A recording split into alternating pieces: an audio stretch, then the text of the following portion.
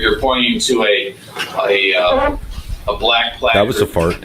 Number 3 in the picture, and to the right side of that placard, just adjacent to the placard. This would be right after 11/11/11. So you're solely being painted in a false light due to Mr. Walters saying he had sex with your wife. Mr. Walters does have sex with his wife. Mr. Foreman doesn't.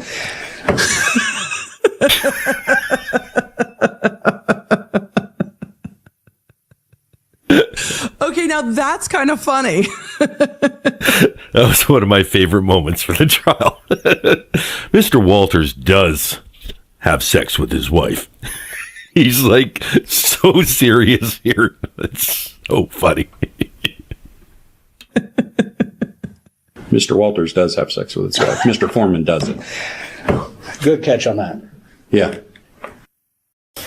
I can't bend that. Can you repeat that? I can't bend that way. Quit being rough with me. You're pushing me into a urinal. Let go. Look at the urinal. Let go. Pull me in the dirt. Just stop resisting and just comply. I'm not resisting. Stay like that. Damn it! It smells like piss right here. Stay like that. It smells like Right here.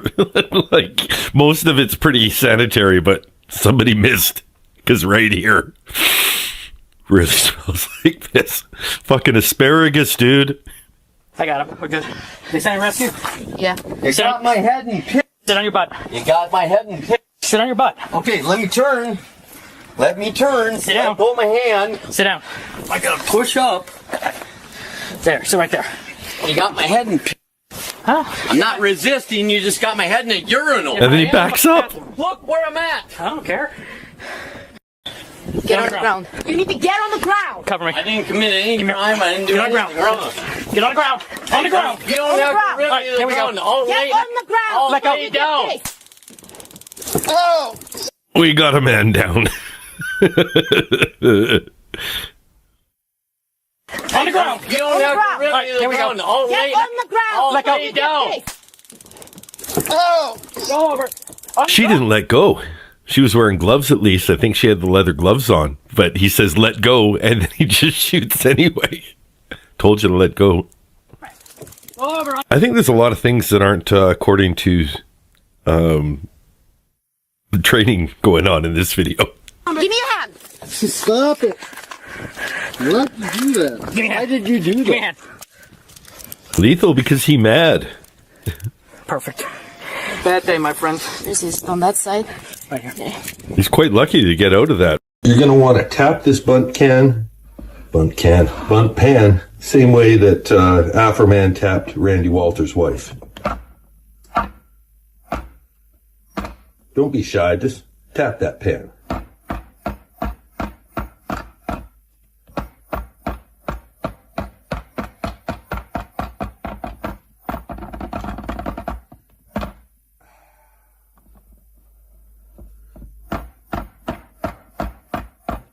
Yeah, you can do a round 2.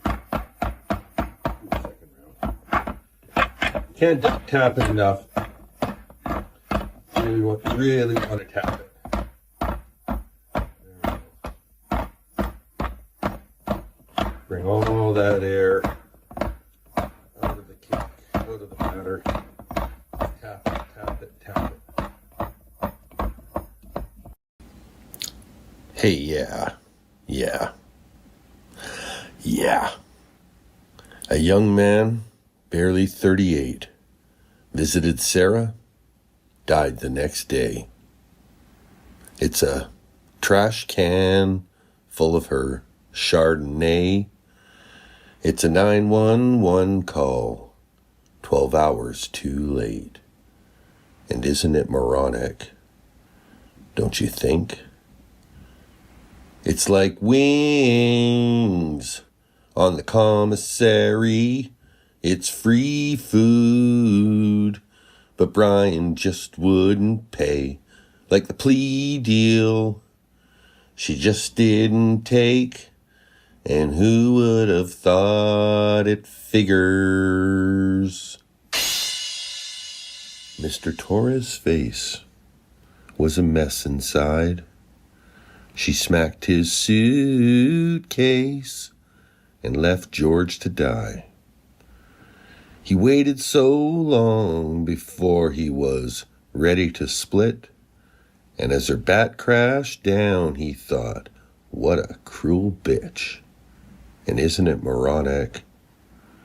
Don't you think? A little too moronic. Yes, I really do think. It's a plea when you clearly did it. 15 years minus time served. You could be out, but you just said reject. And who would have thought it figures?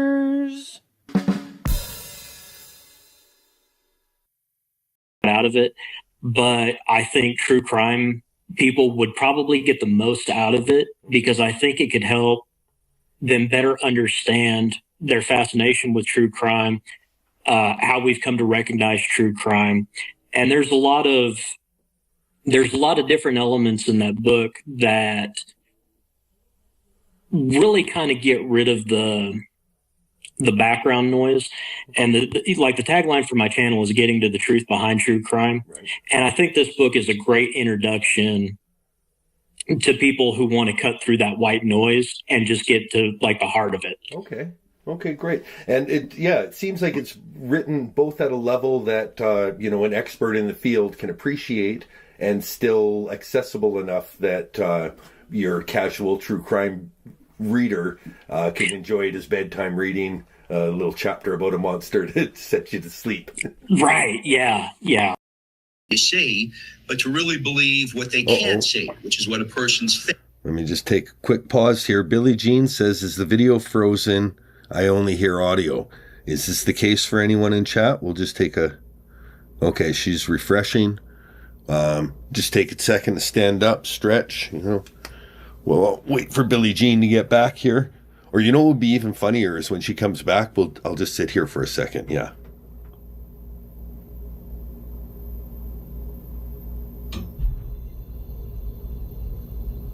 No, we're back. We're back, Billy.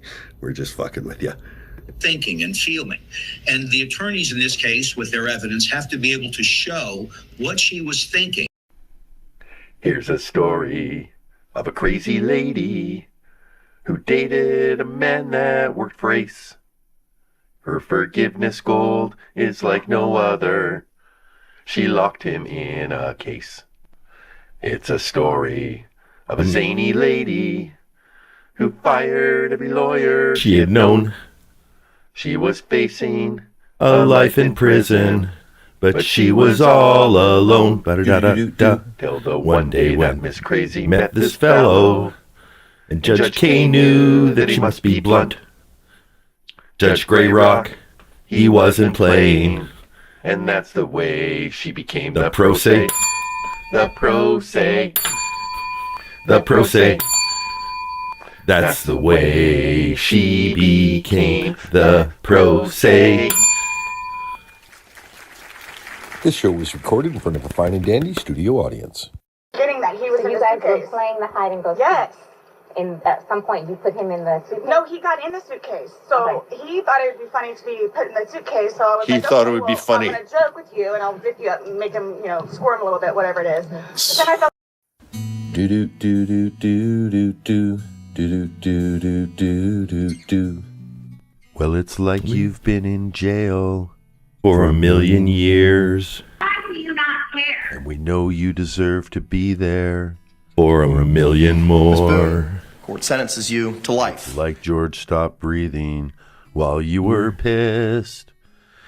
And you can't remember what you ever did before. What will we do, baby? Without Boone. What will we do, baby? Without Boone. Because there ain't no other mother I'd listen to.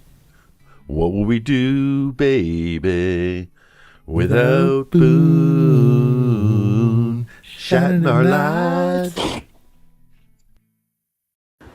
Now what I need you to do right now is think back to yesterday and just count each glass of wine you had from the beginning of the day right to the end out loud.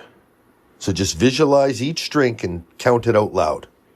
1, 2, 3, 4, 5, 6, 7, 8, 9, 10, 11, 12, 13, 14, 15, 16, 17, 18, 19, 20, 21, 22, 23, 24, 25, 26, 27, 28, 29, 30, 31, 32. Jesus Christ.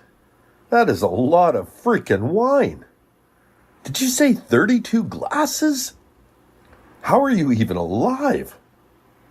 Wow. Seriously, says, sharp as a toilet brush. Now that's part of my daily lexicon. I love lexicon too. Great word. So much better than quiver. That's what I was going to prepare tonight. I'll do it for my next live, but I'm going to do a list of words that I'm going to ask for the Flesh Kincaid reading level of quiver, and then do like 80 words that are at the same level as quiver, and then just start the podcast with a cold open reading words that are essentially as clever as quiver. Hey, Sucky Beth is here. The high to the double D, that's me. Welcome, Sucky Beth. I'm glad to have you here.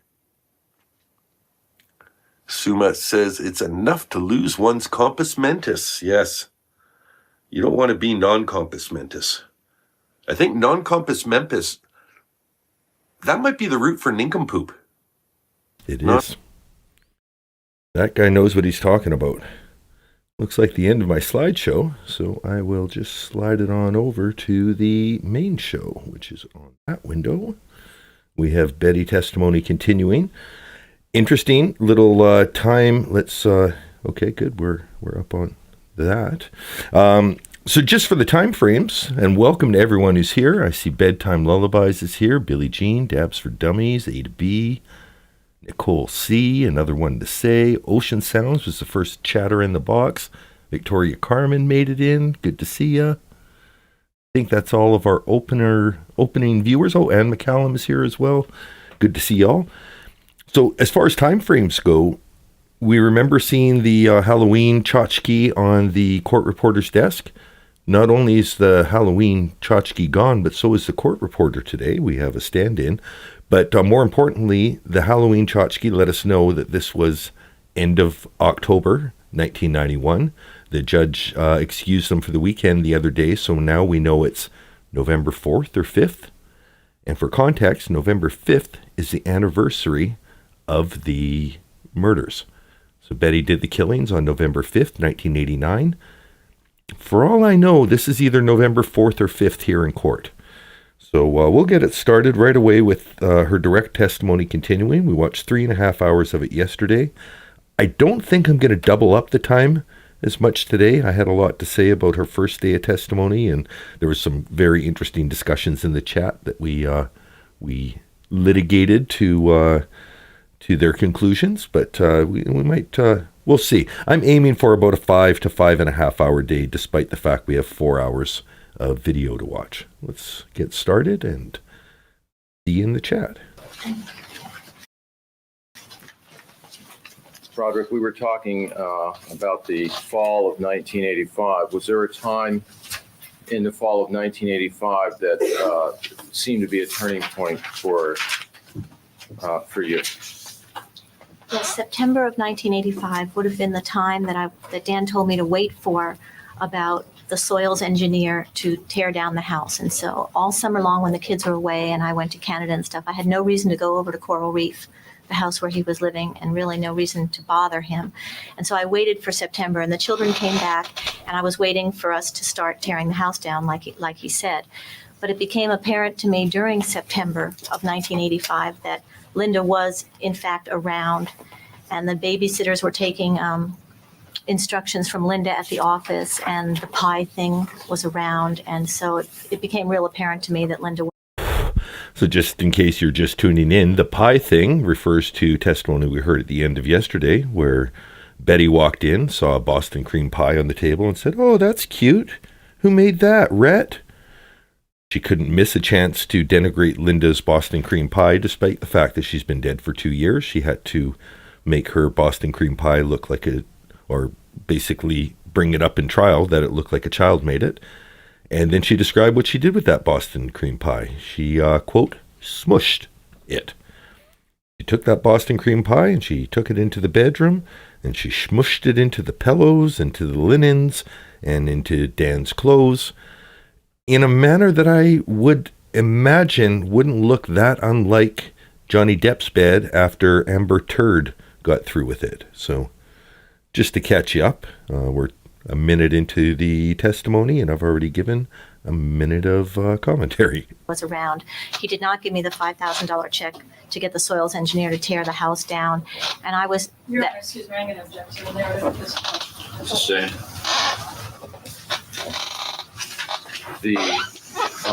I would say the Boston cream pie incident would definitely be an out of sorts moment. What was that sound, Betty? Oh, okay, who knows? Maybe we are going to double up the time again. Betty she's in rare form today, it seems. Listen to this sigh. This is the kind of sigh I imagine that Sarah's lawyer gave when listening to her detail the family law case and what Sarah expected from her. But it became apparent to me during September of 1985 that Linda was, in fact, around, and the babysitters were taking instructions from Linda at the office, and the pie thing was around, and so it became real apparent to me that Linda was around. He did not give me the $5,000 check to get the soils engineer to tear the house down, and I was... Your Honor, excuse me, I'm going to object to the narrative at this point. Sustained.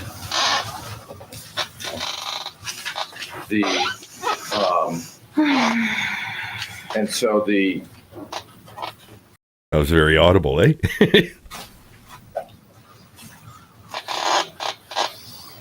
But why was that? Just for reference, too, 1991 was the year of the infamous WD-40 shortage. There was no WD-40 to be found from San Diego straight across to New York. There was just a shortage of it in the United States, and that's why you hear so many chairs. That may or may not be actual information. Turning point. Objection, Your Honor, that's vague. Well, it's asked and answered. Yeah, Elsie, we're going back because that was a crazy sigh. That was definitely her. It was after the objection, and I'm not going to totally do this too much today, but I think was it around 1:18. It became real apparent to me that Linda was around. He did not give me the $5,000 check to get the soils engineer to tear the house down, and I was... Your Honor, excuse me, I'm going to object to the narrative at this point. Sustained. Here it is. And so the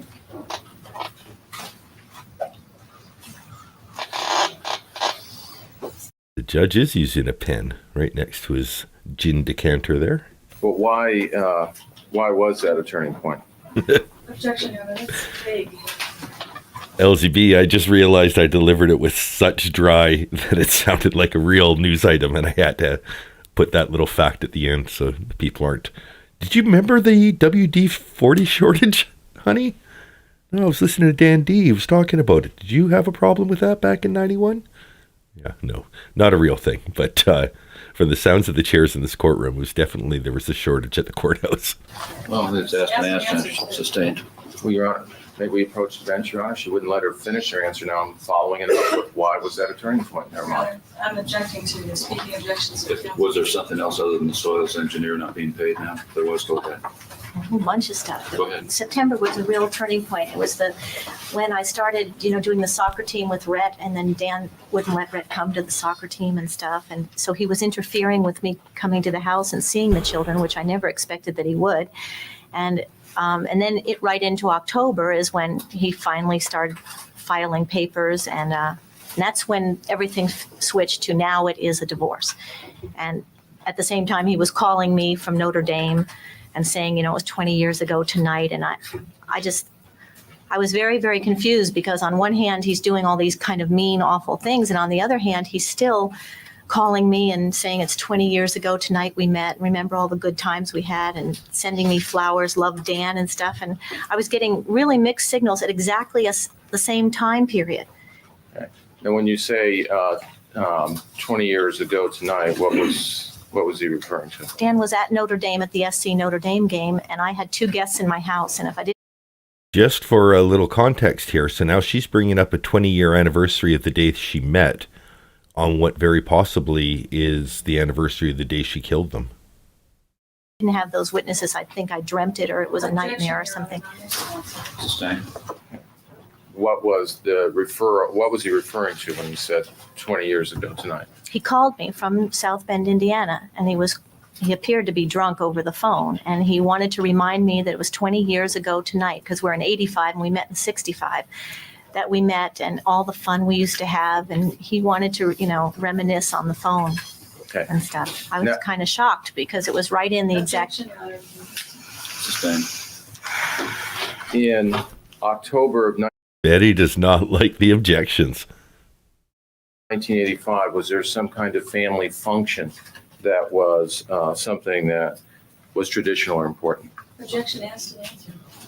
Overruled, didn't answer that. Go ahead. Larry had established an Oktoberfest as a tradition that he had in Colorado. Yes. Okay. And did you go to that? Objection asked and answered. She already testified for that. Overruled. Go ahead, you can answer that. No, I wasn't invited in 1985, but I knew that Dan went. Okay. Did you get? How did you feel at that time not going to that function? I felt left out not going, but then later on I found out that Linda had gone, and that's what precipitated me really confronting Dan, saying, I want to hear the story. I want to hear how you're going to tell me this was a mistake. Hey, That Linda ended up on the same plane and at a private party in Colorado. And that's October 28th. That's when he told me the truth. Did you get any papers? Just a sec. I have to take this. This one's important. 100% Kel, yeah. It's a tale of woe, as some people would say. Betty's up on the stand crying wolf. She always cried wolf. While he was while he was away at this time. Objection, Your Honor. Asked and answered. Sustained. The Tam Tam Namaste, welcome. Namaste. Look at that smile. That was a little bit of a Sarah there. That's just, I'm doing well. Kind of forgiving. Yeah, there it is. Almost forgiving the lawyer. I know. Take your time. Get your papers. I'm killing it up here.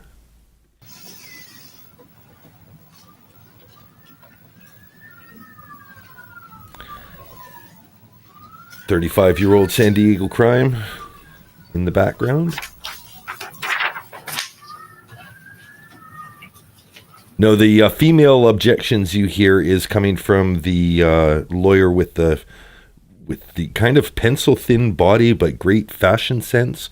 A little bit Diana, Princess Di, little Tootsie, a little bit of Jane Fonda, 9 to 5 going on with her look. But that's where the objections are coming from, and Betty doesn't like it. Did you have the children in? When we're talking about December of 85, January of 1986, where were the children living? The children were staying at Coral Reef because of the condition of the house that I was in.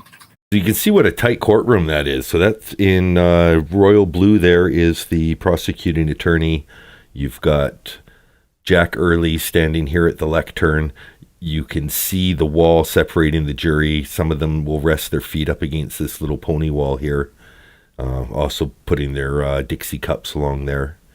But a very tight courtroom. Like when they had the queen bed in here with the bloods and everything, it was incredibly tight maneuvering. It was not livable for children. They would visit me all the time and spend time with me, but there was no furniture in it, and it wasn't livable. Blonde. And were you, how were you? Perfect, just as I'm describing how tight the courtroom is. Thank you, cameraman, for hearing me and panning to the courtroom. You dealing with your children at that time? At that time. Overruled, you can answer that. At what specific time? This Which small specific lady, time? that's her Things first day in court here in the second row. I haven't seen her before. change so rapidly. Okay. In December of 1985 around Christmas time and the beginning of January. How are you dealing with your children emotionally? Well, in November, I hired Mr. Jaffe up in LA.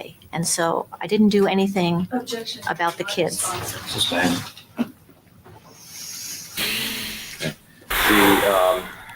Sorry, I even stepped on Betty doing it. We'll just, I'll be quiet and you can hear Betty do exactly the sound I made. Go back 13 seconds. Hired Mr. Jaffe up in LA. And so I didn't do anything about the kids. Sustained.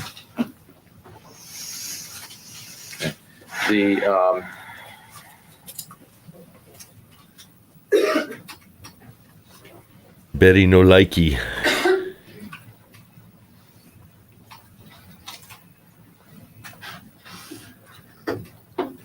Larissa, you couldn't have found my channel for the Sarah trial. This channel is just over 6 months old. At the time of the Sarah trial, I was watching a lot of live coverage in caricatures. So at best, you might have seen some dandy comments in there. Rowd Irish is a name I remember from those days. Bama Green Eyes was also in some of those first rooms. And that's when I initially got my... Where I felt like this was more of a community rather than just watching a random trial on JCS or something. So that's how I got started. And then I remember when Tanika got into the case and started like uncovering new facts, I was like, okay, this is legitimate. There's people on here. I would never have gotten this from TV. So then I started, kind of diving deep more into the case, especially thanks to Tanika's coverage. That led me to Danielle's channel, which, it gave the vibes. It gave all the backstory. It gave interesting details. Sometimes it was just a conversation community thing. That led me to Suma's channel. And after following Danielle and Suma for probably a year, I think it was coming into them doing their 10-10-7-7 parties for October 10th of last year, that I decided, okay, fuck it, I'm going to start making shorts. And I started making shorts 6 months ago, and here I am now. This is my first bite at trial coverage, so I'm enjoying it. Well, it's not my first. I did Afro Man as well, but I joined that mid-trial, so this is my first beginning to end. Let's deep dive. Let's build a community around this trial. So who knows? I don't know what the next one is. It's going to be interesting to me. I'm not just going to cover constantly every trial, no matter whether it's interesting or not. I'm doing this for the love of the game, so I don't if something's not interesting to me, I'm not going to cover it. But if it is interesting, I will. And so keep an eye, Larissa. Thank you very much for that kind comment about wishing you could. We still might do the Sarah Boone trial. I still, that's in my back pocket. I think that's something I'd like to do with Cowboy Criminology once we figure out how to guest together. And Classified Crime was the first one to have me on her channel. So if I could get 4 C's and 2 D's together for a 3-way podcast where we re-examine the trial, Classified keeps us straight on the facts, Cowboy gives us his raw opinions, and I try and build hosting, the glue and comment on the fashion as we go. Mr. J had great socks and ties.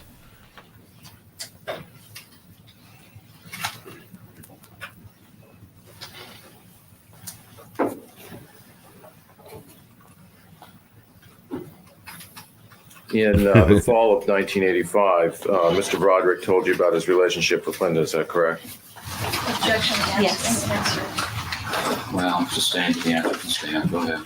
Did he talk to you anything about your illness having anything to do with that relationship? Well, the night that he told me the truth, he wanted me to go to a mental hospital because he thought I was crazy. And I said, no, I'm just angry at, what you told me. I think anyone would be in this position, but I don't think I'm crazy. I never thought for a minute that I was crazy. Yeah. But he wanted me to. Your Honor, excuse me. I'm sorry. I don't have any objection to the defendant testifying, but we've already gone over this. I think it's inappropriate to rehash these that have already been The testified. Diane Freeze dress, yeah.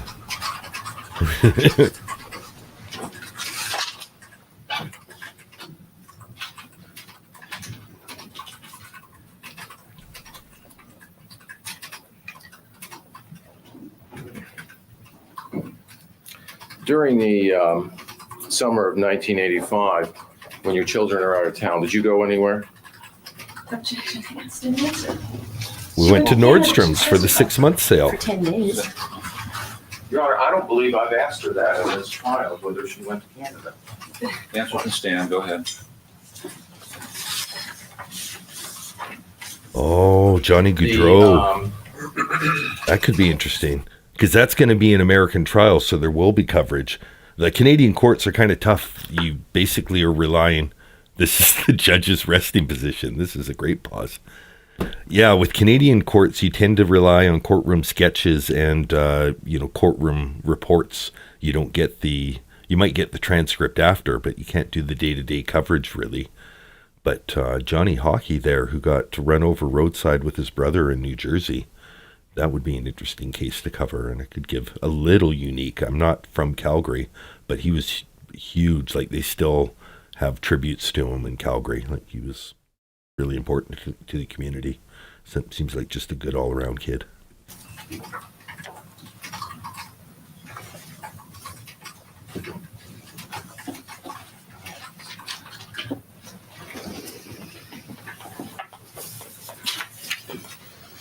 Yeah, Kitten Pusher brings up a good point too, and let's see if I can get it in while they're quiet.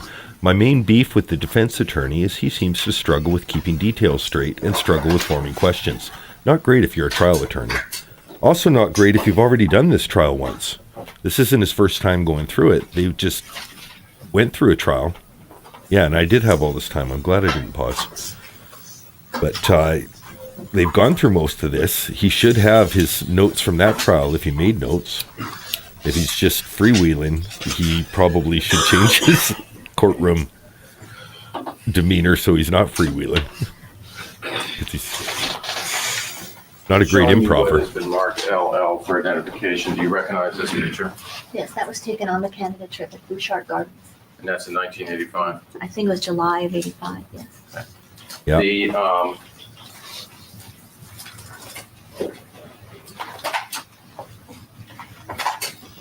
For the record, double L's an 8x10 color photograph? Yes, Your Honor. Go ahead. Oh, just a heads up too on medical snacks. I overdid it on the diabetic snacks yesterday. So just so people don't think that that's a healthy diet, I ended up having heartburn. I had trouble sleeping. So today's medical snack is an orange. I need a little healthier this stream.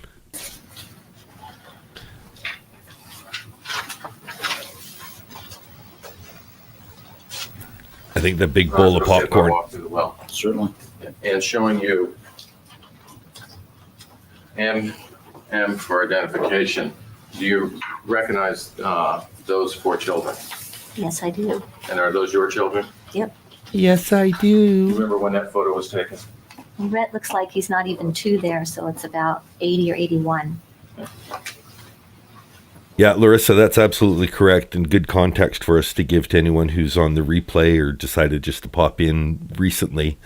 But that's the best that they can be showing with their case, is that Betty was sane and was driven crazy. So she's not a second-degree murderer. She's a manslaughterer. And, it's a fine distinction, but it's really the best hope she had.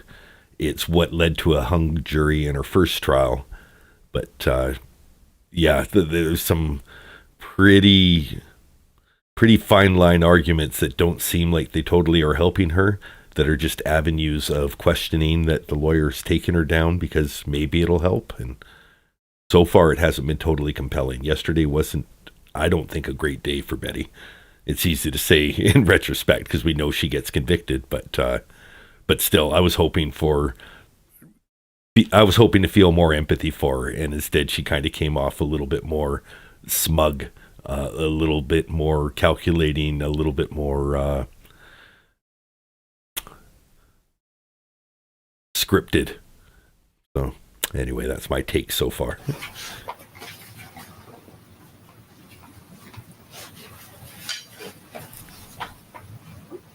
Yeah, Kelly is impatient for the cross.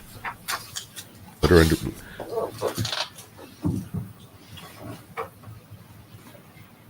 Yeah, entitled and the justification, like she keeps herself calm just by rationalizing, and I think even replaying in her head. Make sure I pick up where I started before, Your Honor, or where I ended. That she did what she did because they deserved it, and she's like having January of '86, where they moved to the Cypress. This smug satisfaction, as though, you know, she did it for the right reasons, and the more she gets to tell, the more likely she is to get off. If she can get a few hung juries, maybe they'll stop prosecuting her. House, I believe. Okay.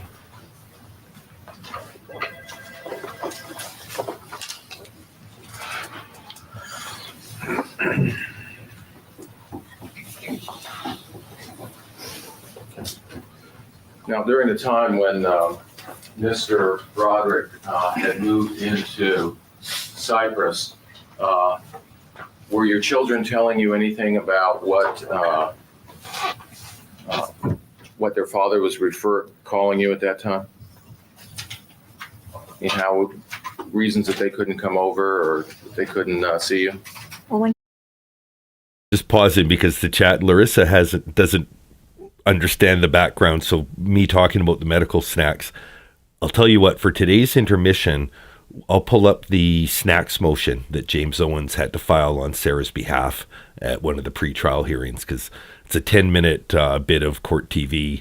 The anchors are hilarious while they're discussing it. The motion is hilarious. The ruling's hilarious. It's all really good, and it's less than 10 minutes, so that'll give you all you need to know for the background of the beginning of Sarah's medical snack desires.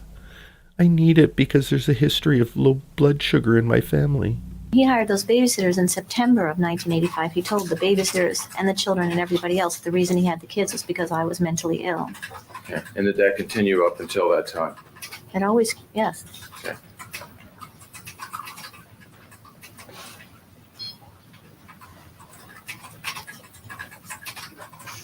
Now, at the time that when the house was listed for sale, did you at all ever sign a listing agreement? The Coral Reef home? Yes. No, I didn't agree. No. Okay. In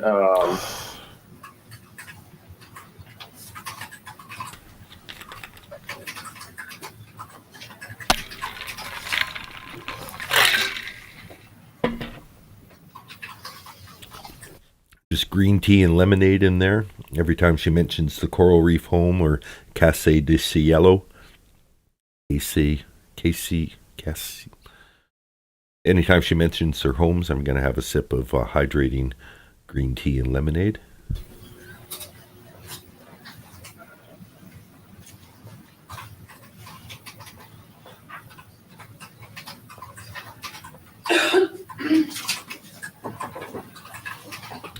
And his little fingers out or whatever, now right? On Christmas, another one to say. At that time, did you receive any notice while they were in Utah about the sale of the home, that Coral Reef home? While they were away skiing that Christmas, I received a letter from Dan saying that he was, is that what you're referring to? A Yes. letter from Dan saying that I could get my junk out of his house while he was gone on the trip, and then when he got back, he'd be moving. Okay. And where the stuff that you were to take, where was that? What part of the house? Was In the it garage at Coral Reef. Okay.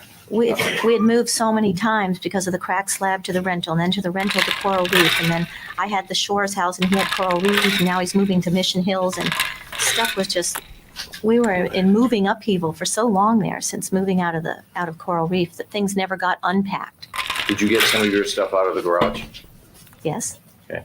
Was there a time later where you tried to get other things that Calle del that Dan had Cielo. taken to Calle. Cyprus? Yes. Was there a problem with that? Yes. And what was that? That Dan wasn't using it, but he didn't want me to have it either. It was stuff he had in his garage. Okay. Now, in January, were you aware of whether there was any kind of restraining order against you? The only restraining order I was aware of was the original one that I think was September, October 85. That's the only one that I know about. Okay. So that was, there was at least that restraining order that you were aware of. Right. Okay. Did you have any, and in January of 85, did you have any legal visitation rights with your children? No. And was there anything being told to you about what would happen if you came over to visit your children at Cypress? That if I came within 100 yards of the house, that I'd be subject to arrest at all times. Okay. And during that, Little sips. and how were you maintaining were you maintaining contact with your children at that time? I was trying to. Okay. And how were you doing that? I could see them at school during a school year, but there wasn't very much free time. I would have lunch with the younger ones, but I'd see them after school, but really they just come out of school and get on a bus and go home, so it wasn't much of a visit. But I'd have to go over to the house if I wanted to see them. That was the only way I could see them. Okay. Or telephone them. So did that mean that you went within 100 yards of that home to see your children? Continually, yes. Okay. Did you become aware of, at some time, some offers on your family home in 1986? Some real estate lady called me about wanting to talk about offers on the house, and I wouldn't talk to her. And she sent me an envelope, and I wouldn't open it. I told her I wasn't interested in selling the house. Nicole C., I was going for all the houses, including Calle del Cielo. But I'm taking little sips. It's green tea and lemonade. Normally, I don't drink enough on a stream.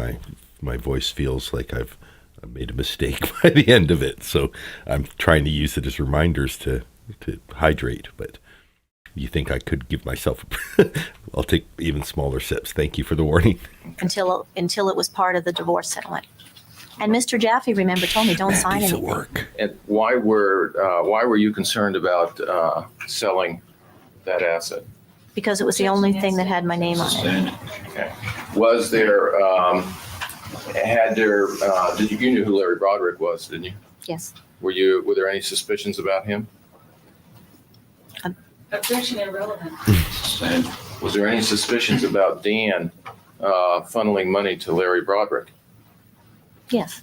Okay. And why were you? What were those suspicions about? Well, because I was party to a conversation in Larry Broderick's house a few years earlier, and Larry's friend was present, and he was getting a divorce, and Larry let known his feelings about women in divorce, and he said that. Objection, Your Honor, irrelevant. Stand. Dan had a brother who helped another guy win in his divorce, and Betty didn't like hearing what Larry had to say, I think is the crux of this part of the testimony.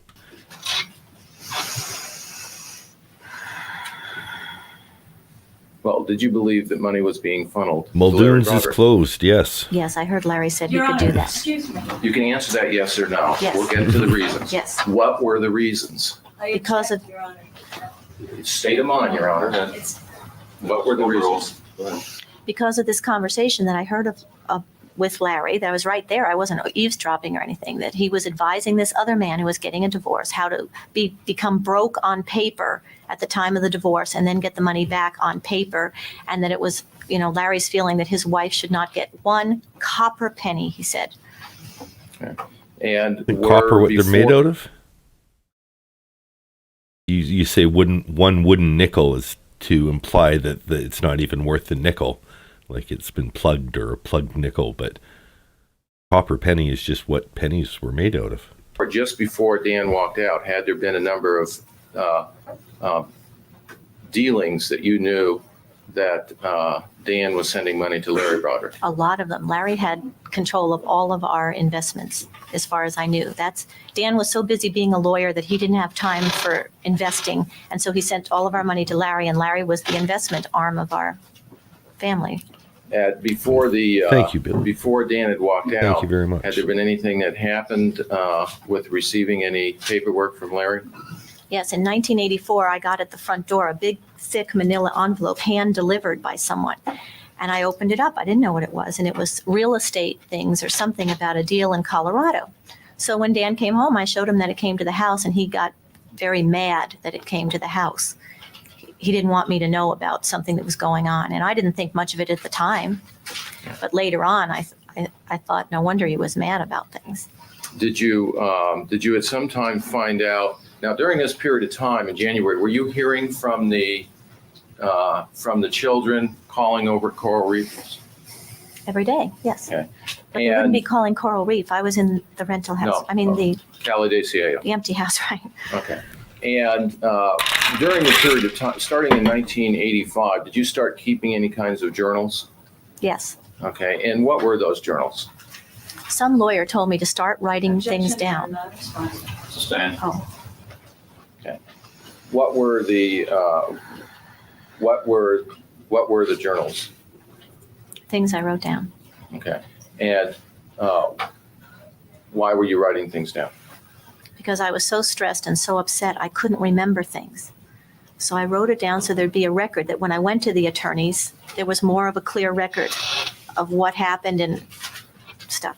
Okay. And when you were writing in those, were they always something that was happening that day? Can you explain what kind of writings would be in the diaries? Well, basically 3 kinds of writings, little things that would happen or big things that would happen that day. And then I would go back and try to say what happened in the past, and then just narrative ranting and ravings about things are in there, not specifically tied to a certain date or a certain event. At some point in time, the children talked to you about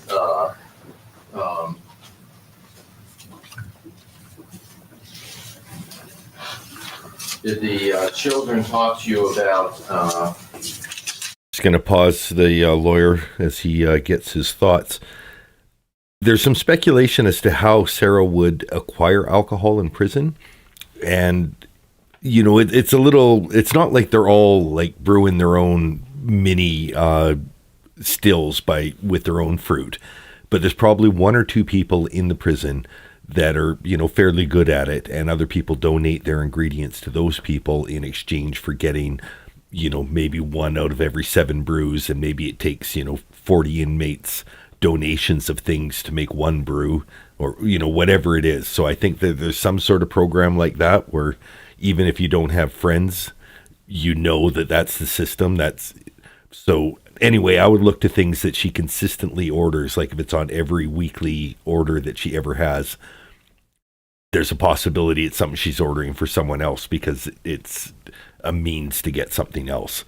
The show I was going to mention, I think it was called Unlocked on Netflix, and it's about a Georgia state prison where the sheriff takes a bunch of 23-1 inmates. 23-1 means locked up for 23 hours, 1 hour of walk time, and I think that's Sarah's lot for a lot of the time.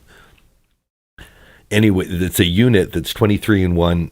He proposes open cells. It's going to be an open cell policy. What do you guys think of that? And the inmates are like, that's a bad idea. Even, in their own self-interest, we're like, no, there needs to be rules. It's only a 7 or 8 episode run, but it does show, I don't know how authentic it is because these guys seem pretty dumb for letting the documentary crew show them making hooch in their cells. But there's one guy who's the tattoo artist, and actually, since this broadcast, that's the guy he just died, not natural causes, but natural path of life kind of causes.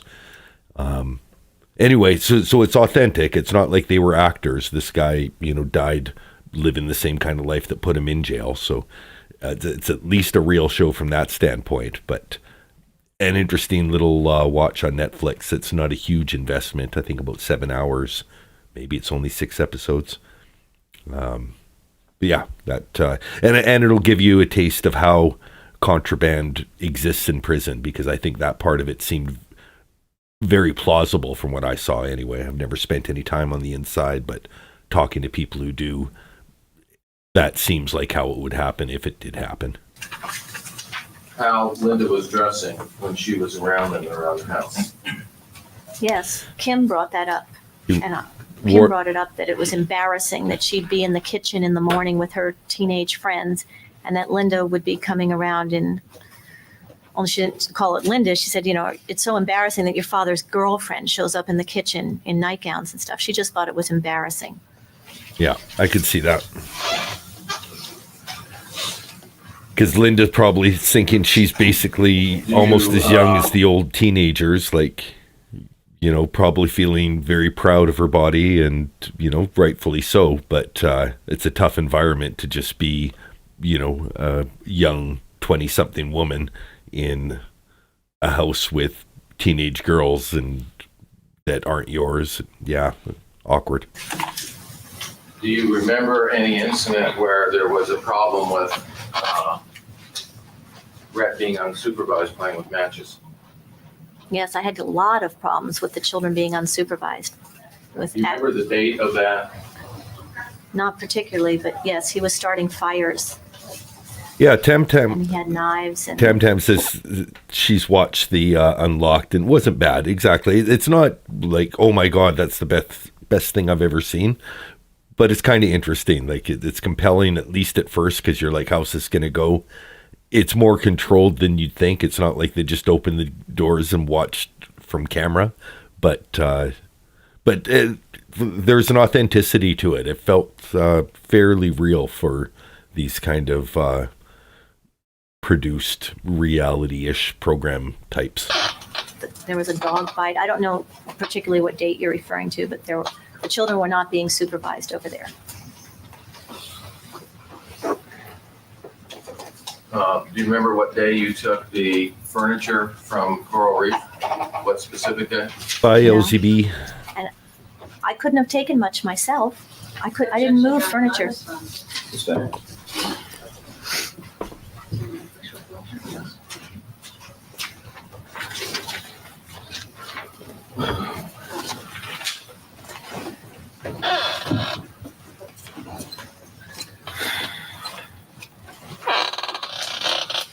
If you could, do you recognize this page? Yes, it's one of the pages out of the diaries. Okay. And does this refresh your recollection as to the date, as to the match incident? Yes, it's December 7th. The kids are alone because it says it was a Saturday. She's just being asked if it refreshes her recollection. She should give it to herself. And can you read this to yourself and tell me if that refreshes your recollection as to the time that where you first took some furniture out? Just tell me if it refreshes your recollection. Yes. And what was the date? 12/23/85.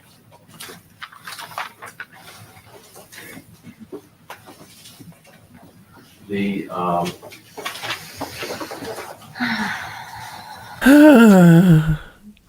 now during the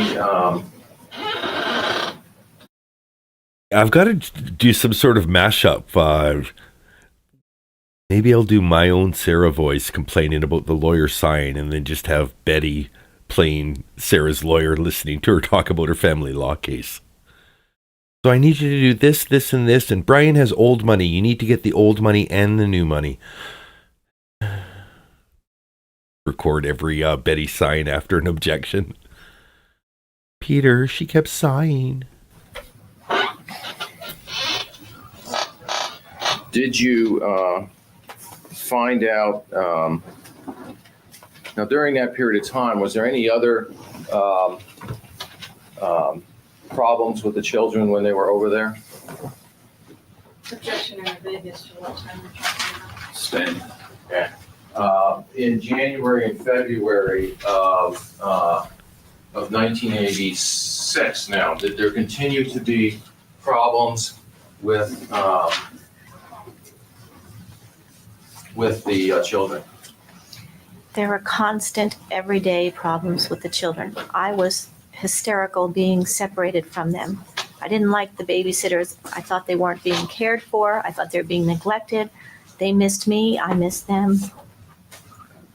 Was there problems with their clothes, going to school with clothes with holes in them? Holes in their There's shoes. problems with everything. Yes, that was one of them. I'll do a little scrub for you and see, Mandy, what's going on with today's. Now, every so often you would write.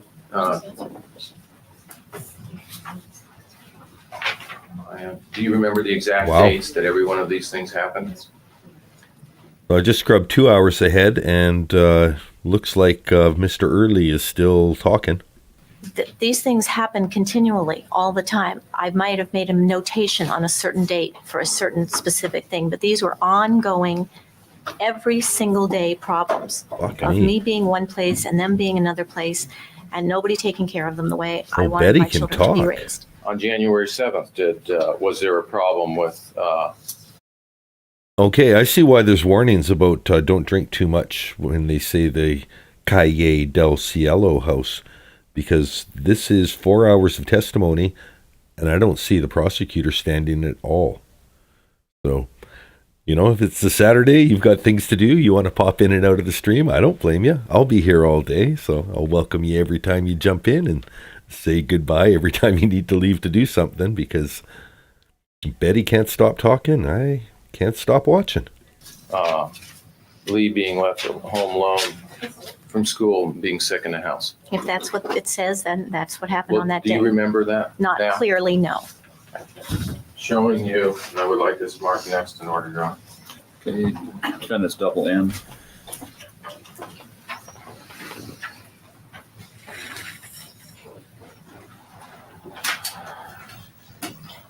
Show you some things where we have some specific dates in your diaries, just to see if that refreshes your recollection. Billie Jean, this on might whether be there a was- good one just to have a nice nap to and listen to in the background, because I don't know how Betty's going to talk for 4 hours. Well, I guess maybe some of the stuff we didn't get to hear yesterday, because she hasn't done anything to make me think victim of gaslighting. She seems like a strong, independent woman who knows what she wants. Well, let's see what happens. We're only 24 minutes into the video today. I'm going to have to give it some time to let it run, or I'll be here for 8 hours. Problem on any of these. Your Honor, I'm going to object to the relevance of the specific date. She's testified she believed it was an ongoing problem. I don't think it's an issue. I don't see the relevance at this point, Mr. Roden. Unless it's done not January, February of '86, which is what she's testified to. Do you need the specific date? Well, I mean, I necessarily don't need, I don't know if I need the specific date, Your Honor, as to when all of these things happened. Objection sustained. Yeah, no, Kitten Pusher, they've been going chronologically. I think this was just the judge's instruction, but for whatever reason, he's kept the lawyer on a more or less chronological. So at this point, they're up to the divorce, but not up to the shooting. And maybe we've still got 2 more years of, and maybe that's where the gaslighting was going to start coming in, because, well, we'll see. It says everything else coming. Billie Jean's mom didn't raise no quitter.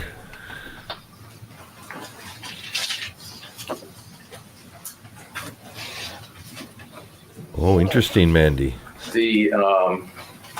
Make sure you've got the live chat open if you're on replay. Was there a problem with with Rhett with an infection? And Yes. all And what messages if you're problem was live. that? The one under his arm infection.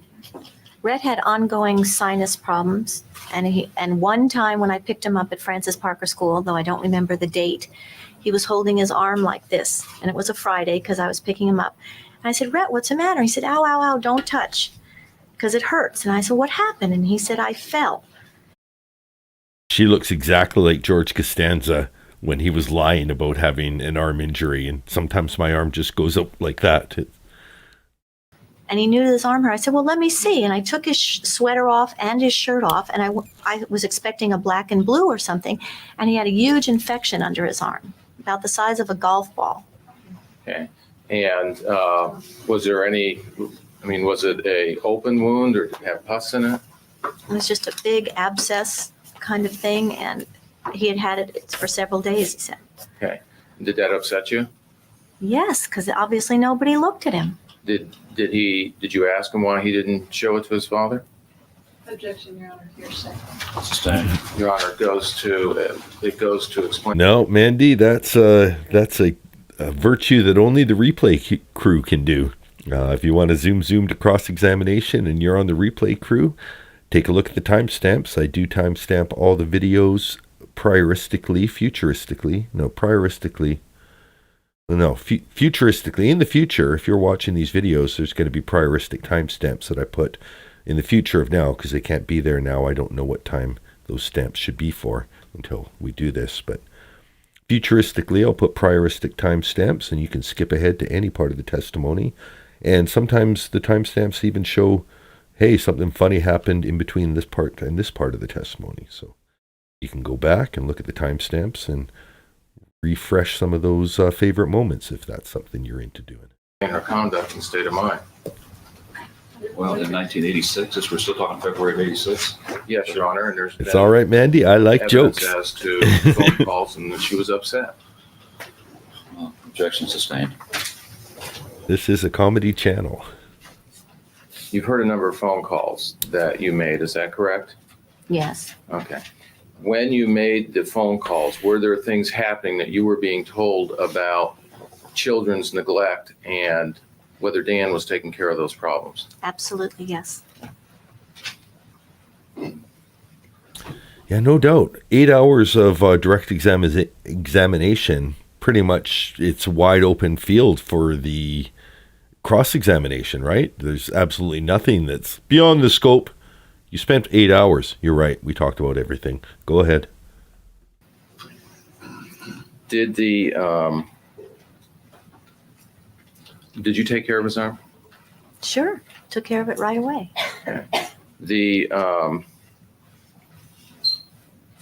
Some point in time, did you find out that your family home had been sold? Yes. Okay. And how did you find that out? I got a phone call in the late afternoon. I was preparing dinner from, I recollect it was Mr. Jaffe. Okay. And were you informed how your house had been sold? He started the conversation by saying that your house has been sold. And I was just shocked. And he said that they served him a 4-hour notice. I'd never heard of a 4-hour notice before. I said, what's that? He said, well, they can let the other side know that in 4 hours they're going into court. And if you don't show up, they can get whatever they want. But I didn't know about a 4-hour notice. And I said, how can they sell it without my name on it? I was just really upset. And I couldn't believe that anyone could sell my house that had my name on it without even a phone call or a notice to me. And I was only 10 minutes from court. I could have been there. Okay. Now, did you have people visiting at that time? Yes, my parents were here. Okay. And Brian from Canada. Okay. And Brian from at Canada. any time, did someone try to give you? We're all big fans of Brian from Canada up here. It's Brian from Canada is just as good as Brian from Florida. You notice at your house or on your phone? Not at all. Okay. And had Mr. Jaffe been paid? No. Somebody better call Brian from Canada. Oh, so he was, and he never filed a response to the divorce. So he was not technically on It's that Brian. day at all. Even my attorney of record. I had no attorney of record. Okay. And do you remember on what date that occurred approximately? February 3rd, 1986. Were you given any details of the sale? How it was sold? How much? What was happening? He didn't have any details. All he had was that he was given a 4-hour notice. Okay, now what did you do when, before you went and contacted Mr. Jaffe, did you have any contact with Mr. Broderick about hiring a lawyer? Yes, when I was served with the original divorce papers, I knew I had to hire a lawyer or just deal with Dan. So the day I was supposed to drive to LA and hire Mr. Jaffe, I went to Coral Reef first. And I said, Dan, why are you making me do this? I don't want to hire a lawyer. Let's just get together and work this out. I don't think I should hire a lawyer. It's a lot of wasted money. And I just didn't want to hire a lawyer. I just wanted to work it out as quickly, quietly, and cheaply as we could. Just work it out. It seemed very simple to me at that time of why couldn't we just work it out? And was he willing to do that? He wouldn't talk to me. Now, what did you do when you found out your house had been sold? I was absolutely shocked. I felt sick to my stomach. I couldn't believe it because it represented to me, as I've said earlier. Sustained. First of all, what did you do? I said to my guests, I have to go talk to Dan. I'll be right back. Okay. And why did you leave right then? What were you feeling that made you leave right then? I had to talk to Dan. Something really big and important had happened. Mr. Jaffe didn't have his retainer. Who else would I talk to? I had to go talk to Dan. He's the only one who knew the answers. I had questions, he had the answers. Okay. And so where did you go? I went to Dan's house. Kim Yeah. and Lee were there And what'd you go there for? to talk to Dan. Okay. And what did you do when you went to Dan's house? I sat out back behind the house. There's a large area by the garage. We sat out there because Dan didn't want me in his house. Claire, the only argument I'm going to give for how, and it was 16,000, which in today's money is about the equivalent to 50,000 a month in alimony. The only argument I'll give is it seems fairly verified that Dan was making $1 million a year at that time.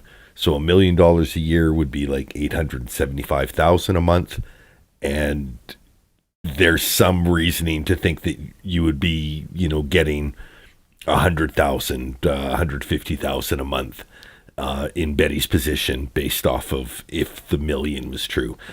Betty did lie to say that he was earning up to $3 million, but what was that? I was watching an FBI profiler's. I'm going to post a link to her thing too. It's in my things to watch after the Betty trial.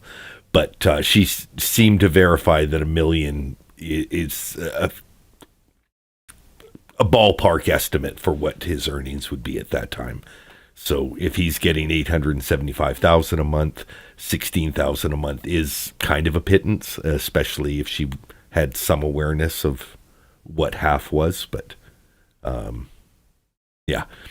And we waited for Dan to come home. And he did. Now, before your divorce, did you know a Patty Monahan? Yes. Okay. And had you? And I'm not advocating that she may have deserved it. There may have been some entitlement to it, and it may have been invented.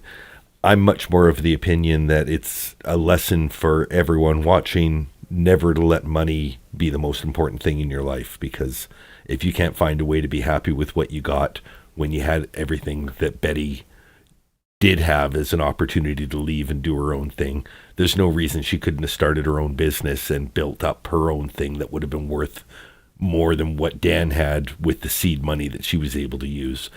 There was a lot of ways that she could have gone and just been a bigger, better success, and instead, chose the absolute worst. So there's no, just because I'm arguing for that she might have deserved it, I'm also, my bigger argument is don't spend that time litigating what you think you're owed when you could put that energy into yourself and just living a better life. Put some energy into it. If it's yours, it's yours. You deserve to fight for it. But you've got to realize when it's self-detrimental and, when the battle isn't worth the war anymore. Had she talked to you about her divorce? Yes. Okay. And did she tell you about anything that she had found in her divorce? Objection, irrelevant. Overruled, may go to state of mind. See where he's going. Go ahead. Yes. She tell you about, and what did she tell you that she had found? That she had found this Gray, Carey, Ames, and Fry memo to the partners of steps to be taken when preparing for divorce. And it was how to get the maximum leverage in a divorce. And did she tell you what maximum leverage was? Well, I remember from her divorce, and I lived through her divorce with her, that they tried to sell their home that they'd been in for a long time and move to a rental. And when my divorce happened, it seemed to me that the same things were happening, that my husband tried to get me out of the house we had 10 years worth of equity in and into a temporary living situation. That is, in fact, what happened. What saved Patty Monahan was her house didn't sell. Was the memo about things that they can legally take or how to do something with your assets so the wife didn't know? How was it? I never saw the paper. When she explained it to you, When she explained it, she said that her attorney was dying to get his hands on it because he thought it would be very incriminating against her husband during her divorce. But all I knew is what I saw Dave Monahan do in his divorce. And when I saw Dan doing similar, if not exactly the same things to me, I used to say Dan went to the Dave Monahan divorce school. And that was to put you at a disadvantage in. And that was to get rid of assets and not pay taxes and not pay down credit cards and do all kinds of similar things I heard that Mr. Monahan did during their divorce. The, when you went to, what did you do when you got to Dan's house? I just waited for him to come home. Okay. And where did you wait? Out in the back area by the garages. And who was, Kim and Lee were there. did Dan eventually come home? Yes. And what did Dan do after driving up to the house? When he saw me, he just went like gray white. He was not happy to see me. And he said, "You have 10 seconds to get off my property or I'm calling the police." Did you try to talk to him? I said, "Yeah, yes." What I did said, you? "Wait a minute. I just want some answers. I just want to talk to you." Okay. And what was his response? He didn't want to talk to me. He wouldn't talk to me. And I said, "Girls, I mean, all I want to do is talk to this guy. I mean, it's going to call the police." And I was scared that he was going to call the police. And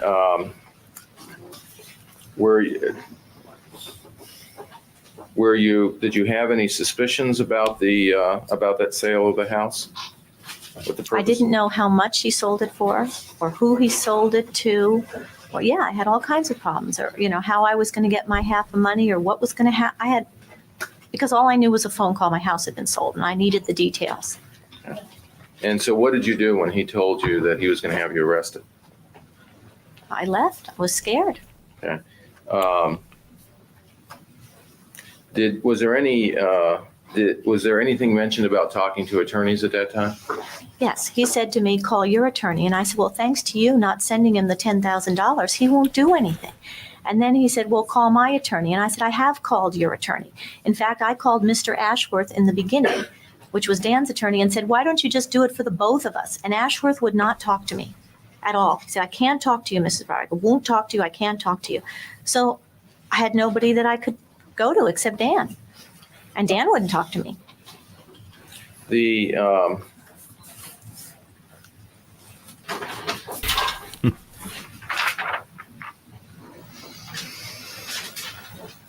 At that point in time, how did you feel about what Dan was doing with the house and in a 4-hour notice? Objection asked and answered.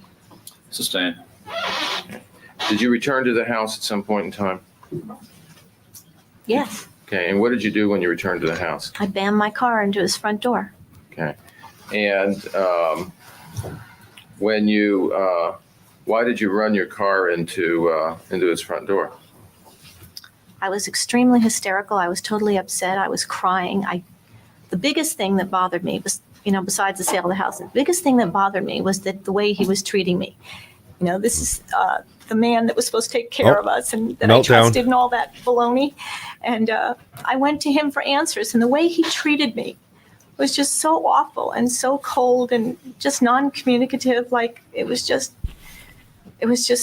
like, screw you, just die, get out of my life, go away. He had no respect for me at all.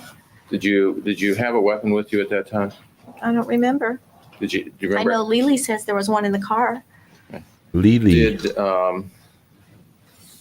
That would be Lee Broderick, who we saw. Day 4 or 5. Did someone call the police? Sure, yeah. Okay. And where were you taken? To county mental health. Okay. And do you recall a reason why you were taken there? Objection calls for speculation. Overruled. She's wiping away a non-existent tear. We'll see no makeup smudge or anything like that. And yeah, emotions out of nowhere. Tam Namaste mentions, and then buttons it right back up again to where, the end of the question, she's where she was at the beginning. Because I banged my car into his door. Okay. Do you know who requested that you be brought to a mental hospital? I assume Dan. Okay. How long were you held in the hospital? It was a 72-hour hold, they called it. I didn't know I could have gotten out earlier, so I didn't even try. I just sat there for 72 hours. Okay. At the time that you were in there, did you get transferred from a county facility to a private facility? Yes. And did you end up running into a doctor who you had known through your dealings with Dan? Yes, the same Dr. Zedimer that he took me to months earlier. Remember, I thought we were going to have counseling, and he was going to just leave me there because he didn't need counseling, only I needed counseling. So the same doctor showed up there. The,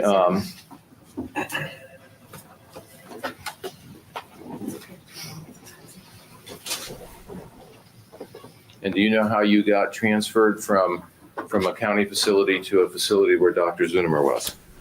How I got transferred? You mean the paperwork or physically or? Do you know why? Did anyone ever tell you why? No. You were transferred to a place where Dr. Zunimer was. Well, I thought Dan did it. Dan wanted me moved. Speculation, objection, Your Honor. She doesn't know why. She's not an expert. She hasn't seen her own med file. Or maybe she has.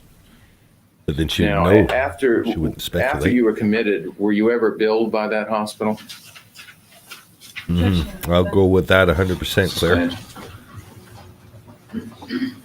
I'll make an offer of proof on that, Your Honor. I don't see the relevance. And that even kind of lets me back to the Sarah comparison. Whether 16,000 a month, 1,000 a month, whatever it is, Sarah wouldn't have been happy with any amount either. If she somehow was getting 16 grand a month from Brian, she would have wanted 20. If he can afford 16, he can afford 20. Here I am stuck in this apartment that I bought for, 20,000 a month in rent, even though I couldn't afford it. I could see her totally doing that. So it's there's a certain point where you can't live, below $1,000 a month, really. But yeah, if money is all that you care about, there's never going to be enough that you're like, oh, now I have enough. Come on, make it off proof if you want. I don't.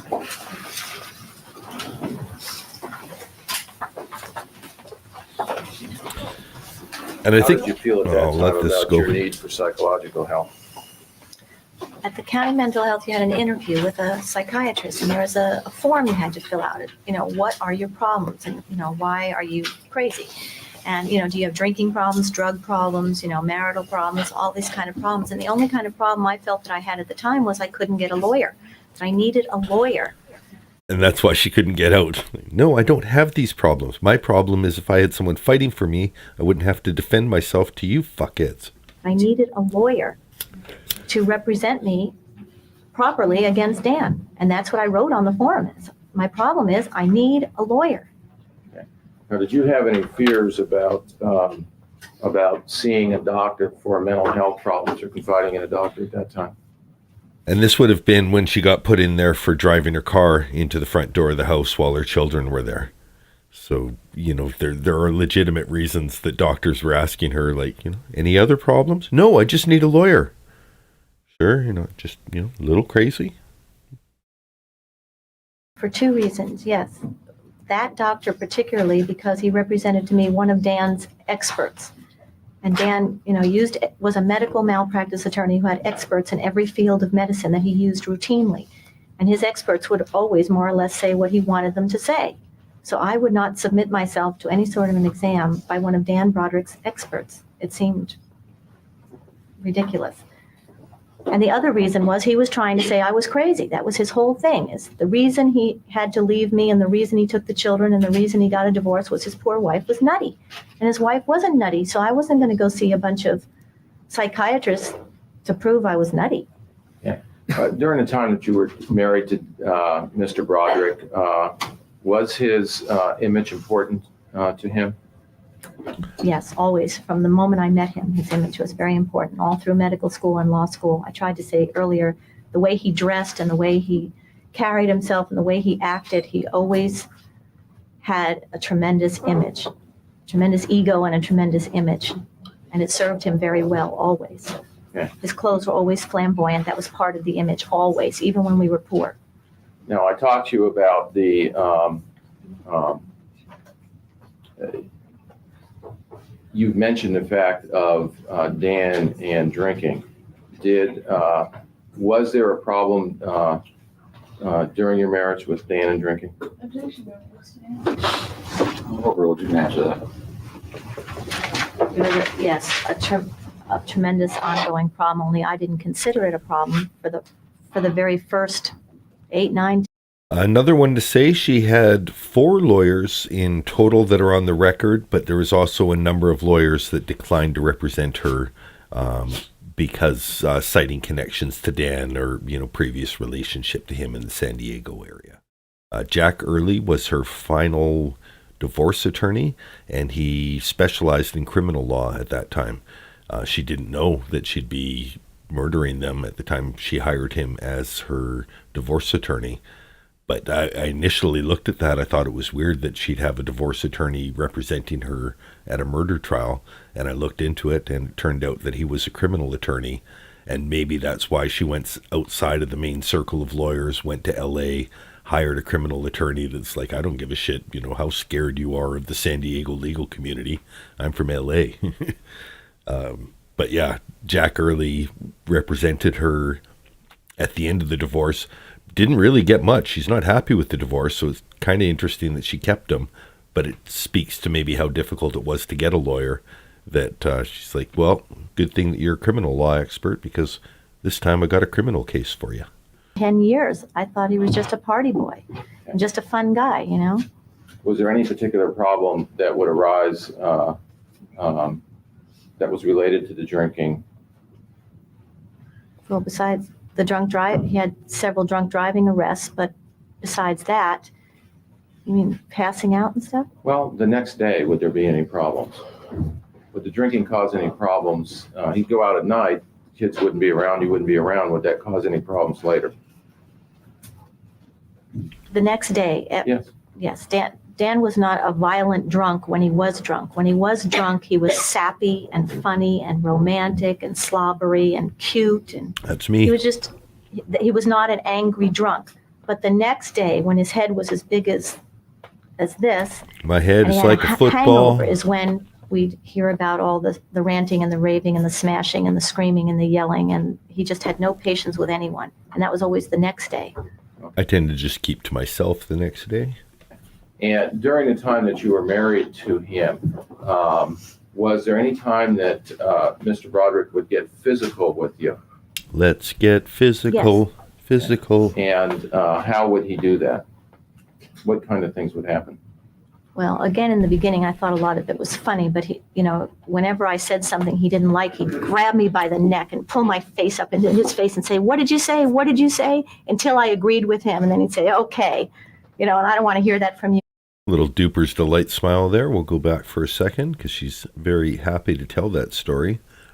And if it happened, you'd think there would be, remnants of this made me mad or made me scared. Instead, she's perfect. Okay, let's watch her tell the story. What kind of things would happen? Well, again, in the beginning, I thought a lot of it was funny, but he, whenever I said something he didn't like, he'd grab me by the neck and pull my face up into his face and say, "What did you say? What did you say?" Until I agreed with him. And then he'd say, "Okay."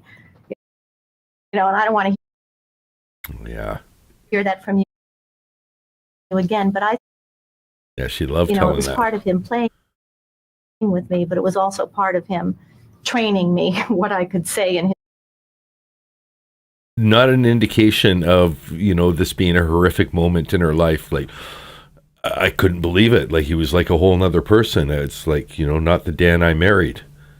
His presence, And then there was a time when I skied up to him and my skis went over his by just a little bit. And without saying anything, his reaction was to hit me like that. And I just went flying in the snow, and I practically broke my leg because of the ski thing. If you haven't skied, edges of your skis they're fairly critical. So if you're just being an ass and you ride your skis over someone else's skis, it's your fault. If someone's stationary and so I could see pushing someone, like, better to push her down and have her fall in the snow than have the skis hit each other and ruin, $200 to $300 pair of skis. And I was crying and everything because the ski bindings didn't pop. And so he was very physical with me in the beginning, but as the years went by, I learned to either placate him or stay away from him.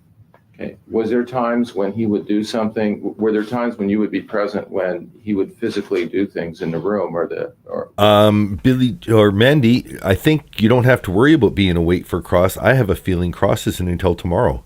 From scrubbing ahead in this video, which we have 3 hours and 15 minutes left of raw footage, the defense guy is standing the whole time, Jack Early. It looks like if any shots of the prosecutor at all, it's her sitting down, giving an objection.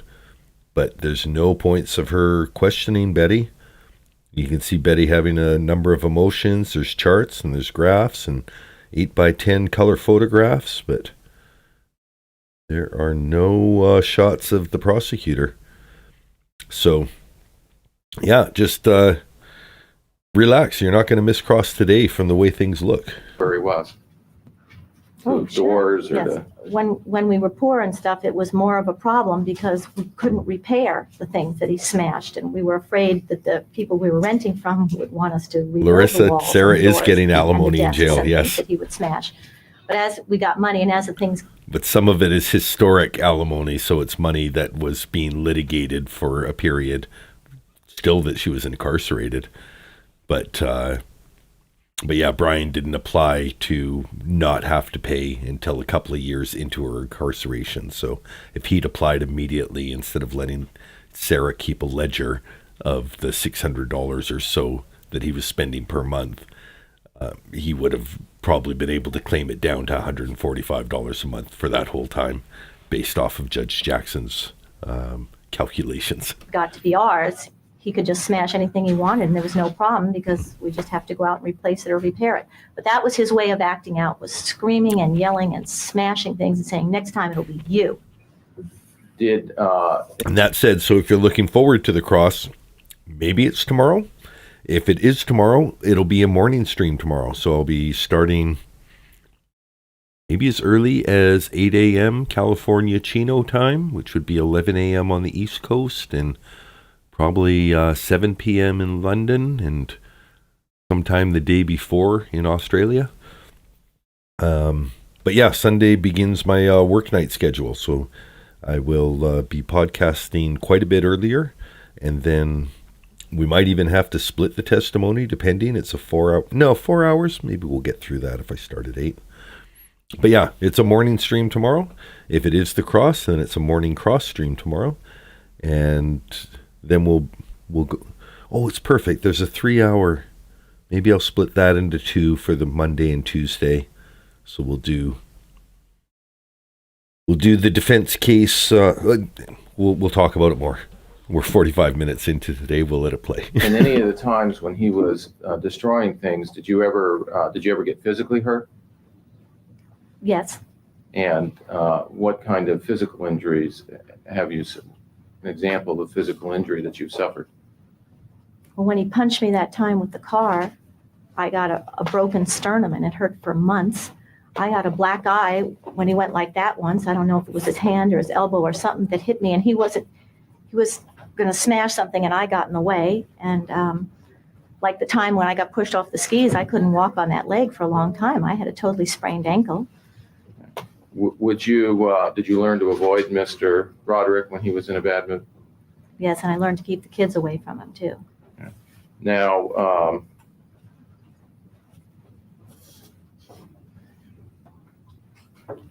in 1986, did you learn about an event at Mr. Broderick's house on St. Patrick's Day?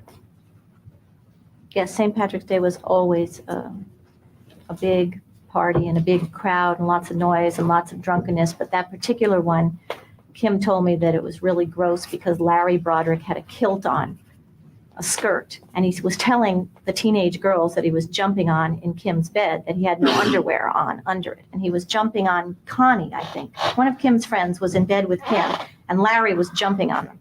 That's not good. In this kilt and acting like a real fool. And Linda's sister was there, and it was again from Kim. I'm going to go out on a limb and say Betty doesn't like Larry. These reports are all from Kim, or I wouldn't have known anything. Okay. It was really disgusting, and everyone was drunk. How did you feel about the care that your children were getting at that time? Probably the same as I did all along. I didn't think the babysitters were doing, I didn't think they worked enough hours. They weren't there enough to put the kids off in the morning and make sure that nobody was supervising the mornings. Was your homework done? Is your hair combed? Are your teeth brushed? Did you have a breakfast? Do you have a sweater? Do you have the right shoes and socks? What's happening in school today? Do you have the right papers? Do you have that's a big thing to me in the morning, that each kid is settled and sent off correctly. No one sent these kids off in the morning, any of them. They got up themselves, they dressed themselves, they complained to me there was never any breakfast food, or if there was milk, it was rotten milk, there was no cereal, there was no juice, and they... Okay, that's a lie. You can't just buy rotten milk, right? Milk goes bad. You can't buy it bad, so there's got to be days that the milk wasn't rotten, and if it's gone rotten, it's because they're not drinking the milk, which suggests that they let it go bad instead of eating the food. Went on a bus in the morning, which also made me mad. Dan paid a lot of money. These poor, especially Danny and Rhett, would ride this bus all over San Diego when school was less than 10 minutes from their house. It was like 5 minutes from their house. But Dan didn't want to drive them, so he paid for this bus. And then Lily had problems getting to school in La Jolla, where he didn't want to drive her, and he wouldn't drive her. And the day she was 15 and a half, where... Stay. Did anything happen with Get it together, Betty. Problems with Lee and driving to school? Objection irrelevant. Stay. Ooh, side eye. Has to. Okay, we're going back for that. That was fun. half where... Stay.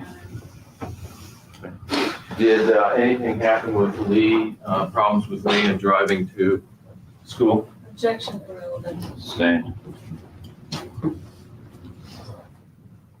Again, I would offer for state of mind as to. Objection sustained.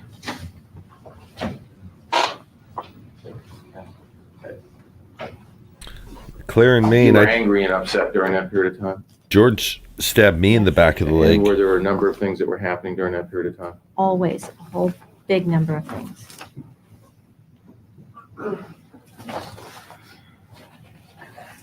Right there. The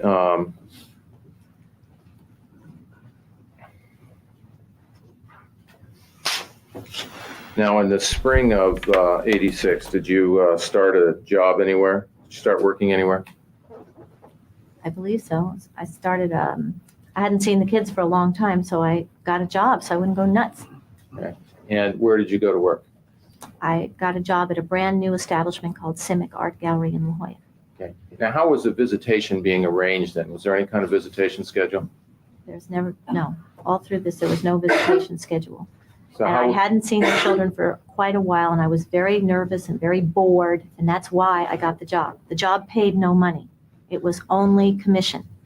And how was the visitation arranged? That was George. How would you know whether the children were going to come visiting or not? Well, I got a letter from Dan at one point saying that, I would have to arrange visitation with him. But he Realistically, so just occasionally I'm clumsy and I'll bump into things. And how realistic is it that Sarah got her stab wound the exact same way? Like, I think there's some talk that the landlady remembers an incident where Sarah was kneeling on her patio and kneeled into broken glass, and that would explain a wound to the front of the leg, much better than a stab to the back of the leg from a steak knife when you're sword fighting after steak and potatoes night with George. But yeah, that's the side story. That's what, and then so when I tripped and hit the stair with my shin, it looked exactly like Sarah's stab wound. So I like to show it off on the podcast. Just let people know that George stabbed me in the back of the leg. He would refuse to take my calls or speak to me in person for any reason. Still direct, So how can I Candace. arrange- Candace, it's going to be direct all day long based off of what we have parsed through scrubbing ahead. About 3 more hours of this in raw time. Visitation with him. So I would the kids would ask me, could they come? And I'd say, okay. And then they'd go ask Dan, could they come? And then they'd have to get back to me. It was total confusion. I'd get phone calls from kids at school. The best part about this, even though it's not the cross, is the objections, because Betty's losing it with each objection. She started off bad and is just I think she's going to saying, where are she's going to blow it. She's gone into eye rolls and sighs now. So I'm wondering what the third level of frustration is going to be. you? I'm like, what do you mean, where am I? Nobody told me I'm supposed to be there. And it was just total confusion. And it was never the same twice. Every single week was different. I wouldn't find out until picking up time at school on Friday if I was supposed to have those kids or not. It was impossible for me or the children to make plans. And if I had something specific. It's getting very narrow.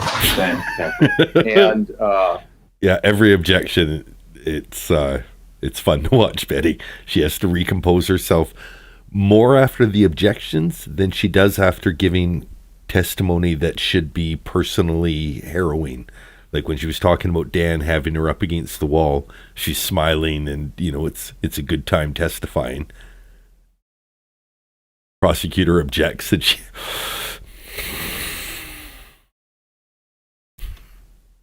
What would you, how were you trying to arrange your life at that time? Were you filling up calendars with other events, or were you trying to be open for your children? What were you doing?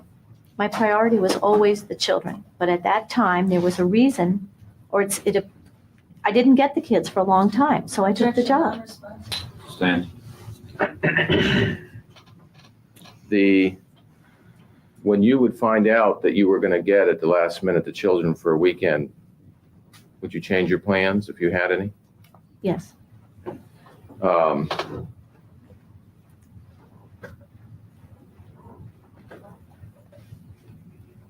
And how were... I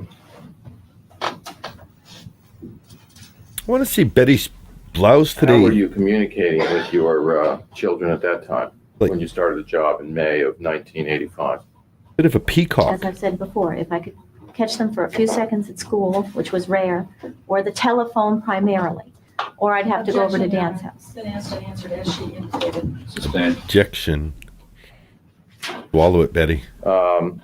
During that period of time, was there anything that was done at the Broderick house that made it difficult, and I'm talking about Daniel Broderick's house, to now communicate on the phone with your children?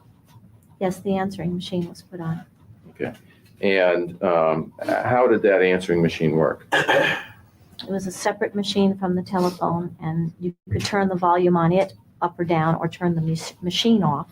And you could turn the volume on the phone up or down, or turn the phone off. And they were separate things.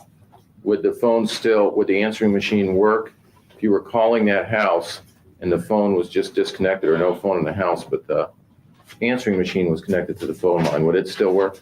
Yes. Okay. Mandy's on long shifts too. Okay. And was there, were you aware of how many phone numbers or phone lines were going into that house? Yes, 2. Okay. And what was your understanding of what those phone lines were for? Is that there was Dan's phone line and the children's phone line. Dan's phone line, the phones.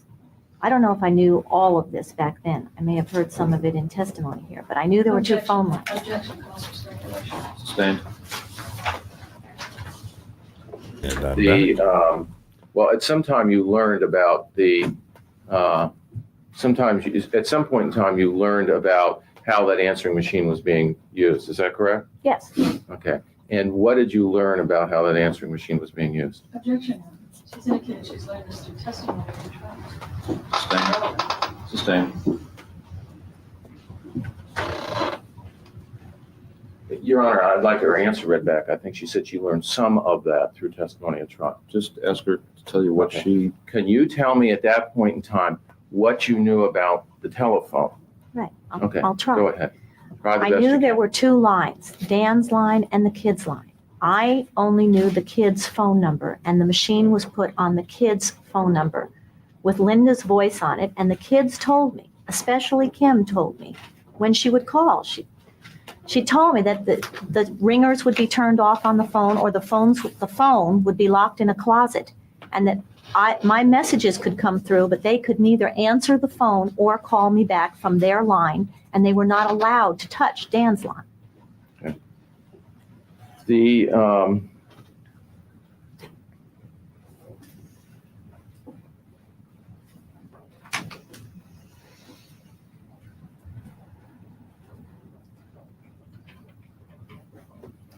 Did you at some point in time, were there times when you were doing anything to try to let people know that you were trying to call the house? Children know?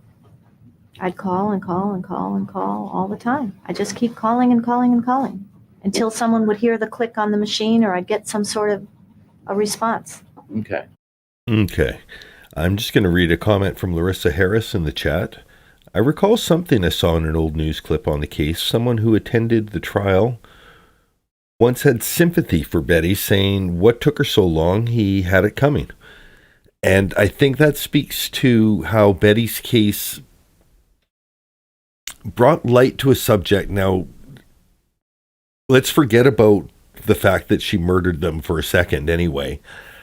All the things that were happening to Betty prior to that, and her divorce case was, fairly big, if not regional news. Some of it was even national news, kind of a War of the Roses type deal.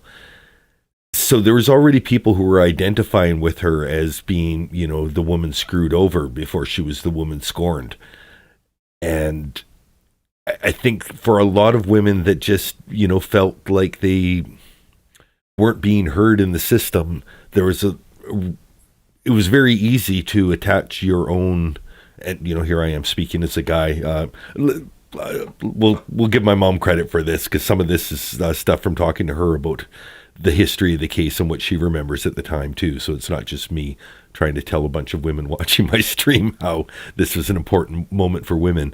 But yeah, she told me about how at the time women just were expected to suck it up. And this was there was a sort of quiet, like, oh, well, there's one who did something. That's going to keep the rest of the guys honest now. Thanks, Betty. You took one for the team. You're going to jail, but now all of our husbands are slightly more appreciative of what we do for them. There's a context to the time, and we have to remember that, where she's, this is a time capsule. We're going back in time to watch it, and we should try and remember some of the context of the time and why people would have felt so close to Betty, and as opposed to Sarah, who, as a contemporary person, it's absolutely ridiculous to feel any empathy to her whatsoever. And that's what makes this, again, an interesting watch. We'll get back to it. So if you were to call and talk for a minute and hang up, call and talk for a minute and hang up, the machine would turn on and off? Right. And if they were right next to it, I got them a few times, they could hear the machine clicking on and off, and then they'd answer the phone, but there'd be no ring or noise or anything. Sometimes when you were calling the children, would it be in response always to, were you just calling, or sometimes would it be in response to their calls to you? We had a constant back and forth, and the 4 children did everything separately. Each child, when they wanted to talk to me, called me. So it seemed to be a lot of back and forth because they were all separate. During the time I would answer they'd leave messages for me, and I'd call them back and I'd give them the answers, or try to. Well, and this is it. So Billie Jean says, I'm just too cynical. I don't buy that bullshit. And not because I don't believe women, but I don't believe this woman. And that's entirely legitimate. I think the thing that this awakened at the time was a lot of women that did have legitimate grievances, and whether or not Betty's were or not, just seeing those grievances get a public sphere would have lent yourself to wanting to support her, or at least, I hope she gets the manslaughter, like she shouldn't have done it, but I know why she's mad. I definitely like finding out that the babysitters are wearing your clothes when you're going over there, these young girls that he's hiring to take care of the kids, that those just little things where I could just see it, like, you're not just going to get over that because a psychologist tells you it's not healthy. It's going to sting. During the time that you were mentioning that there was problems at the house and people hurt or there's no food, would the kids call? Yes. Would they sometimes leave messages on your machines? Yes. And what would their attitude? Would they be calling happy? Third time lucky, Claire. Cry? I got all kinds of messages. I got hysterical ones and crying ones and moaning ones and where are you, Mom? And why don't you call back? And I need this and I need that. The relationship between the children and Objection, Your Honor, Sustained. Okay. And why would you keep trying to call back? Objection, asked and answered. Sustained.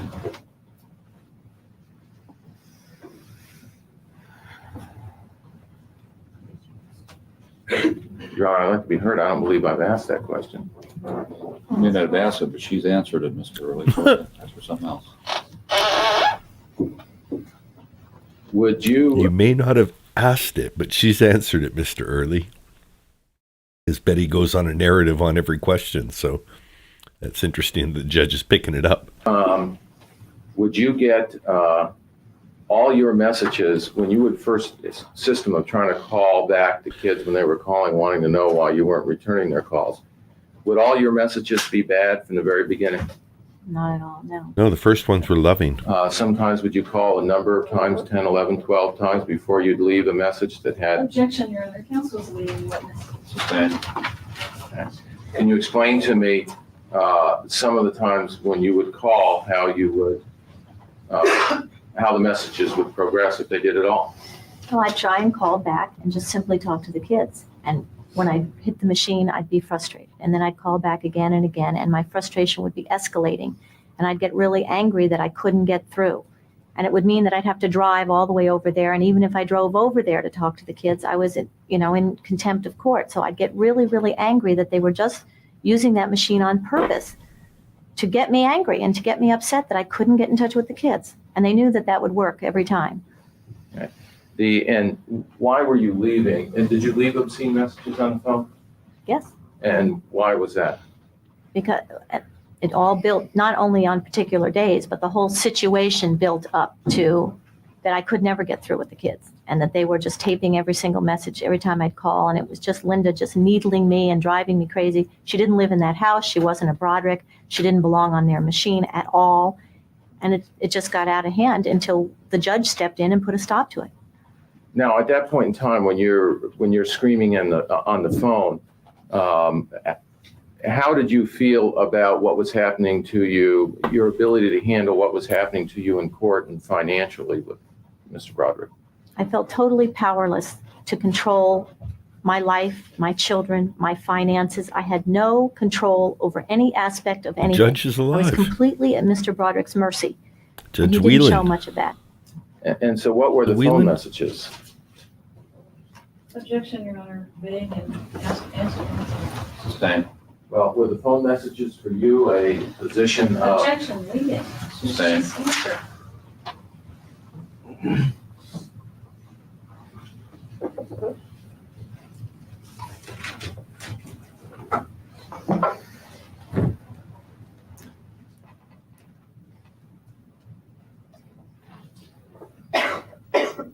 How did you feel when you were leaving those phone messages? Objection, asked and answered.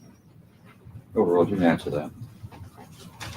I felt like it was my only place in time to vent my incredible frustration at the situation and at Dan and Linda and at the world in general. I was just furious. Did you have any feeling about Mr. Broderick and trying to control you at all? Objection, asked and answered. Sustained. How did you feel about the swearing and whether he was going to be able to, was that something that you felt he was going to be able to control? An argument for economy of movement. If the judge is still alive, just sit back, relax. Less you move, longer you live. Good for him. I know he didn't like it when I called him names. He got very mad when I called him names. Excuse me. So I purposely called him names to show him how mad I was. That's an interesting 10 seconds of testimony.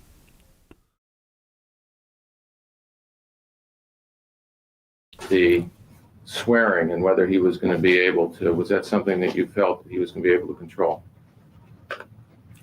I know he didn't like it when I called him names. He got very mad when I called him names. So I purposely called him names to show him how mad I was.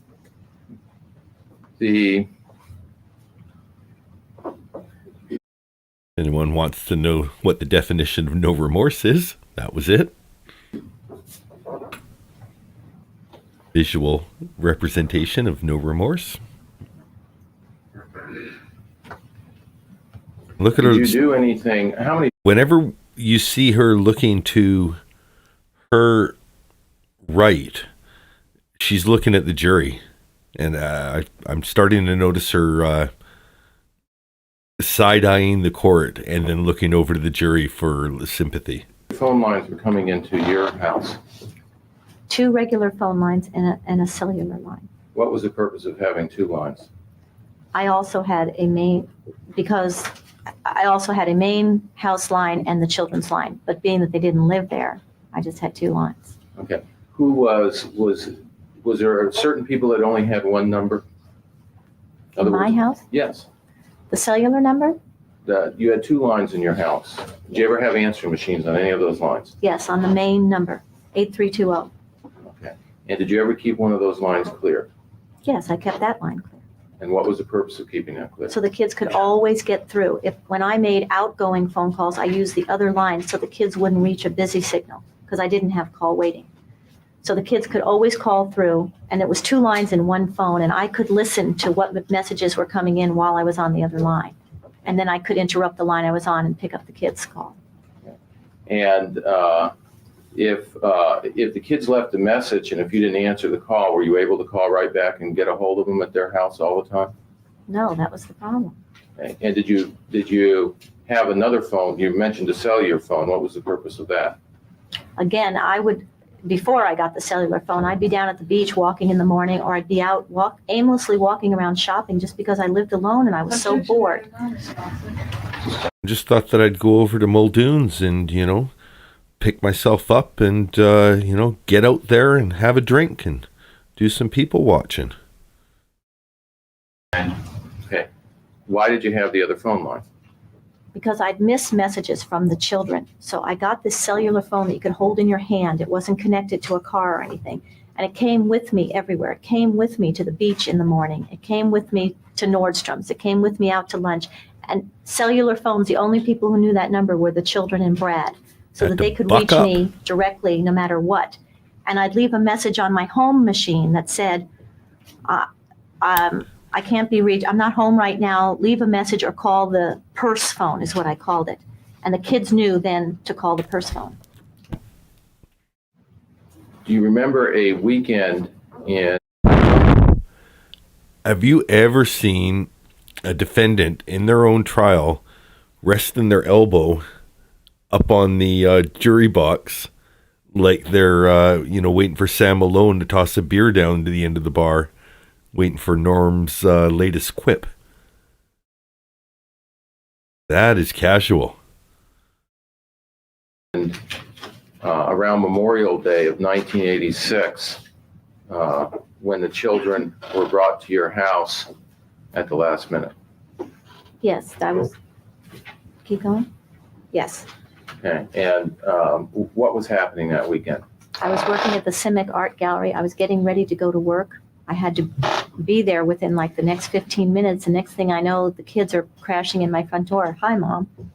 Okay. Did you know they were going to be there? Not a phone call, nothing. I had no idea they were coming. And did it cause problems at work? I was frantic when I made some phone calls to Dan's house because I didn't want to go to work and leave the kids at my house unattended. But yet I would have disappointed work. I mean, I can't not show up at work either. So that's when I made those frantic phone calls to Dan's house. What we found out later is Dan wasn't home. Sustained. Did you later at some point in time find out whether Dan was in fact home that weekend? Objection calls for speculation. Overruled. You can answer that. After he dumped the kids on my lawn, he went to the Ritz-Carlton in Laguna Beach for the weekend. So he wasn't home and he didn't get those calls. Okay. And was your job something where you could just call somebody up and have somebody up show up on Memorial Day weekend to do your work? No, because it was a startup business too. We were all brand new and I didn't even know the other workers. And no, it was too late to call anybody. I was supposed to be there. And so all the kids were hysterical and I was hysterical and Dan was gone. We couldn't get him.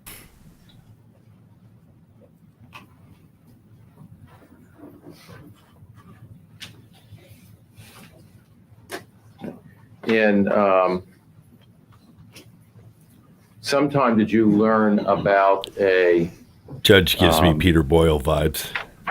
A request for a procedure on settling property of finalizing the actual divorce? In other words, that you would no longer be married, but continuing the property issues. Yes, I got something along those lines that I was supposed to sign and agree to. And of course, I wouldn't agree to that. No. Okay. Did you have a lawyer at that time? No. Okay. And you got it in the mail, is that correct? I believe so. Try so hard to look like I knew I Gary got it at Civic Art Cooper. Gallery. I got something there. Did you receive a settlement proposal in March as to listing some assets, what the firm was worth and other things from Mr. Broderick's lawyer? I don't remember if it was in March, but I remember getting a thing that I couldn't figure out. Right. Okay. And at that time, Mr. Jaffe still had not been retained. He hadn't gotten his $10,000 yet. Right. Okay. The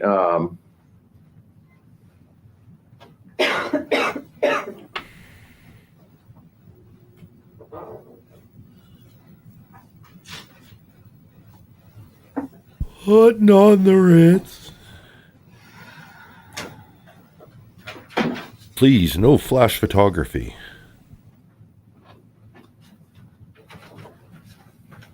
If you want to see Peter Boyle in Young Frankenstein with Gene Wilder, I recommend it. Movie that stands the test of time.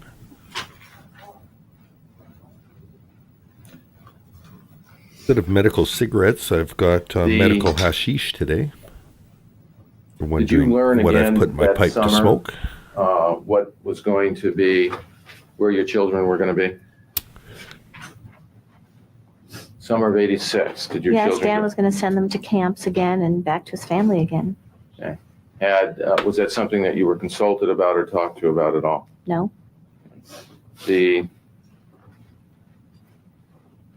But Betty would have had Miss Manners, like no elbows on the table. Like that looks like the kind of thing that you would have gotten a little bit of a smackdown for in the polite high society circles. I remember no elbows on the table being attempted to be a rule when I was a kid. Bronkenstein. And who informed you of these plans? If you can remember. The children. Okay.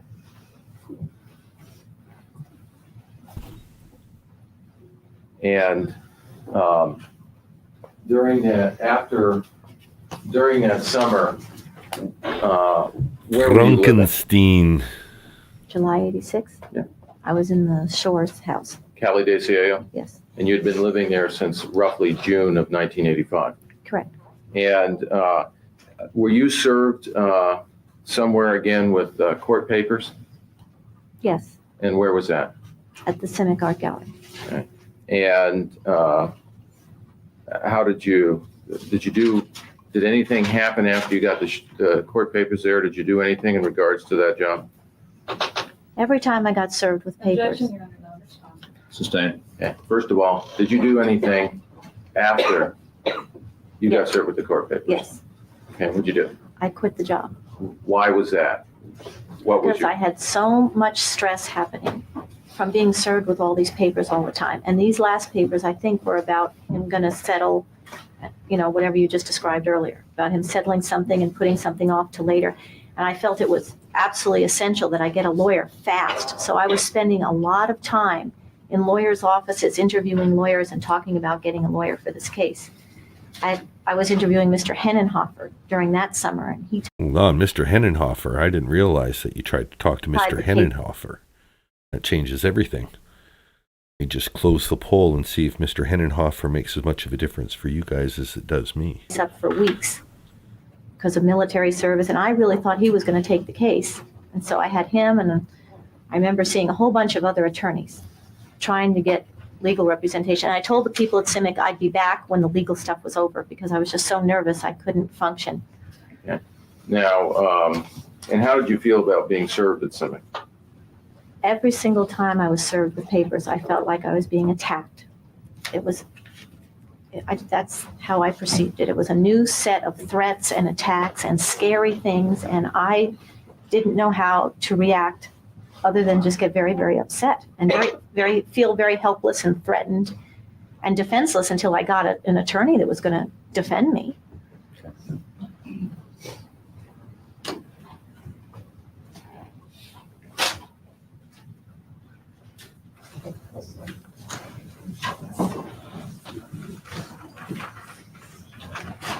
She needs to keep going and ask her question. Now, did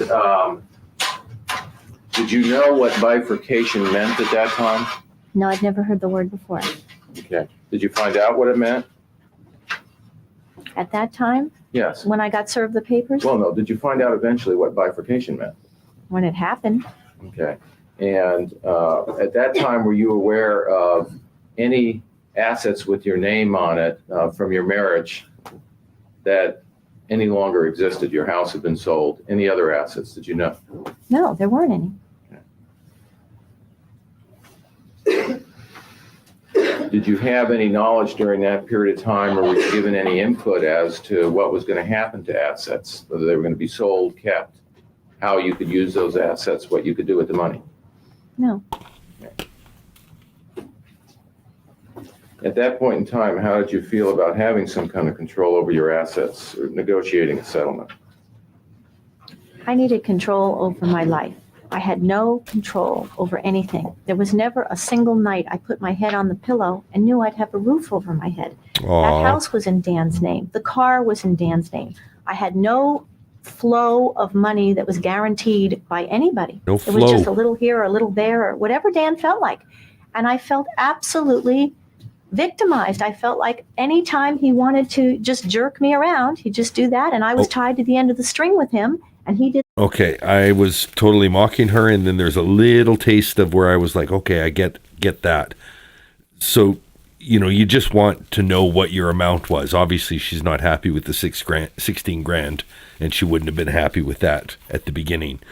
But how much harder is it to go without even having your alimony and just having it pulled from you on a string, and every time you say a swear word, oh, well, I cut your alimony in half, or every voice message, this month you actually owe me alimony. That, and my life went like that. And that's what he did all the time. And I couldn't get stability. The polls aren't And too what do you mean important, by Victoria. Where you knew that exactly how much you were getting a month and exactly where you were going to live, and if you were going to get a job, how much you needed to earn, and if you were going to be a mother of children, were you the mother of 1, 2, 3, or 4 children, and if you were the mother, were you the mother 1, 2, 3, 4, 5, 6, or 7 days or nights a week? And I just needed something that I'm a schedule type person. I could never plan the next day because I never. Very Sarah. I just need to know what's what and how many.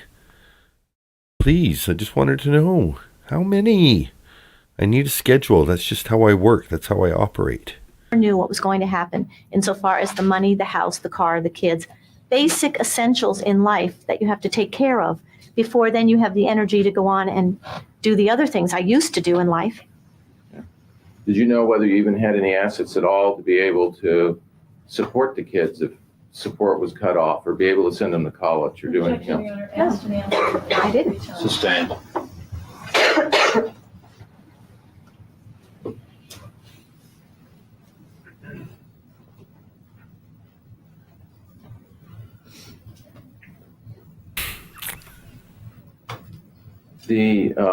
Just daring them.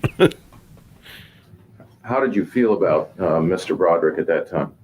We're talking about around July, August of 1986 when the court hearings were going on. Objection asked and answered. We should just leave it. Overruled. She even looks smug in her parole picture that I've got up on screen. And that's the one where she went in and again did such a poor job of showing any remorse that they gave her the maximum 15 years from 2017 until her next possible hearing, which is now 2032 when she'd be 84 years old. But you can see it in that photo. Like, she's like, yeah, I'm not going to tell you guys what you want to hear. I did it for a reason. They deserved it. You don't get it. Go ahead. He told the children he was sending them out of town because he was going to do something that enraged me, which he meant was the bifurcation. And so I thought he was being cruel and manipulative and controlling and cold-hearted. He knew I needed a settlement to have a life, and he absolutely refused to come to any sort of settlement on anything. He had no reason to settle with me. Was there any court-ordered support at this time? No. Okay. And at this point in time, did Dan implement any fine system? Yes. Okay. And do you remember what the fine system was?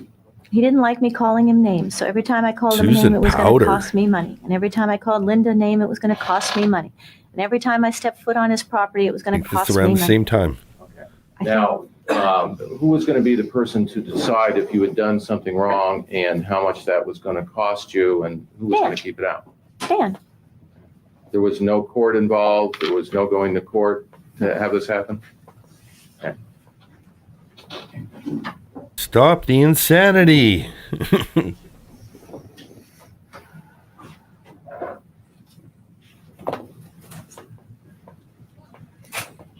Your Honor, I have some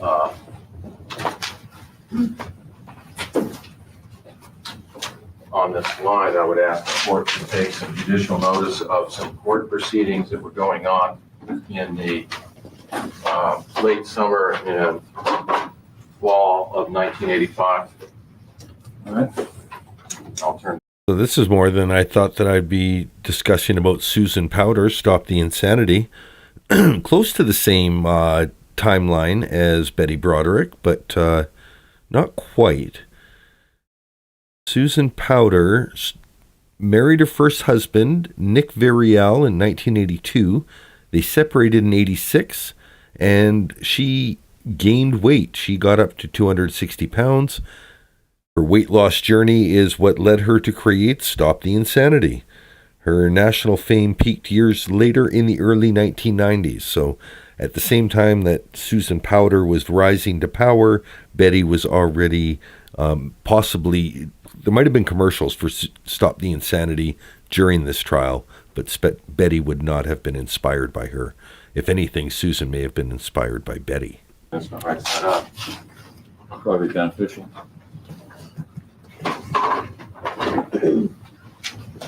I think Larissa Harris hit it. I think she enjoys hating Dan. Even if she got everything she wanted, she'd still be crazy. I think she gets more enjoyment out of fucking with him and fucking with his memory and, you know, just that. Yeah, and if that's the source of your passion, if that you know, gets you out of bed in the morning, that's not a good thing. You've attached HH2 to the large postal board marked HH. Yes, Your Honor. Yeah. Go ahead.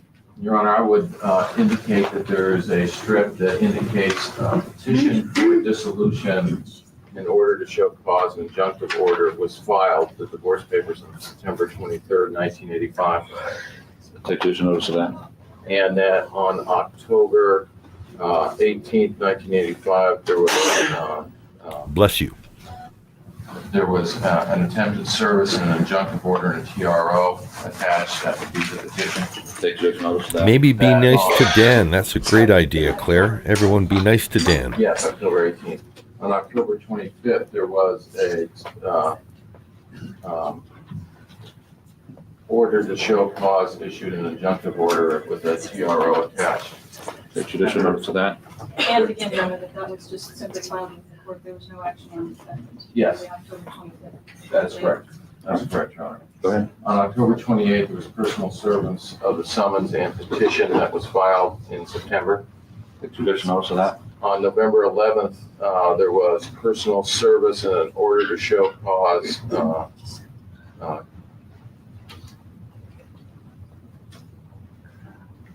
contempt. Take judicial notice of that. On November 21st, there was an order issued, restraining order of mutual stay away. Take judicial notice of that.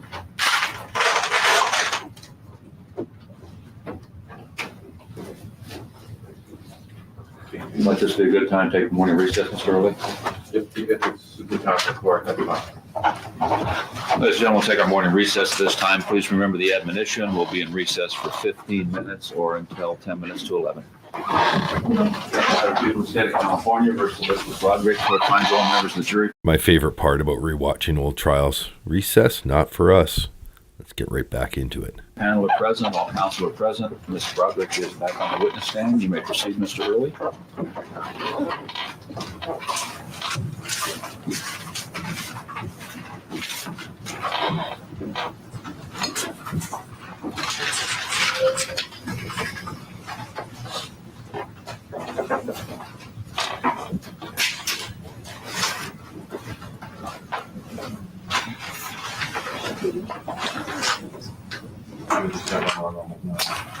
Certainly.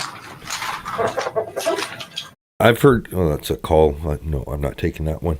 I've heard that Betty is fairly happy in prison, and my mom was speculating that she probably, how would she cope on the outside after? Think of how different, like us, kind of making fun of the antiquated technology here in the trial, but popping out after 35 years as an 84-year-old woman.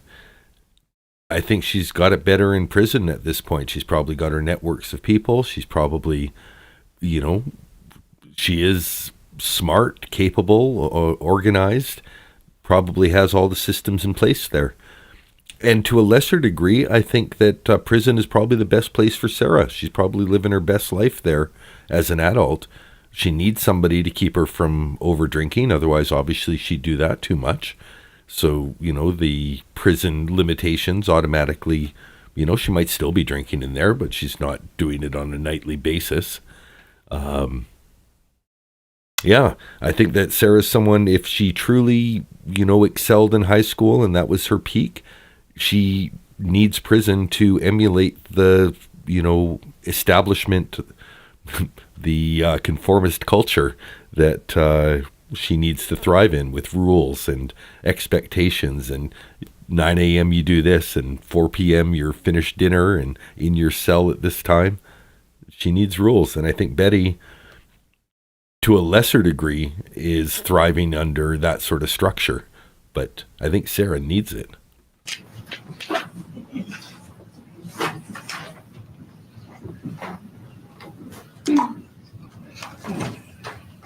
Good night, Nicole C. Hopefully we've got cross in the morning tomorrow. Probably about 12 hours from the end of this broadcast. 12 hours from the end of this broadcast to the start of the next one, if my pace continues at this rate. The court takes judicial notice of some legal actions that are present on board 1996. Is that January to till June. have it marked HH-3? It hasn't been, Your Honor. HH-3. That would be what it would be marked. Would be, yes. January 15th, there's a service of an order to show cause contempt and order to show cause custody, visitation, and conjunctive order. Take judicial notice of that. On January 22nd, there was a meeting with conciliation counselor, appearances by Dan Broderick. No appearance by defendant. Yes, sir. Appearances by Dan Broderick. Take judicial notice of that. Ex-party, there was on February 4th, there was an ex-party appointment of a licer on 4-hour notice, Your Honor. Take judicial notice of that.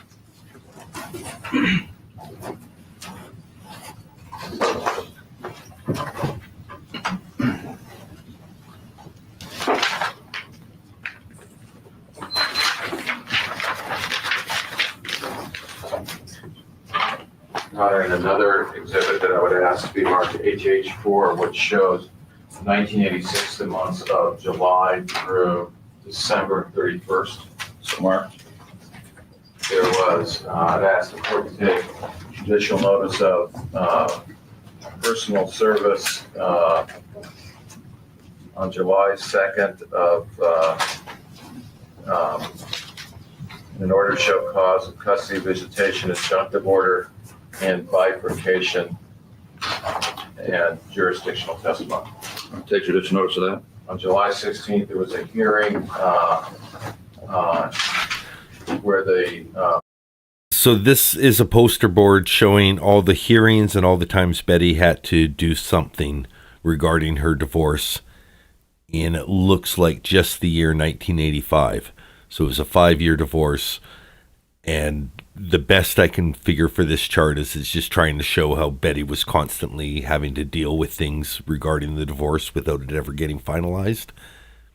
The red lines that are at the top of the chart might indicate actual court hearings, and the yellow lines might indicate out of court, whether it's mediations, phone calls, or something like that. It's not the most compelling graph of like, oh my God, that's unheard of, like monthly meetings, 2 meetings a month for a divorce that's, about $1.5 million in assets and $1 million a year in income. It seems like a reasonable amount of hearings anyway. Marriage was bifurcated, dissolution was granted. Take judicial notice of that. On July 29th, there was a personal service of bifurcation and sole custody, no visitation, stay away order. Take judicial notice of that. On October 2nd, there was a response to petition requesting dissolution. Take judicial notice of that. On November 11th, there was a stipulation and an order in regards to advance against community property and payment of attorney's fees. Take judicial notice of that. It was on December 8th, there was an order to show cause and application, custody, visitation, and support filed by the defendant, Elizabeth Broderick. Take judicial notice of that. On December 9th, there was a stipulation and order shortening time for the hearing filed by the defendant, Elizabeth Broderick. Take judicial notice of that. On December 11th, there was a stipulation and order in regards to advance on community that was filed by. I've not done this for any of the trial, but they're just stipulating to dates that are on his chart. I'm going to go at 1.5 times speed. Elizabeth Broderick. Take judicial notice of that. On December 16th, there was a hearing and an order to show cause in regards to custody, visitation, and support. Take judicial notice of that. There was, on December 24th, there was the service of the responsive declaration. Take judicial notice of that. And on the 30th of December, there was a hearing in regards to custody, visitation, and support, and income and expense declaration as well. Take judicial notice of that. Excuse me, well around this time period, the court was also going to take judicial notice of the July 14, 1986 meeting with conciliation recorded for their parents by Dan Broderick and no advance by the defendant. That was me. We'll take judicial notice of that. Something must have put it on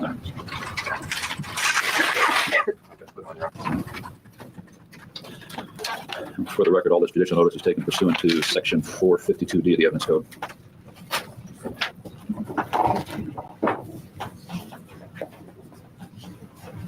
Now, before the day that the hearing was to be held in regards to visitation, did you do anything to the court? Yes, What did you do? I called. And who did you call? I called the courtroom where the hearing was supposed to take place. And what was your purpose of calling them? I said I could not get an attorney. I'd been interviewing attorneys every single week. I had several different appointments and I couldn't get an attorney by that time in San Diego. So I asked them to please put it off until I could get an attorney. I told them I had appointments the next few days. Okay. And did you know which court it was where this was going to be heard? I guess I did because I called there. And which court was that? I don't know. Okay. Some court that was on some paper. Do you know who Judge Milks is? Yes. Okay. And you know whether he was the one that heard the bifurcation order? In other words, was he the one that heard that order? I don't know. Okay.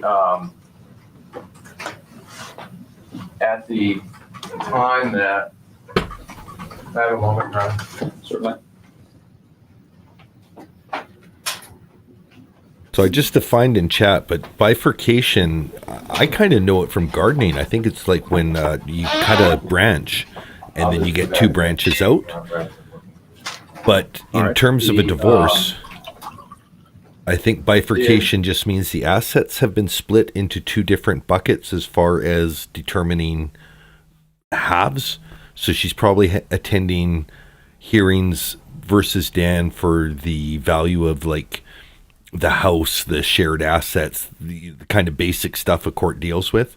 And there may be a whole separate set of hearings based off of what is the value of Dan's law practice, which isn't as easy to value in the traditional confines of a divorce court splitting assets. So maybe that's what the bifurcation is, but it definitely means a split. And if they're referring to a bifurcation in the divorce, that's my inclination. If anyone knows more, feel free to correct me. If you're on the replay crew, timestamp this and correct it in the comments. Were you upset about how that hearing proceeded? How you lost complete custody and rights to visit your children? Yes, I didn't know anything like that could happen. Okay. And was there anything about the hearing itself, whether there was testimony or how that hearing proceeded, that bothered you, that upset you? That I was. Your Honor, the witness was not at the hearing. It would just be based on speculation or hearsay. Sustained. Okay. After the hearing proceeded, was there a time that you learned about whether the hearing had proceeded with testimony, whether there had been anything done at the hearing to present evidence, or whether it was just done on the request of Ms. Broderick? Did you learn that at some point in time? Right. Okay. And what was your reaction to that? I didn't know things like that could happen. Okay. Were you Didn't notice, but the stand-in court reporter is gone. Our regular steady reporter is back. Maybe she had to get that perm touched up. It's looking good. happy about it? Were you upset? Carefree? How did you feel about it? Did not understand. You didn't understand that could happen. Did not bring any illustration of how I WD-40 it was with. at my appointment For the fuck's next sake. day or two. Silent, silent, silent. I have 6 things to say and everyone's talking. Rewind it so you guys don't have to hear both.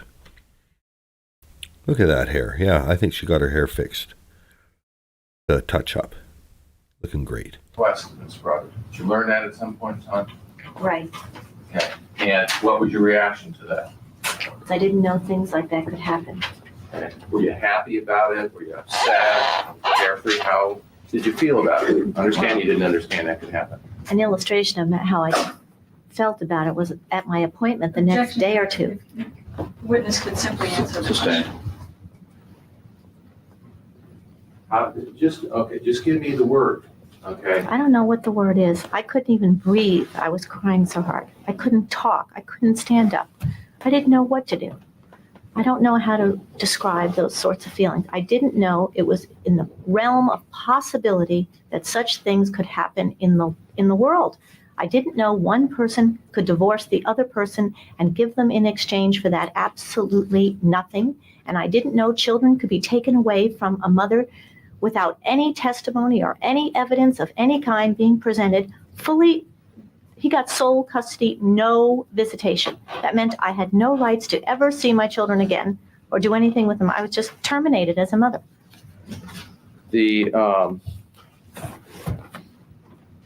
How were you in 1985? How were you physically feeling at that time? At the time that you were away from your children over the Christmas holidays and January. Objection, Your Honor. This has been answered. Sustained. I don't believe I asked you how physically feeling you're at. She's answered it. Sustained.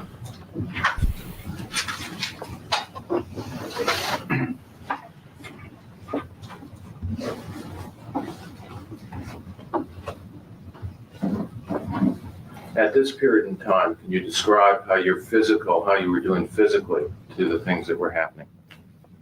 And we're talking about 1986, during a time when you were served at your place of employment and found out that you were terminated as a mother. Objection, Your Honor. She was never terminated as a mother, ever. Sustained. Let's rephrase it, Mr. Early. I wanted to ask how she was feeling in July of '86. What you're trying to find out? Yes, Your Honor. She asked it that way. How are you doing physically? The at that smirking. time?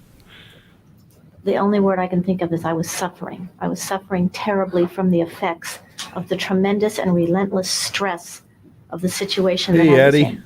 I was in great pain. I was suffering. I couldn't sleep. I couldn't eat. Don't worry, Addie is not typing while she's driving. She's just in a car and with us in the chat. Good to see you, Addie. Couldn't function. I was terrified of what was happening and what was going on. And I felt helpless and defenseless at that time to prevent it or make it stop or to defend myself.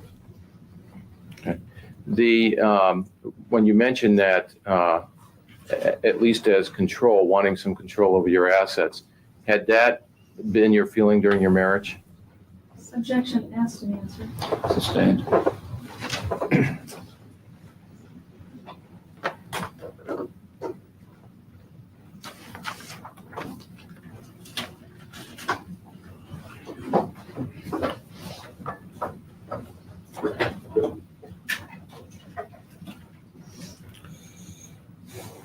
During the summer when your children were out of town, was there any contact between you and your children? Yes, I got letters from them when they were at camp, and I tried to call them when they were in Ohio. Yeah.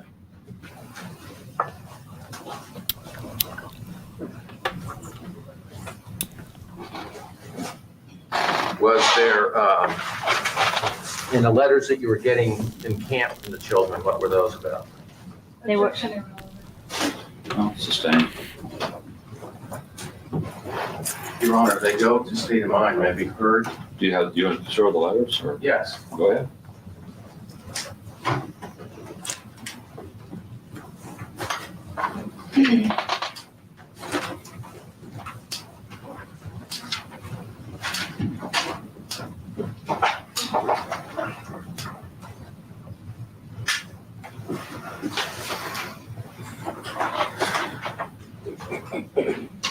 She's staring right down the lens there. That was the camera. Well, if I've got nothing to look at, let me look at Carl Nichols on the camera.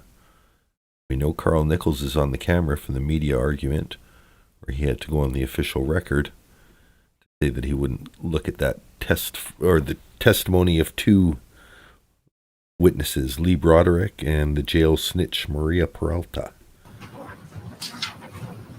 About 15 seconds from the, well, 10 seconds. 5, 4, 3, 2, 1. I see you, Betty.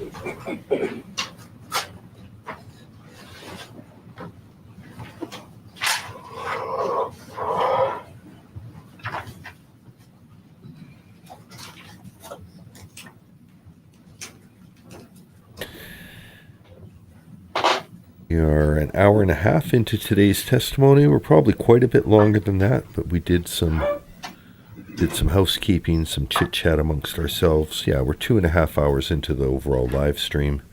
I don't think I'll be adding an hour to the next hour and a half, especially if we get these courtroom breaks where I can do my catch-ups and chat. Usually they cut away. Yeah, but I would still object to the relevance of these letters.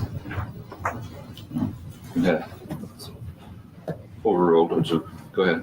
Do I have it marked? Yes, Your Honor. Minutes 00 for the record, and tell me how many pages that is. 1, 2, 3, 4, 5, 6. There's 7 pages. 7 pages of those. Is there a date on it, Mr. Irwin? No, there's not dates, Your Honor. They appear to be addressed. I think the court reporter has officially, she's reached the end of the rotation. This is the first recycled outfit I've seen. I've definitely seen the purple top and navy dress before. May have different accessories, but this, I think we're reached the end of the laundry cycle and we're back to the start for her. Your mom and there's children's signatures on.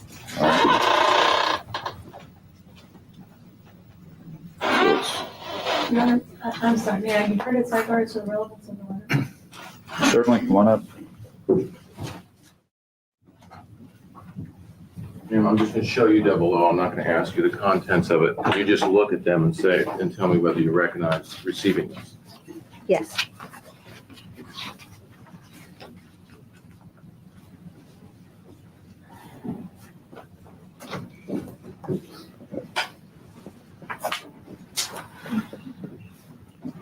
That's the jury look. In 1986, were there... Looking for friends on the jury now. Not too, just subtle, just a little peek. She's trying to see who she can make friends with. We'll keep an eye on that. Were there problems that developed when your children returned from camp in Ohio? Yes. And were those problems that were very upsetting to you and the children? Yes.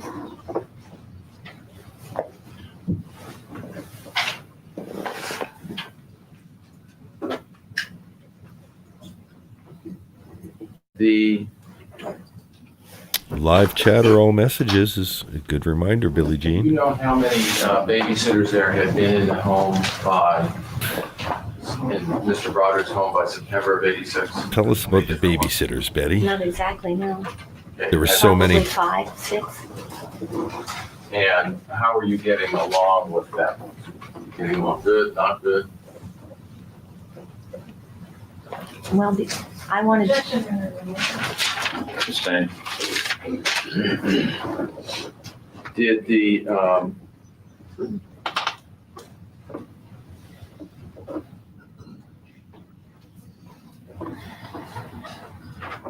That's a jury look. Can you believe this? Can you believe what they're putting me through here? in the fall of 1986, was there a problem in regards to Red and a dog? I heard that Red had been bitten by a dog.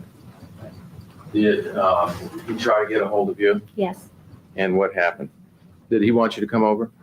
Yes, and he got a hold of me, but he got in trouble. Kim yelled at him for calling me because then I came over and Dan didn't want me to come over. And so Kim was yelling at Rhett for calling me. Welcome to Danielle Siobhan, who's joined our chat. Betty talks. Betty is very Sarah. She's like maybe an early prototype because she's on the stand all day today. We've got 2.5 more hours of her testimony. She hasn't even reached her cross yet. So I think we have cross to look forward to on Sunday morning.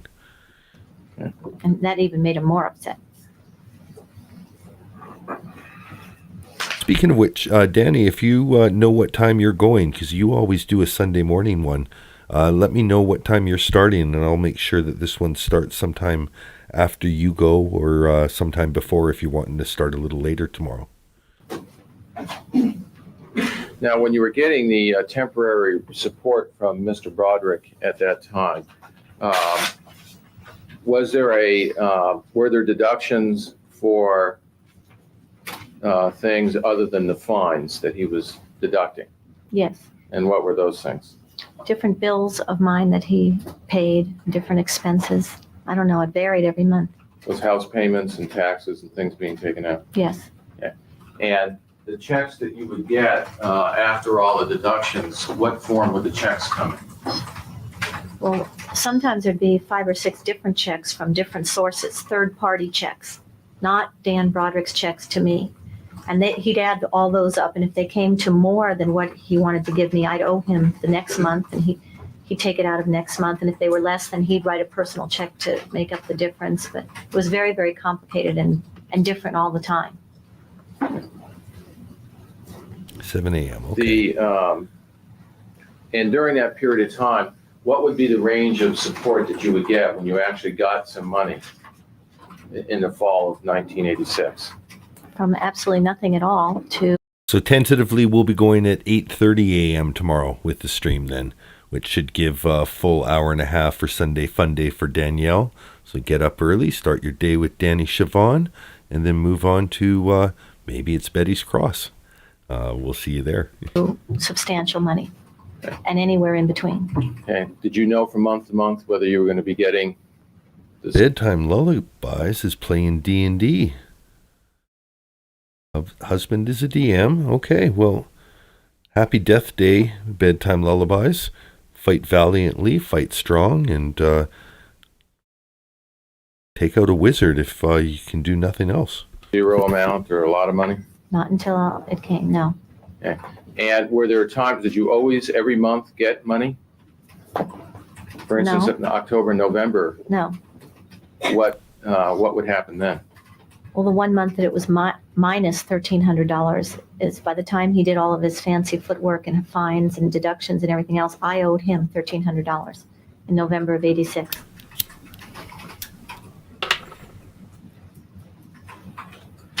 And lots of those fines were for swearing. And as we heard in her answering machine messages, you could see how it would rack up. Even if it was only $100 a swear word, she could probably go through, half of $16,000 a month in a few phone calls based off of some of those.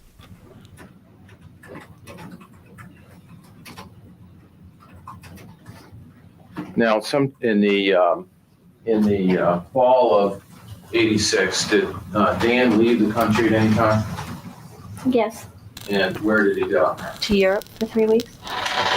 And during the period of time that he was in Europe, had arrangements been made for the children?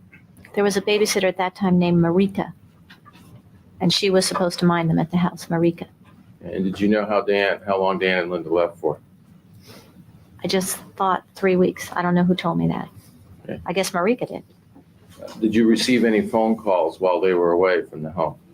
Yes, a lot of phone calls. The regular from the kids and Marika called also. And was there any phone calls about problems they were having with money and food? Yes, as Dan left checks per week, but they were post-dated. And she had gone through that week's money. And it wasn't very much money. I think it was only $100 each week. The money was all gone, and she needed money and food, and Lily was sick, and she wanted some medicine for Lily. So I went grocery shopping, and I brought over medicine, and I gave them cash because they needed money.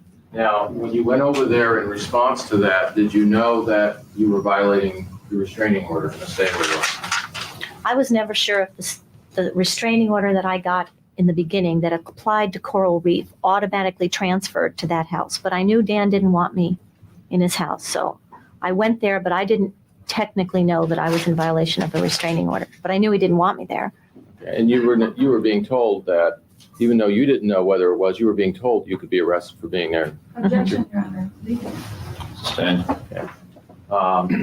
Were you told anything about what could happen to you if you went over there? Always. If I went over there, I'd be arrested. And did you,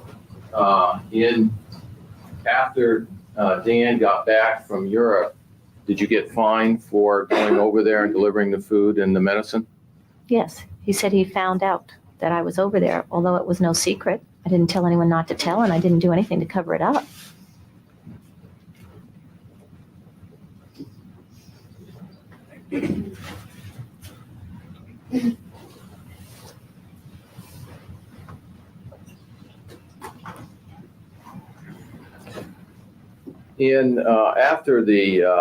After the bifurcation hearing, did you do anything to initiate some action in regards to the divorce?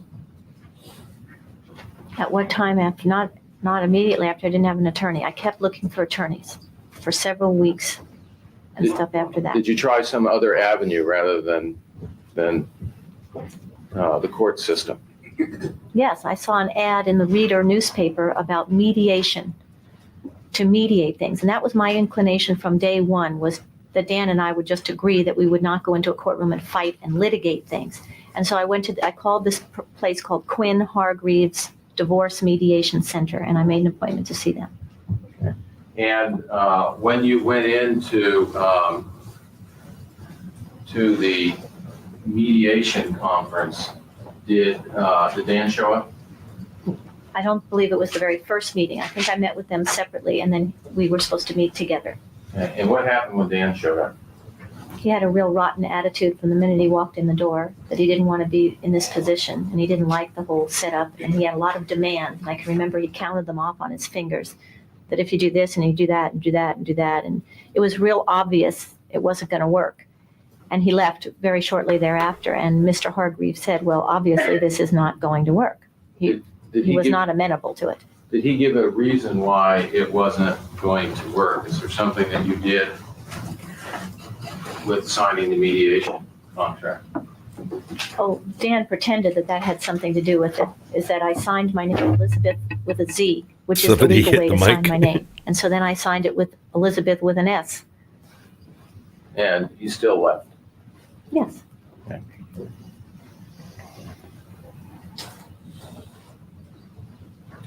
Do you know what the house payment was on the La Jolla Shores home? I believe it was around $4,500 a month. and something else. Welcome to the bloody keyboard crew, Danielle. I got to pause this because we have some exciting developments happening in chat. But it looks like there's a little bit of demand for a cook-off between Dan D and Danny C. So if you want to see Danny D and Danny C cook, maybe I'll throw that as a poll in the chat. But I've seen some great menu coverage from Danny's channel. I've been dipping my toe in the cooking water with Afro Man's lemon pound cake. Lemon Man's. I think that an Iron Chef Lowell, where we take, an ingredient, one of the common things off the menu, and then dress it up, put our own spin on it, and then put the recipe out there for you guys. What would you guys think of that? Not include taxes and insurance.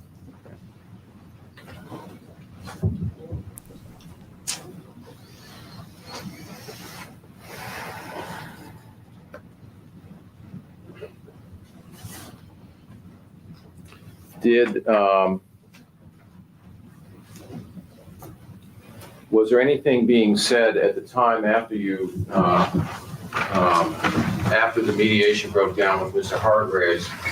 Were you informed of something else that was going to happen to your property issues? That's when Mr. Hargraves started telling me that Dan and his attorney were going to take a default if I didn't do something. And I didn't know what a default was, but evidently Mr. Jaffe never filed a response to the divorce. So someone had to file a response. And Mr. Hargreaves was volunteering his services as an attorney to represent me on this case. Now, did he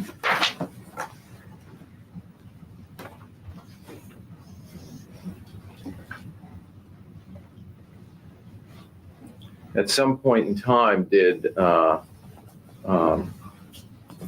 you talk to Mr. Hargraves about just filing a response? Yes, I didn't want him to represent me on the whole case. I didn't feel he was the kind of lawyer that I needed. I needed a much stronger, better known lawyer to take on Dan. But if he was insisting that somebody file this response, I asked him how much would it be to just file the response. And he told me $750. So I hired him just for that purpose, not as a retainer on the divorce. Now, bed steak.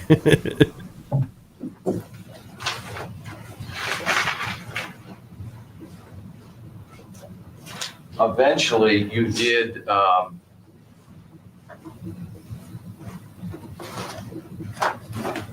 Is WW bread whole wheat bread? Because I remember not liking whole wheat. My big thing, I loved Wonder Bread, and we never got it because we had to get like whatever the store brand white bread was, which wasn't as good. And I remember, this is a sign, I don't know, you guys remember this? If it was raining, instead of, if your boots weren't that great, you wore a pair of Wonder Bread bags in between your socks and your boots, and maybe even between two layers of socks, and then you dry out your socks at school on the heat register. And yeah, your Wonder Bread bag kept your feet. And you wanted to have the Wonder Bread. Like if you were doing the plastic bag on your feet, you didn't want the kids at school making fun of you for having no-name bread. So you'd save up the Wonder Bread bags for when you occasionally got it so that you could show off to the other kids that you could afford the Wonder Bread. Certainly. Everything but a white woman bread. I get everything but full white bread, white woman bread.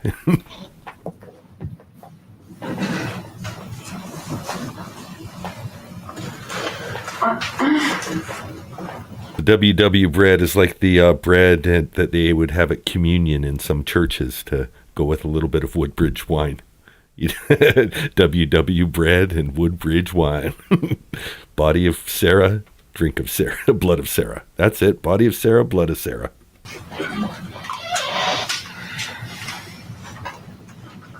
Do I look Amish?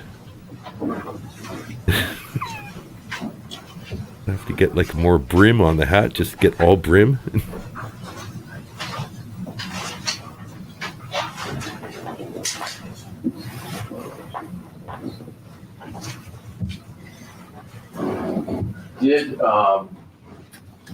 Now before you retained Mr. Hargraves,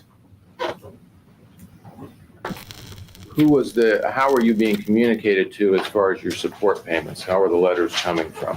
Or who was the information coming from? Dan himself. Okay, it wasn't coming from Mr. Ashworth at that time. No, everything was directly to me from Dan.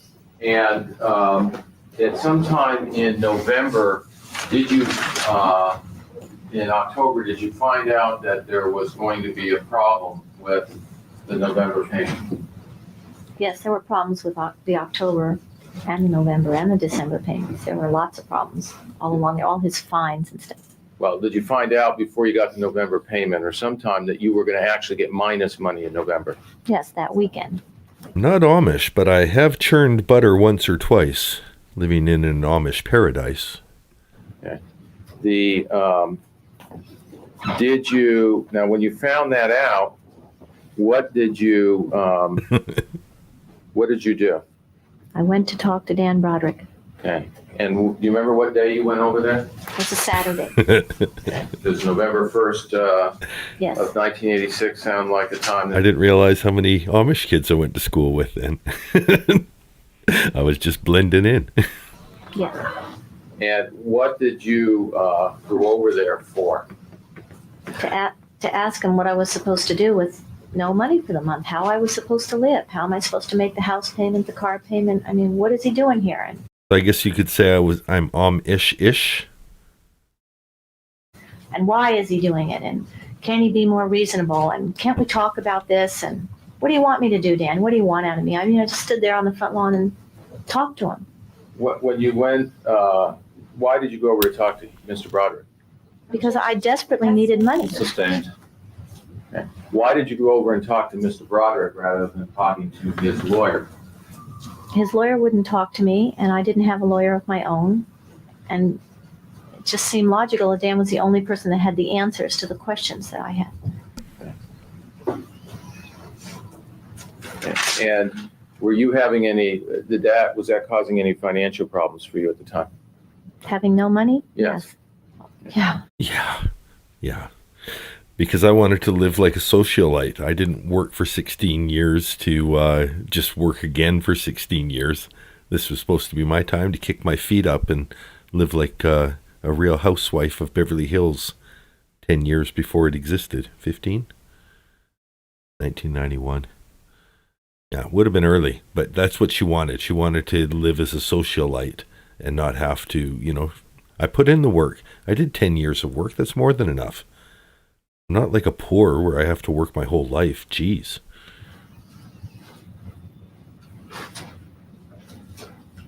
Now, what did Mr. Broderick say when you went over there to talk with him about your financial condition?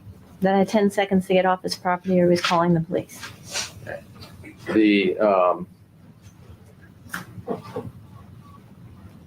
What was your response to him when he told you that? I tried to call his bluff on it. I said, I have nowhere to go. Get off your property and go where?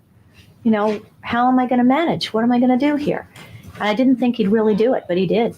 Okay, and he did what? Called the police. Okay.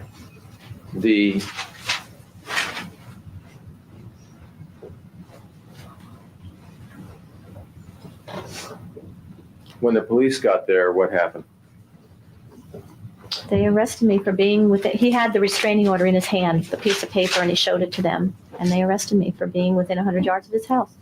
Okay. Did you, at some point in time, try to get out of being arrested? Yes. Okay. And what was Mr. Broderick's response? It was too late. He called the cops. There they were. I was a goner. Okay.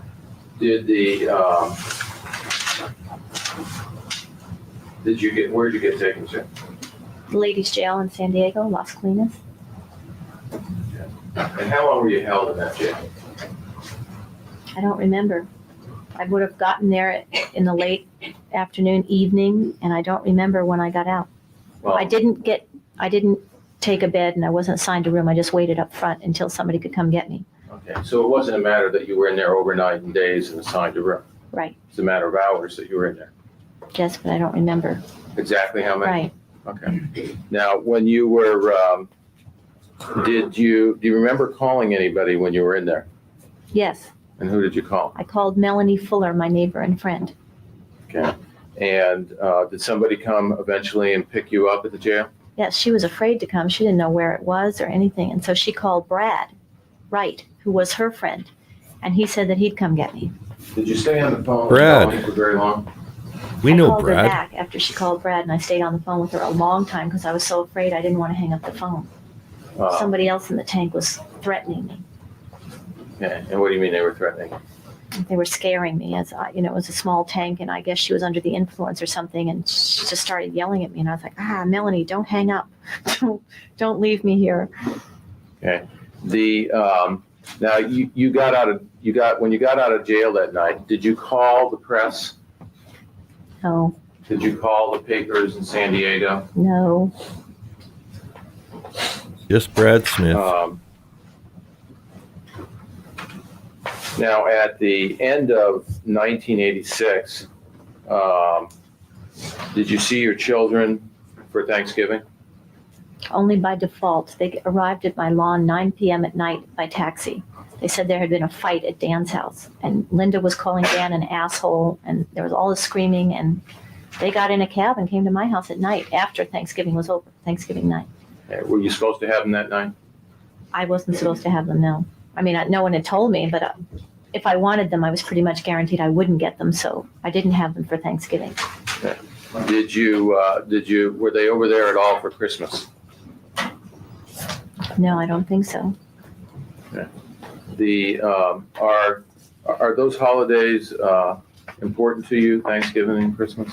Yeah. Yes, I'm a very traditional person, and my whole life was having traditions for the family and holidays and birthdays, and I had lots of decorations, and I had special dishes for each special time of the year and holiday.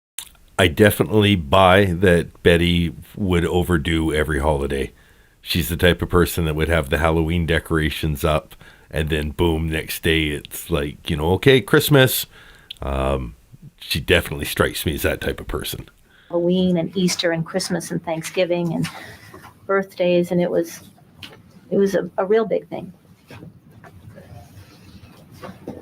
And it's probably the sort of thing that endears her in the prison, that she's able to, hey, no, we're doing this. Christmas is coming. You save a little bit of your ramen. You save a little bit of this. We're going to have a bit of a prisoner's Christmas dinner this year. And there's something about this efficiency that works for her anyway. Your Honor, I would ask to document.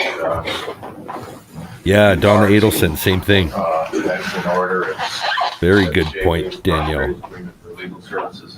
But yeah, once you get into a structured environment like that, you almost need leaders. And, Betty, I'm sure, thrives on having all these people that appreciate her for how great she is. Like, they don't even know on the outside. They don't know how good I am. At least my people here, you love me. It's like, yeah, they're murderers and killerers. Fees. Defendant's double fee.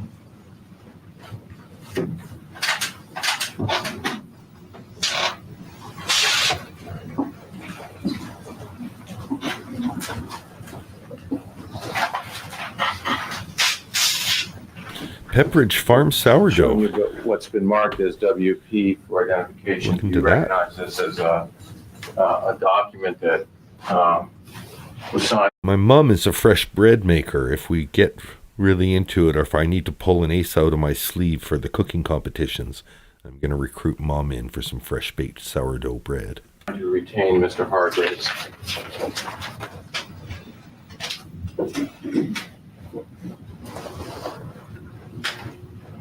Yes. Okay, and when did you sign the agreement for Mr. Hargraves? November 6th, 1986. Okay. Had there something happened prior to November 6th? Okay, time out, time out. You decided that you better get some lawyer. Just close the poll. Yes, being jailed on November 1st and being left without any money, I had to do something. I was absolutely We'll pushed rewind into it. a corner. I had to do something. My only way to do something before was go to Dan and ask questions and expect answers. Well, that was out 148.57. because if I went to Dan, he'd throw me in jail. Yes. Okay, so I just closed the poll, and who said no? Who doesn't want to see me and Daniel Chavon do a series of cooking videos? The only thing I can guess is that you don't want the cooking to take us away from our regularly scheduled coverage, and yeah, I can get that. But if you've seen my lemon pound cake cooking video, there's a lot of Afro-Man coverage that made it into that video. So I would imagine if we do a cooking challenge, there's going to be tons of Sarah Snark in it. So whoever that 7% single vote is that doesn't want to see it, it's going to be worth it. I think it's something to look forward to. But we can't cater to the 7%. We're here for the 93%. It sounds like a cooking challenge is on. We just need our secret ingredient. Okay, and when did you sign the Welcome, agreement Crazy for Mom. Mr. Hargraves? November 6th, 1986. Okay. Had there something happened prior to November 6th that got you so that you decided that you better get some lawyer to represent you? Yes, being jailed on November 1st and being left without any money, I had to do something. I was absolutely pushed into a corner. I had to do something. My only way to do something before was go to Dan and ask questions and My mom's yeast starter is named Shirley. expect answers. Well, that was out because if I went to Dan, he'd throw me in jail again. So I was absolutely forced to desperately get an attorney. I had to get an attorney to do something because I needed money to live. The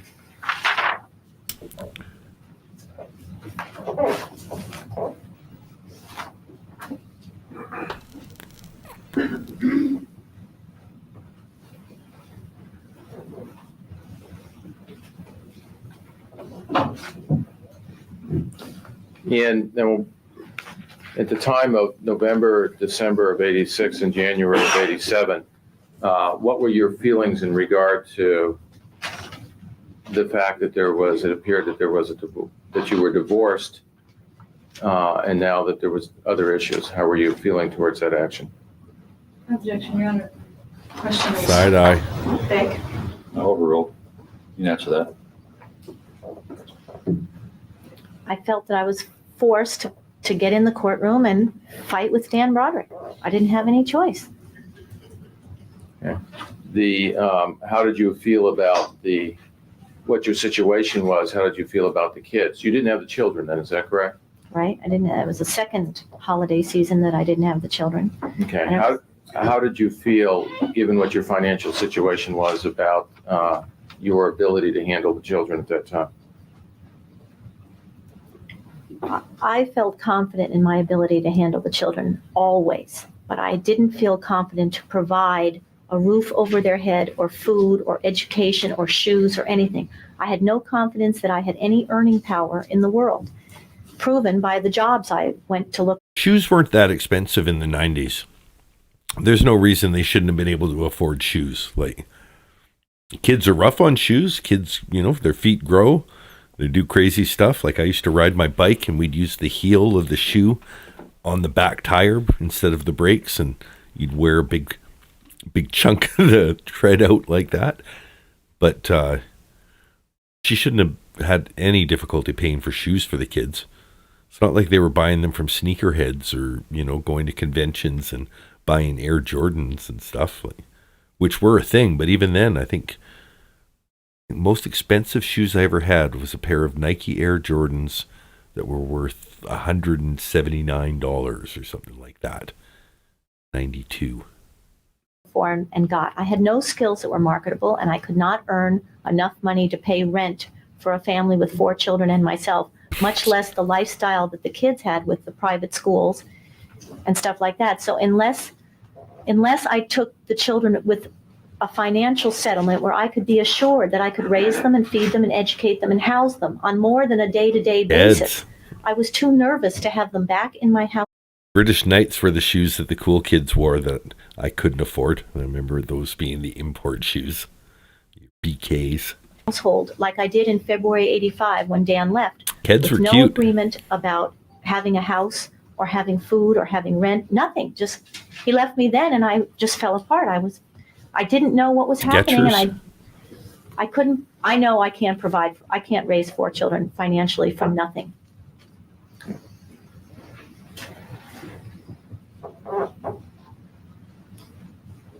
I think that might have been a fart just from the way that Betty looked at it. She didn't seem impressed.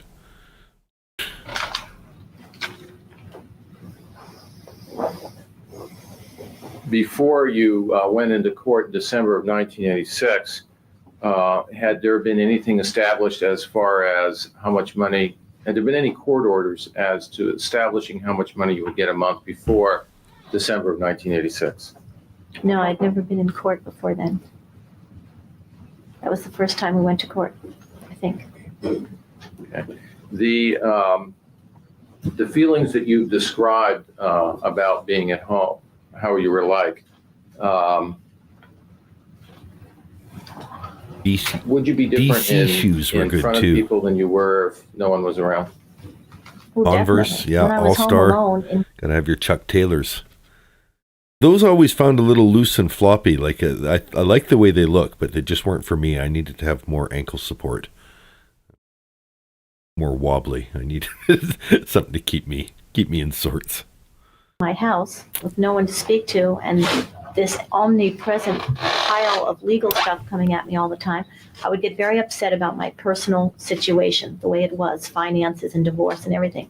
But if someone arrived at my front door, I was always a good hostess, and I'm a nice, friendly person, and I'd invite them in, and they wouldn't know anything was wrong.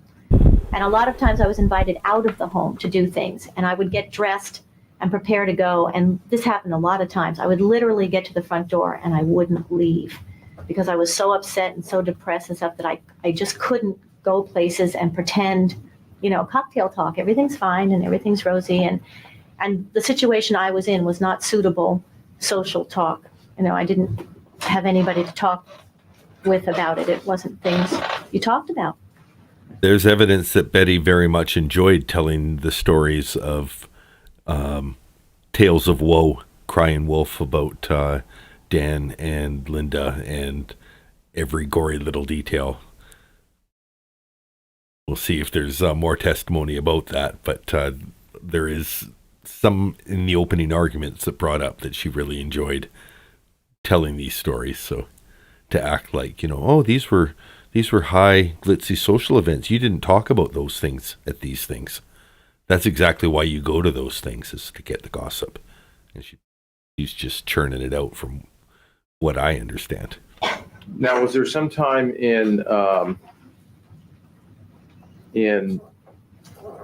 December of 1986 that there was in the 70s, I think, Danielle.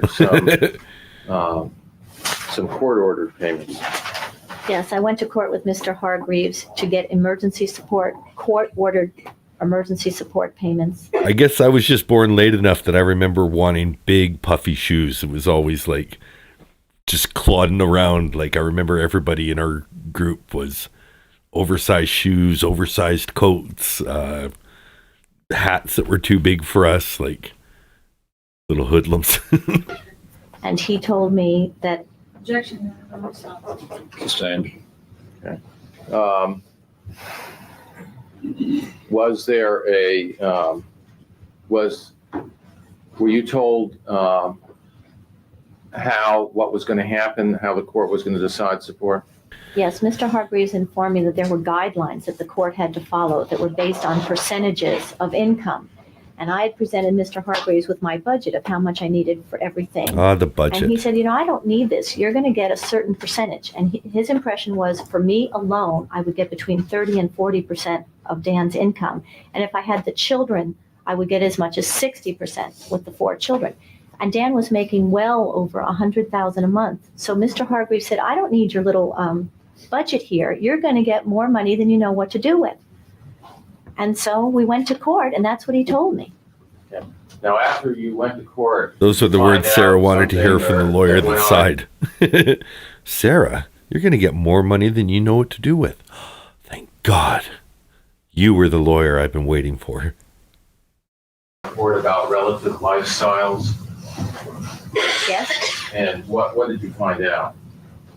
Is that what Mr. Hargreaves led me to believe, what Mr. Hargreaves himself believed wasn't going to happen at all. Dan put in front of the court that I was able to get along on this $9,000 a month, which was not true. I was never able to make ends meet and to get along on that because of the house payment and the taxes and the attorney's fees and having to fix up the house. I was very... Kangaroo shoes, if I'm correct. I see kangaroo shoes have come up in chat from another one to say, didn't they have the little pouch where you could, like, you know, put a little bit of spare change or maybe something that, you know, you're trying to sneak into a concert? I think I remember those shoes having that. Very much in debt. But the judge looked at that, at the $9,000 as something that I was making it on. And so he would give me that plus a few thousand more to pay taxes. And that's all that he would give me, not based on Dan's income or our lifestyles before. Did Dan also present budgets in the court for the court to base their decision on? Yes. Okay. Now, after that, did you start to do some things, at least as gathering things to show comparative lifestyles? Before that date, after that date? After that date, did you? In other words, did you take pictures of how you were living, how Dan was living, find out where he was going, where money was being spent? And talk of shoulder pads in the chat, so I had to throw up my shoulder pads Now, picture. Mr. Hargraves, when you retained Mr. Hargraves, at first there was a $750 retainer to answer the default? At first? I'm not sure if that was the amount, but there were two separate money transactions with him. One was for just that one purpose, and the other... Will you look at your retainer agreement? Was the first, does that refresh your memory as to what the first amount was for Mr. Hargraves? Was just to file the default. Okay. Now, after you signed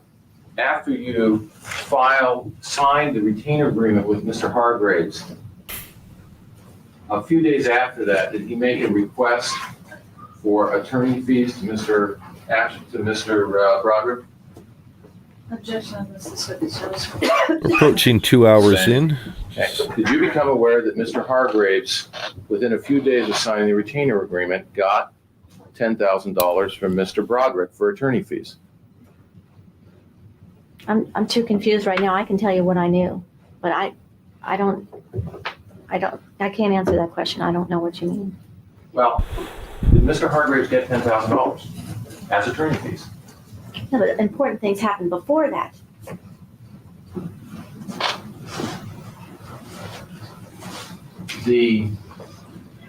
Okay, I understand some things happened before that, but did Mr. Hargraves get $10,000 as attorney fees? Just yes or no? Without my knowledge and approval, yes, he did. Okay. And was that shortly after November 6th? Yes. Now, after Mr. Hargraves,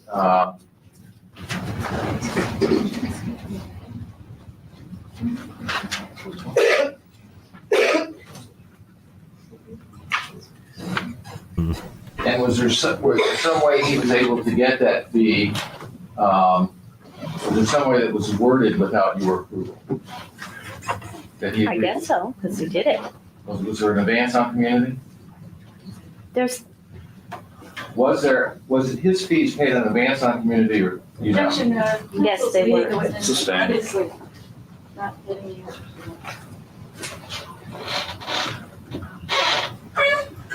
How was he paid the $10,000? Dan sent it to him, I guess. Objection, Sustained. Do you know how that $10,000, was that a gift from Mr. Broderick, was going to be credited to you? Do you know? Have you ever heard the term advance on the community? Have you ever heard that term? Objection, Your Honor, counsel's arguing. Arguing with his own witness. Have you, I'll ask it nicely, have you ever heard of the term advance on community? Yes, what Mr. Jaffe was doing. Did he just say, I'll ask it nicely? That was a really weird exchange. 159.11. Back to 159.6. Ever heard of the term advance on community? Yes, when Mr. Jaffe was doing the 10,000 retainer business, that term came up. Okay, so that it would not be in advance termed. Broderick was going to be credited to you. Do you know? Have you ever heard the term advance on the community? Have you ever heard that term? Objection, Your Honor, counsel's arguing. Sustained. Have you, I'll ask it nicely, have you Yeah. ever heard of the term advance on community? I'll Yes, ask when it Mr. Jaffe nicely. was doing the 10,000 retainer business, that term came up, that it would not be in advance, termed in advance on community, that the court would decide later with Mr. Jaffe's 10,000. But then there was letters back and forth between Ashworth and Jaffe and lies and everything. And then all of a sudden, Hargreaves gets $10,000 advance on my community that I didn't know about. He also got a $10,000. Sustained. Hargreaves. After, now you go into court with Mr. Hargreaves, when you went into court with Mr. Hargreaves and you finally got the court-ordered support. Plot twist. Boom, boom, boom. Why don't they really should have established a little bit more about who Hargreaves was and the relationship, because the way that the defense has been going today, I'm losing track a little bit. I'm still not hearing a compelling narrative. He's not storytelling it very well yet, if he's going to. Was there a problem with that court-ordered support? Did it end up being less than you were getting before? Yes. Okay. And did you have to go back to court to straighten that out? Yes. Okay. And some point later on, were there other problems with Mr. Hargreaves during the time he was representing you? There were constant problems with Mr. Hargreaves, yes. And eventually, did you dismiss Mr. Hargreaves? Not until I got another attorney, but yes. Okay. And did you find out sometime during that Mr. Hargreaves had communicated with Mr. Broderick before you retained him that would put you at a disadvantage? Yes. Okay. How did you feel about that? Well, I knew he wasn't doing a good job representing me. He hadn't even done any discovery at all before we went into court that time. It was just pathetic. And I didn't know. Similarity between Betty and Sarah. They didn't get the discovery they were hoping for. That is definitely a peacock sweater she's wearing. You can see a peacock head towards the shoulder that's exposed here, and it looks like some lovely plumage throughout the gray sweater. So interesting to choose a peacock for your day on the stand, but why until later. And then I found out later that he had made an agreement behind my back with Dan Broderick that if Dan indeed sent him money, that he could give Dan a good deal. Okay. And did you see at some point in time a handwritten letter from Mr. Hargreaves to Dan that was written before you were retained, before he was retained? Yes. Okay. all right. Might just take a quick pause here because we're exactly 2 hours into the video. I'm just going to set up. I did have a screen that we watched at the beginning. It's just some B-roll of shorts that don't have any. You're pointing to a black placard. That was a fart. Number that don't have any music behind them. So I'll play this for a few seconds and we'll use the facilities. If you guys have seen my shorts, you can skip by. It's about 10 minutes, 12 little shorts here. You're pointing to a black placard. That was a fart. Number 3 in the picture, and to the right side of that placard, just adjacent to the placard. This would be right after 11:11:11. So you're solely being painted in a false light due to Mr. Walters saying he had sex with your wife. Mr. Walters does have sex with his wife. Mr. Foreman doesn't.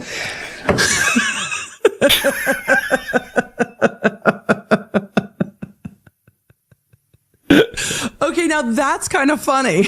That was one of my favorite moments for the trial. Mr. Walters does have sex with his wife. He's like so serious here. It's so funny. Mr. Walters does have sex with his wife. Mr. Foreman doesn't. Good catch on that. Yeah. I can't bend that. Can you repeat that? Over. I can't bend that way. Quit being rough with me. You're pushing me into a urinal. Let go. Look at the urinal. Let go. Pull me in the dirt. Just stop resisting and just comply. I'm not resisting. Stay like Damn that. it! It smells like piss right here! Stay like that. It smells like Right here. Like, most of it's pretty sanitary, but somebody missed. Because right here really smells like this. Fucking asparagus, dude. I got him. We're good. They sent a rescue? Yeah. You got my head in piss. Sit on your butt. You got my head in piss. Sit on your butt. Okay, let me turn. Let me turn. Sit down. Let go of my hand. Sit down. I gotta push up. There. Sit right there. You got my head in piss. Huh? I'm not resisting. You just got my head in a urinal. And then he backs up. Look where I'm at. I don't care. Get on the ground. You need to get on the ground. Cover me. I didn't commit any crime. I didn't do Get on the anything ground. wrong. Get on the ground. On the ground. You don't have to rip All right, me to here the we go. ground. All Get lay, on the ground. all Let go. lay down. Oh. We got a man down. On the ground. You don't have to rip All right, me to here the we go. ground. All Get lay, on the ground. all Let go. lay down. Oh. Go over. She didn't let go.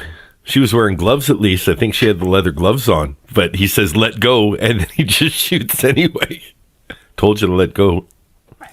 These are all from... I think there's a lot of things that aren't according to the training going on in this video.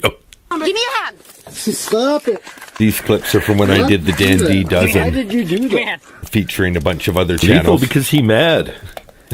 Perfect. This is Code Blue Bad day, my Cam. friend. This is on that side. He's quite lucky to get out of that. You're going to want to tap this bunt can. Oh, yeah, these are loud. Sorry. Bunt pan. Same way that Afroman tapped Randy Walters' wife. There we go. Don't be shy. Just tap that pan.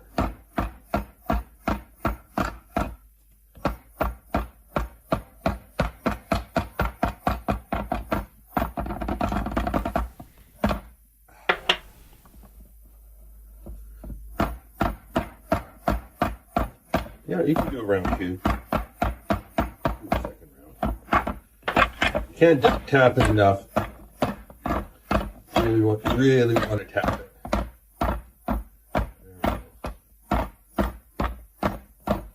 Bring all that air out of the kick, out of the batter. Tap it, tap it, tap it. Hey, yeah. A young man, barely 38, visited Sarah, died the next day. It's a trash can full of her Chardonnay. It's a 911 call, 12 hours too late. And isn't it moronic? Don't you think? It's like wings on the commissary.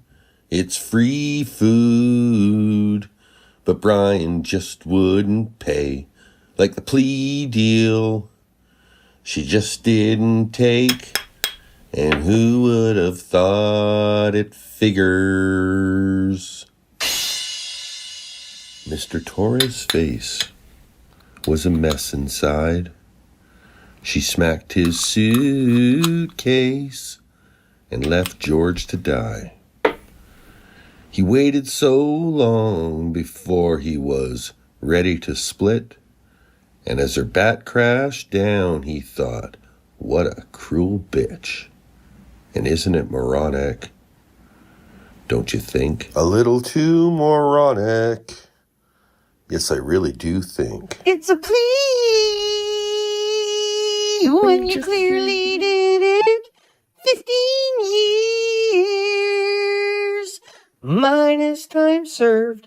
You could be out, but you just said reject. And who would have thought it figures? Out of it, but I think true crime people would probably get the most out of it because I think it could help them better understand their fascination with true crime, how we've come to recognize true crime. And there's a lot of different elements in that book that really kind of get rid of the the background noise. And the tagline for my channel is getting to the truth behind true crime. Right. And I think this book is a great introduction to people who want to cut through that white noise and just get to like the heart of it. Okay, great. And it seems like it's written both at a level that, an expert in the field can appreciate and still accessible enough that your casual true crime reader can enjoy it as bedtime reading, a little chapter about a monster to set you to sleep. Right, yeah. You see, but to really believe what they can Billie see, Jean, which here's is your what a moment. person's Let me just take a quick pause here. Billie Jean says, is the video frozen? I only hear audio. Is this the case for anyone in chat? We'll just take okay, she's refreshing. Just take a second to stand up, stretch, Well, I'll wait for Billie Jean to get back here. Or what would be even funnier is when she comes back, I'll just sit here for a second, yeah.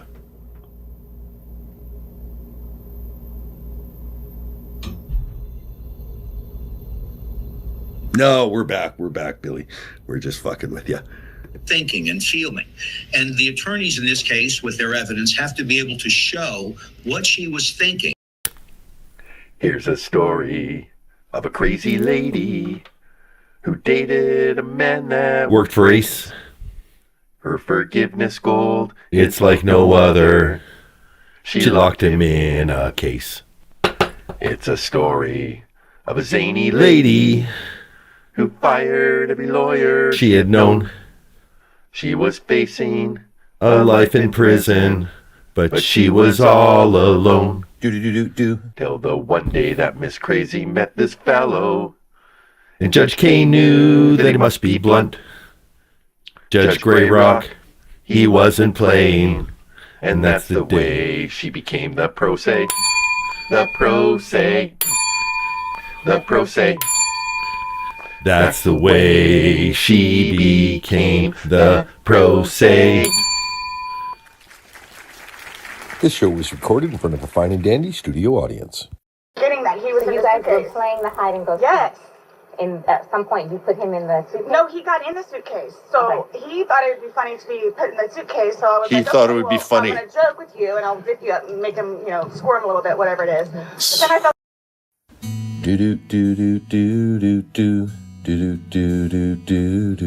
This will be the last one, and we'll come back. Like you've been in jail for a million years. Why do you not care? And we know you deserve to be there for a million more.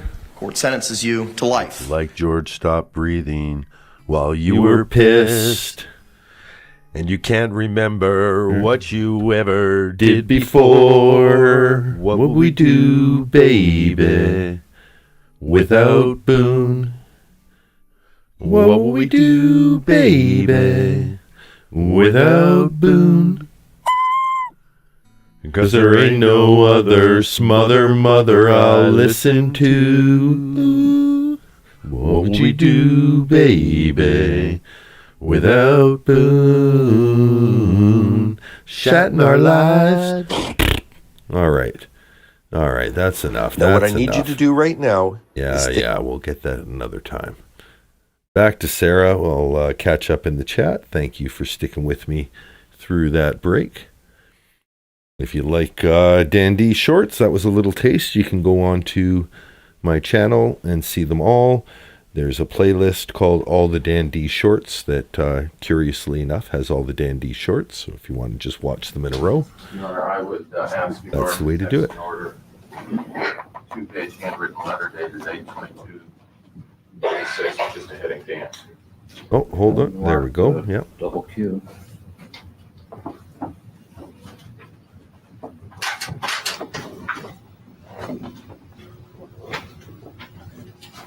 And we're back. Same outfits, so it's the same day, just a afternoon recess. Jury's eating their lunch. I'm not going to ask you to read the letter at this time, but would you look at it and tell me if you recognize that letter? Yes, And was that Mr. Hargrave's handwriting? as far as I know, yes. And did you see that in his file in January of 1987? Sounded like somebody covered a fart with the chair move there. There's some chat talking about how Mr. J was great in the Sarah Boone trial, but let Jen Soto go free. And Jen Soto always reminds me of Lady Macbeth's coverage. If you want to watch some great Jen Soto coverage that helps the emotional release that you need when you see her face, Lady Macbeth does a great job of covering the facts of the trial, but also covering the emotion of her role in the crime. January or February of 86. Yes. I'll post a link to her channel if anyone hasn't been there before.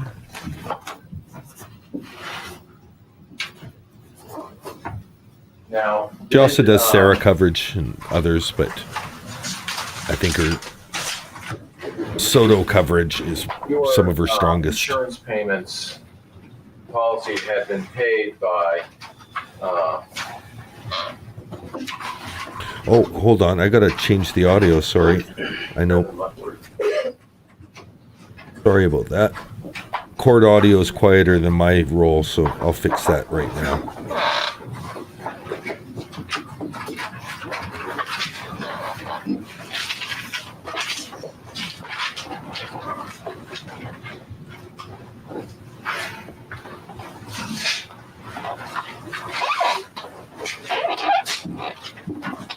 I'd like to have another document. All right, finish double R.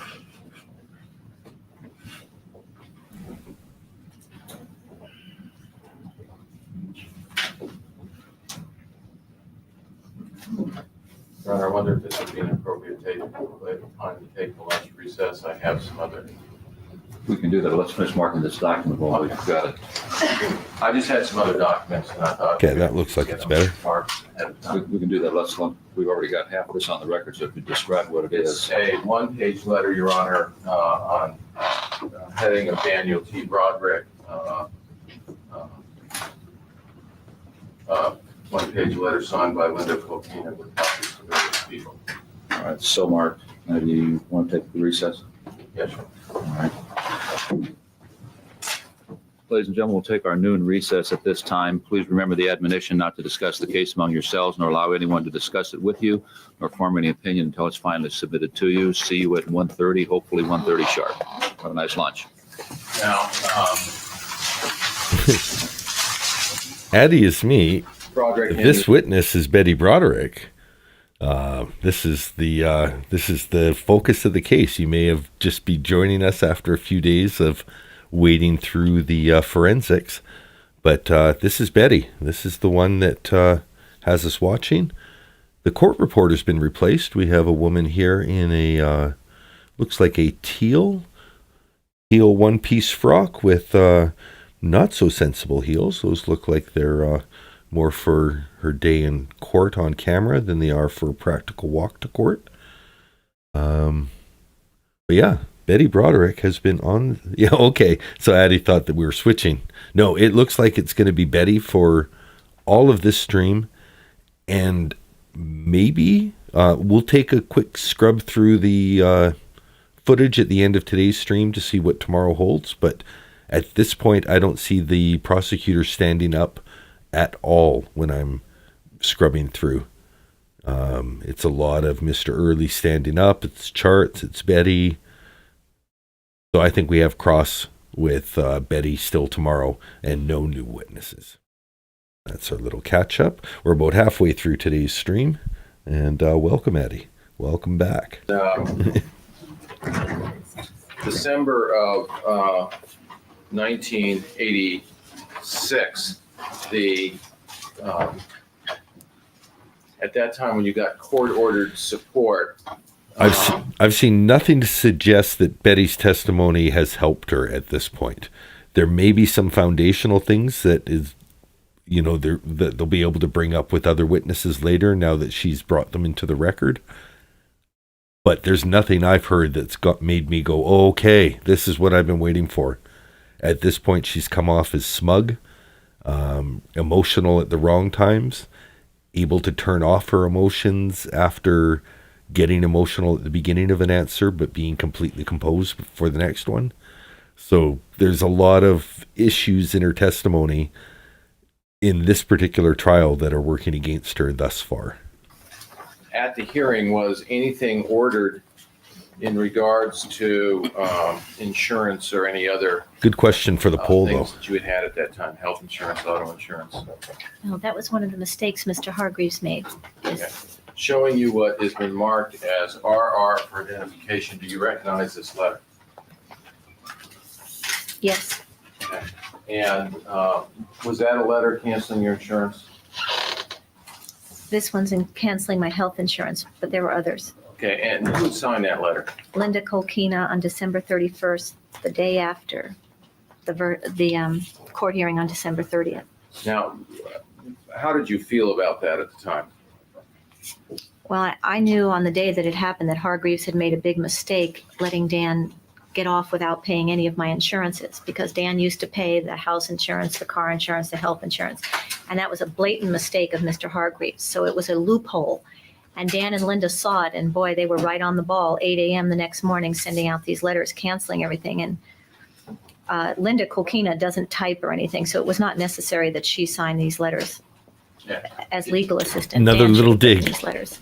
Okay, and did it, No reason to bring up the fact that Linda doesn't type, but she's still sore that Dan hired a personal secretary that didn't know how to type. He hired a flight attendant to be his first paralegal, and she just had to throw in there, Linda doesn't type. She didn't need to be involved in this. I wonder if we can see it playing in her head that she's going to throw it in. It's a loophole. And Dan and Linda saw it, and boy, they were right on the ball, 8 a.m. the next morning, sending out these letters, canceling everything. And Linda Kolkina doesn't type or anything, so it was not necessary that she sign these letters. I'm stealing from Dr. G here, Dr. G here, but he says when you raise your eyebrows, when you it's because you want to call attention to what you're saying. You know, hey, look at me, look what I'm saying. And she does that to denigrate Linda here. Or there. Yeah. As legal assistant, Dan should have written these letters. Okay, and did it upset you that that her name was on there as canceling your insurance? Every time she got in the middle of anything like this, it bothered me. I didn't think this was her place at all. Did you talk to anybody about that? Yes, I mentioned it. She's more excited to tell the story of how bad Dan was than to actually relive, if it was a serious story, to relive the pain and trauma, to help convey that to the jury as an honest emotion rather than a, can you believe this? This guy. You would have done it, like 4 of you, at least enough of you to give me a hung jury, right? Mr. Hargreaves.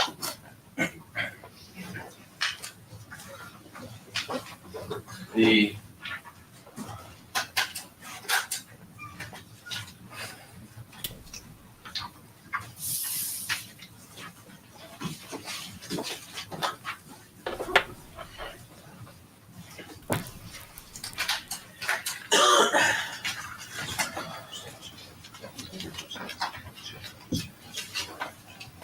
He loses track of his questioning so much and they just let it happen.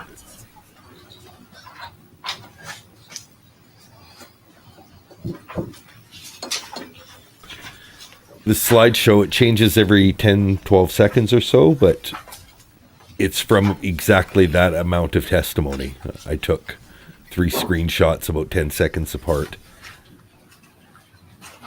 And it really shows how, on a dime, her expressions change.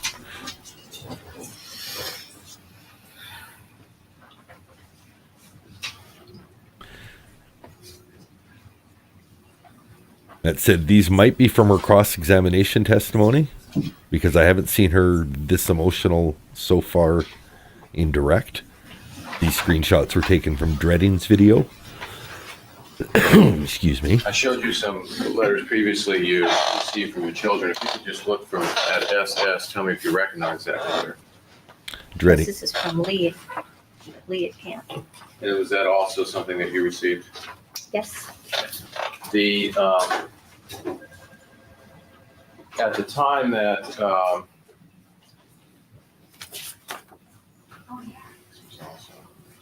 Okay, I heard the person say, I'll call you back.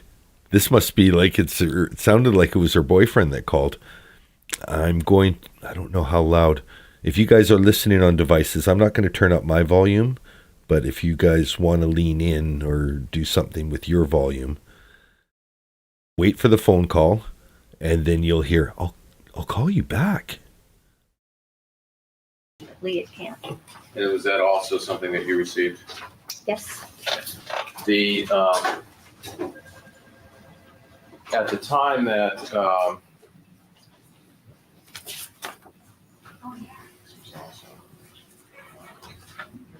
because they all looked as soon as I'll call you back. Betty looked, the court reporter looked like somebody's in trouble.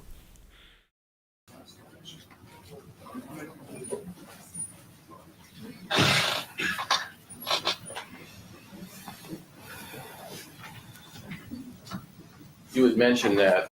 And that said, I could have used that to mention that Dreading has a great 3-hour video I haven't watched yet, but I know that Dreading's videos are well researched and thought out, so it's a good way to catch up on the case if you don't want to have to start at the beginning. You want to have some familiarity with what's going on the lives. Watch the Dreading video, which is 3 hours long and incorporates many more recent facts that might not have been available at the time of the crime, too.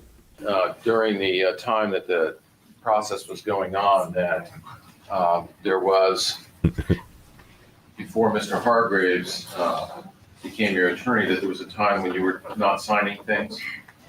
Correct. Okay. Do you recognize this letter, what has been marked TT for identification, Your Honor? If I could show that it's a one-page letter from Daniel Broderick to Elizabeth Broderick, dated April 28, 1986. So marked. Okay, was that something that was sent to you? Yes. That was something you received directly from Mr. Broderick and not from his attorney, is that correct? Right. Now, in Sounds like Anne McCallum resisted a story of revenge of her own. And is a girl that she used to know. sometime in end of 1986 and 1987, did Mr. Ashworth had been Mr. Broderick's attorney? Yes, that was his original attorney. Okay, did someone else in his firm take over as the attorney?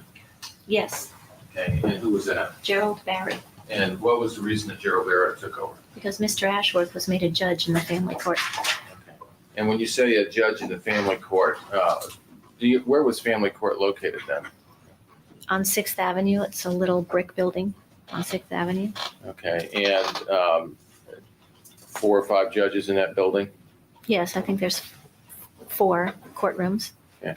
And at some point in time, when you got some legal paper, did Mr. Ashworth now name start appearing on some of that from the court as a judge? Right, Judge Thomas Ashworth. Yeah. And what was your feelings about that? Well, I had already had feelings that I was shut out of the system because of not being able to get an attorney, including Mr. Ashworth. And now I felt that in the little court system with him running the place as a judge, it seemed like a conflict of interest to me. Okay. And showing you what is marked you for identification, do you recognize this? Yes. Court reporter looks a little bit like Sandra Bernhardt in the 80s. I'm going to try and pull up a picture of that. Let you guys think about it. And that's at least one of the pieces of paperwork that you saw. Yes.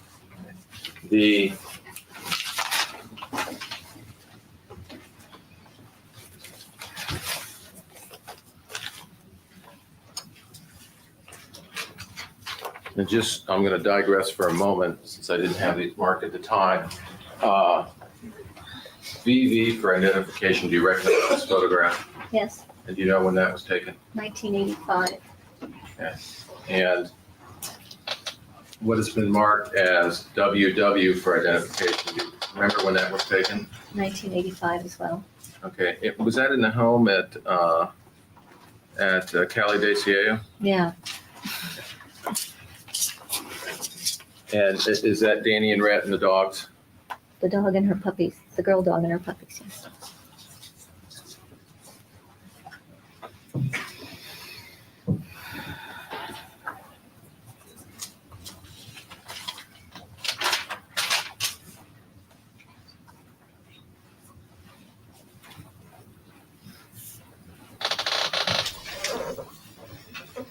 That was a combo chair fart. And another photograph, XX for identification. Do you recognize that? Yes, And where was that taken? in the living room del Cielo when I had no furniture. Okay. And it's, Christmas time-ish, 85. Another little okay, how do dig. you know it's Christmas time? It's in the living room where I had no furniture. We just tried to make the best of it. It's like totally like the Monty Python sketch. Like, you had no furniture. We had no room. We lived in a hallway. Oh, we would have loved a hallway. We lived in a rolled up newspaper. Oh, luxury. We lived in an old paper bag down at the end of the sewer. Because of my Christmas skirt and the boys' red things, but it wasn't right at Christmas. A friend had a party a week or two before Christmas. Okay.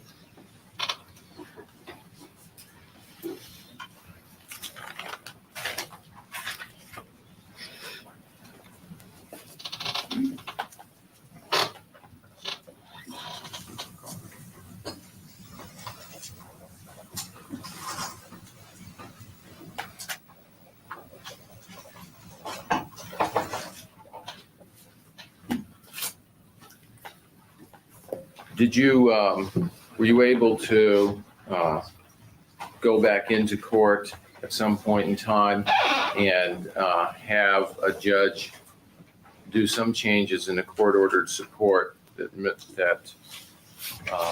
Hargraves had first gone in and got? Yes, the day after the court disaster on December 30th, I met with Mr. Hargreaves, and he said, don't worry, we can go in on a reconsideration, but there was only a certain amount of days you had to do that, to go back in and redo it. And for the first time, he asked for records about lifestyle and income and things that he never asked for before the first hearing. So he was preparing to do the reconsideration. Before Mr. Hargraves, before the end of December hearings, had Mr. Hargraves gone anywhere out of town at all? Skiing, I believe. Okay. And was there a time where letters as far as visitation during Christmas was sent to anybody? Letters and money were sent to his office, and he was gone. So I wasn't informed of what was going to happen with visitation, and I didn't get my money until he Dorgan's got been back. there. And So it appears on the dates of things that I should have gotten them, but I didn't. was there a time when you were getting letters from Mr. Broderick where the dates on the envelope would be a lot different than the date on the letter? Yes. And how would that work? They'd mail it later or something, Okay, and it would be dated earlier. so you would get something dated on the first of the month, but it would be something you would receive in the middle of the month? Yes. The were you having any problems with your mail during that period of time? Ever since Dan moved to Marston Hills, my Coral Reef used to be our only residence as a family, and the mail used to always go to Coral Reef. And then when Dan and the children moved to Marston Hills, my mail somehow got switched to Marston Hills. And if it were bills or things, he'd send them to me. But if it were invitations or newsletters from my college or membership notices from the clubs or anything, I didn't get any of my mail for a long time. And I was kind of upset, especially about my college mail, And that he didn't forward it or anything, or set it aside for me or anything. Was there a reason that you were upset about the college mail? Well, I missed a reunion because of it, and I was supposed to fill out a form that they sent, and I had nothing to do with the reunion because all my mail ended up at his house, and he didn't forward it. What was the amount of the court-ordered support that you finally received? With Tricia Smith, No, with Mr. Hargraves. I think it was $12,000. Okay. And whose name was on your house at that time? Dan And mine. okay. And did they continue to take payments, your bills out of your court-ordered support? I know it was stopped after Tricia Smith came on the job, but I don't know if it was stopped when Hargreaves was in charge. Judge Jones made him stop taking stuff out of my money. Was that did that happen? Was there a request in court as to the fine system? Yes. Addie as me picks up on basically this is the contradiction I have in watching this. Talking to Billie Jean says, no, she was awful too, but he had all the power and was crushing her. I mean, I think so. She's obviously horrible. I'm not defending her. And that's what I really get out of this trial. Usually it's so easy, just like, okay, that's the bad guy. And, you know, Daryl Brooks, Sarah, Shonda Vander Ark, Soto, the Adelsons, like there's so many of them where it's just like, bad guy? Okay, now we can just sit back, watch, and relax. And still here, Betty Broderick, she's the bad guy. But it's almost uncomfortable listening to a defense that has some legs to it. Again, no justification for the crimes, but just, you know, unlike so many other criminals that we're used to watching that have zero redeeming factors and zero believability, Betty has, you know, scintillas of believability, you know, more than 3 scintilla of a case. Like, so I think that's what both makes this interesting and a little uncomfortable, because in order to listen to her arguments, of course, she's litigating against the dead, and she's the one who did it to the dead. So it's, you know, it doesn't taste great. It's a bit of a bitter pill, but we're grown-ups, and it's been 35 years, so I think we can have some sober second thought, or, you know, not so sober second thought on the trial.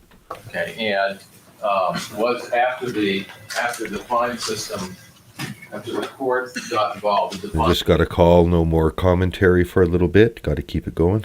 system stop? Yes, Judge Napoleon Jones said that Dan could no longer fine me, that he was not the judge and jury, and that Judge Jones would not stand for that Dan could not do that anymore. Now, also in 1986, did you start receiving things anonymously in the mail? Yes. Okay, and what sort of things did you receive? I received a picture of Dan and Linda at a party with a sticker on it that said, "Eat your heart out, bitch." And showing you That would have sucked. And showing you what has been marked YY for identification, Your Honor. Just describe it for the That's a record. good question, Christine. It says President-elect Party. Yeah, don't you just go to the post office? Christina Garcia says in the pinned post. Can't you just forward your own mail through the post office? And I remember I used to do that, and then I was just like, I don't care. If you want to mail me at the new place, I'll give you my new address. Otherwise, send my stuff to the old address. I don't want to talk to you no more. Your Honor. That's good enough. One-page document. One page. But yeah, it costs like $35 or something. Do you recognize that? Anything that had your name on it went to the old place, would get sorted out of the mail before it went out in the mail. And then would get resent to your address for, you know, whatever you paid for, 6 weeks, 6 months of forwarding. This document? Yes. And did you receive this in the mail? Yes. Who was the people in the pictures? Mr. Siteman is the old president of the bar. That's Linda Colkina. That's Dave Monahan. And that's Dan Broderick. That's Brian. And that's Brian Ford right there. Okay. Was a note attached to it at the time that you got it? Yes. And was Mr. Broderick that year to be president of the San Diego Bar Association? That's what that's a picture of, yes. Him getting it. I think that's what it says, him getting installed as the president. And it says with him is Linda Colkina, paralegal and close personal friend of the president-elect. Now, at some point in time, did you talk to your attorney about the stuff you received in the mail? Yeah, I showed him that. Okay, and did he tell you that he talked to anybody about that? Did he tell you he talked to Mr. Broderick? Right. He told Dan to make it stop. Did those things stop after that? Yes. Well, I got other things besides that. Okay.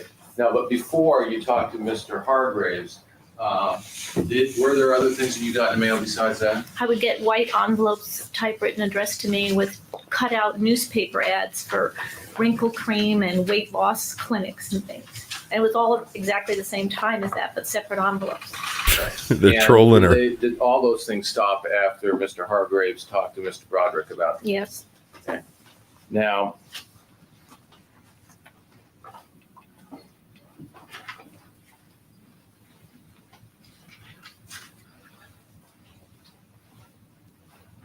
I'll start talking and then he'll start talking. Oh, okay. Where are we then? We are at the time that you were getting the support and your 12,000, and you were taking out your house payments and other things. Do you know who was getting the tax benefits for those? I never got the 12,000, but Dan must have gotten tax benefits. Okay. Did you have some problems later on because you didn't know that there was taxes that you had to pay out of your money? Remember ever having a problem with all of a sudden having taxes owed that you didn't know were owed? Not until much later. Okay, but at some point in time that you became aware that you would not have these tax benefits and there was taxes that were owed? I tried to have tax questions answered at that time, and I couldn't get any answers because nobody could give me any answers because they didn't know what property I owned and what I didn't own. And if we owned property together and Dan was taking all the tax benefits, then I couldn't get my half of the tax benefit. And we couldn't get any cooperation from his accountant as to what I owned and what were my half of tax benefits on anything. my half. So there was a lot of confusion then. On Christmas Day, did you have the children that year? Which year? This is 1986. No, Okay, and were you able to reach them on the telephone? no. And do you remember why? That was the year Kim called me from Dan's den, which is where Dan's phone is that they're not allowed to touch. And what happened was Dan bought the boys a toy that needed batteries. And Dan went out on Christmas morning to get batteries. And Kim ran in the den and called me and said, I have to hurry up before he comes back because the 7-Eleven was just up on the corner. But she said, Merry Christmas and we're okay. And I got to get off this phone quick. And she told me that the other phone was locked in the closets. Okay. Now, prior to that, at another Christmas time, had there been a discussion with, was there a time that Lee came over upset about not being able to buy you a present? They told me in the previous Christmas that Dan made them buy presents for Linda, but wouldn't give them money to buy presents for me. And they never had any money the next year. So we didn't have any presents.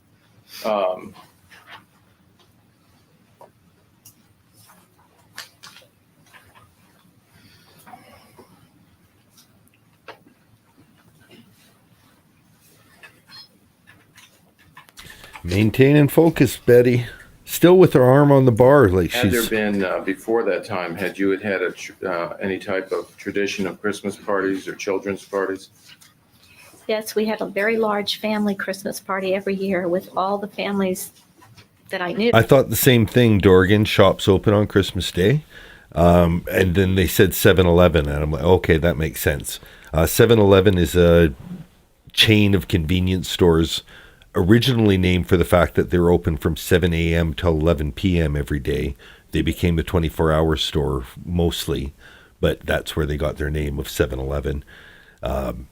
But even 7-Eleven was expanded hours. Most things at the time that 7-Eleven convenience stores started, most corner grocery stores would be, they'd open at 8 or 9 a.m. They'd close at 6 p.m. So if you didn't go, or, maybe 8 or whatever, but yeah, now, and yeah, Christmas even, they would be open. So that was if you were a bad dad and you needed to shop on Christmas Day, you could tell if the stockings were filled with 7-Eleven stuff.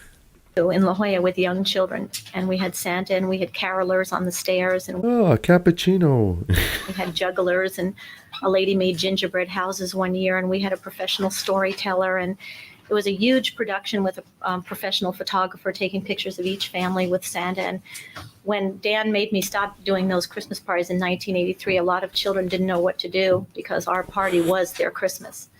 So we were quite famous for this huge Christmas party we used to have, and then it stopped. And it's all Dan's fault.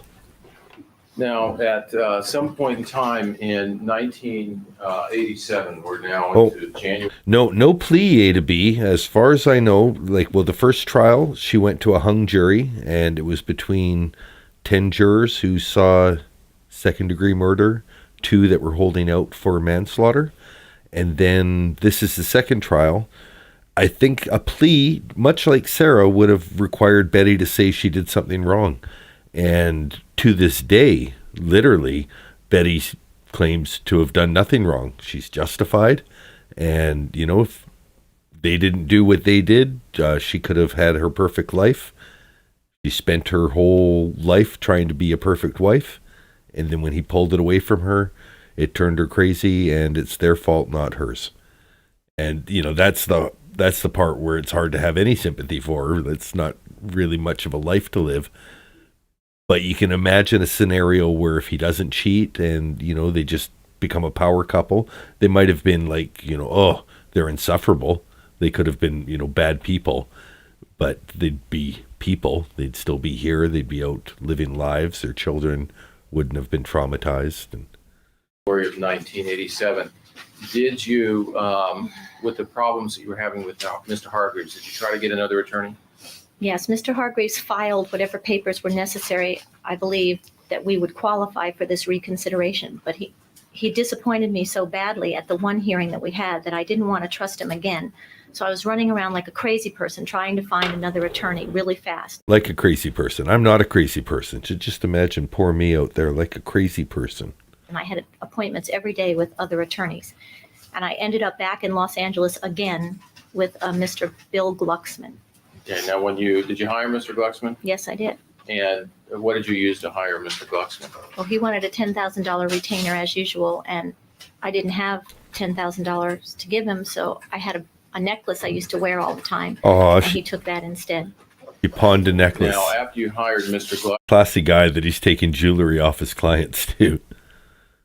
That again looks kind of like a BS story, the way she's just looking defiant rather than it being like a moment of humbleness. Yeah. Glucksman, did he do some... That she just swallowed it. That was just like swallowing her pride. Now she's back to humble. work on your case? Yes. Okay. And did he file some paperwork and attend some hearings? Yes, he was absolutely appalled at the condition of my case. Doesn't like the objections. Look at that little... Bite your tongue, Betty. Did Mr. How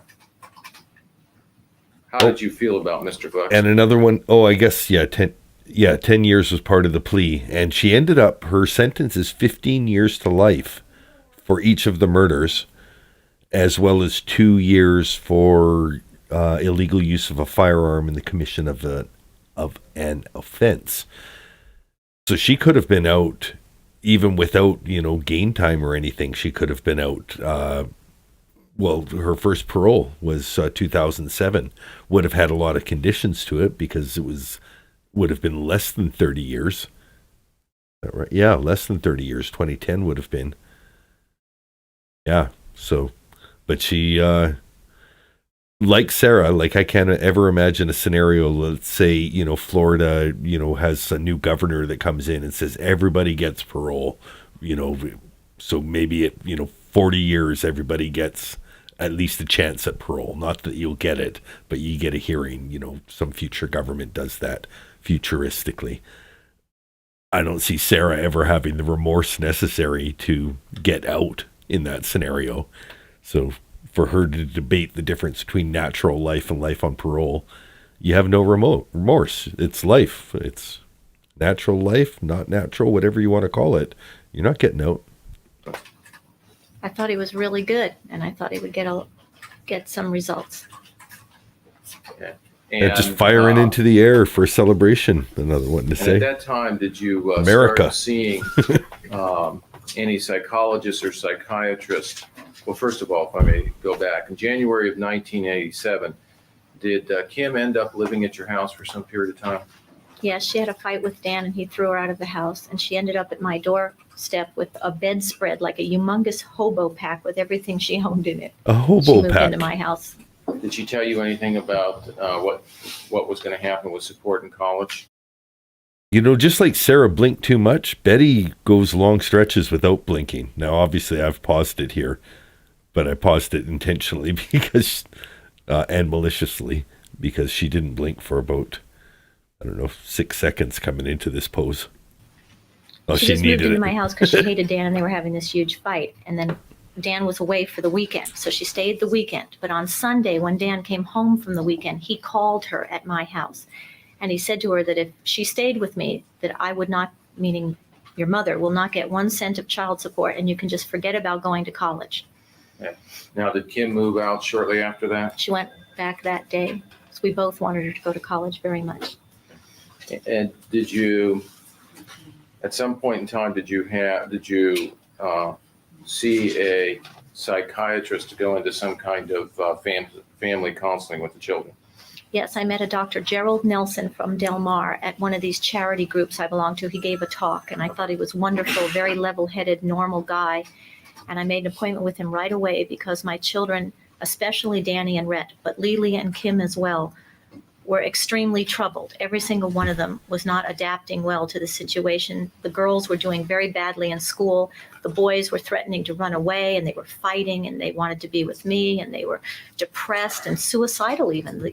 Both boys were written up as suicidal. And so I went to Dr. Nelson about getting help with my children. He is a child psychiatrist. Now, I didn't go to see psychiatrists because I'm crazy. I'm not crazy. They're the ones who are crazy. the doctor, after you talked to Dr. Nelson, did he talk to you about using a Los Angeles attorney? Yes, among other things. He said that, now, Betty, you're just not being real smart here. Does sound very hearsay-ish, another one to say. I can only imagine, and some people have alluded to it, that the cross gets really tough, and it may be that the prosecution is intentionally allowing her to go into areas that may be hearsay just so that she can be crossed on those issues. Back to LA again, because that's where you got in trouble the last time with the sale of the house and the 4-hour notice. You've got to have a San Diego attorney, and he referred me to Tricia Smith, who was literally around the corner from his office. Literally. Now, also in February of 1987, was there, after the hearings in December, did there start being a problem with the support payments? Were you receiving the support payments? No, And why not? I don't know why not. I don't know. Okay, at any point in time, did Dan tell you, was there any information given to you as why the payments were delayed? Well, when Tricia Smith came on the case, the check didn't show up on the first of the month like it was supposed to. And she said, just wait and see what he does. And so we waited, and it didn't come until like the 28th of the month. And his excuse was that the court order did not say that my monthly money was due and payable on the 1st. So he was going to take advantage of another little tiny loophole and make me basically do without it for the next month. And so I had to pay Tricia Smith to rewrite the court order and get that little loophole sewn up. Again, this is just like a little grievance that she wanted to get on the record. It doesn't help her case at all. Just something that she's been pissed about. And it's like, make sure you ask me a question so I can get that off my chest. And that look afterwards, too. Do you... Yep, the little smirk. There we go.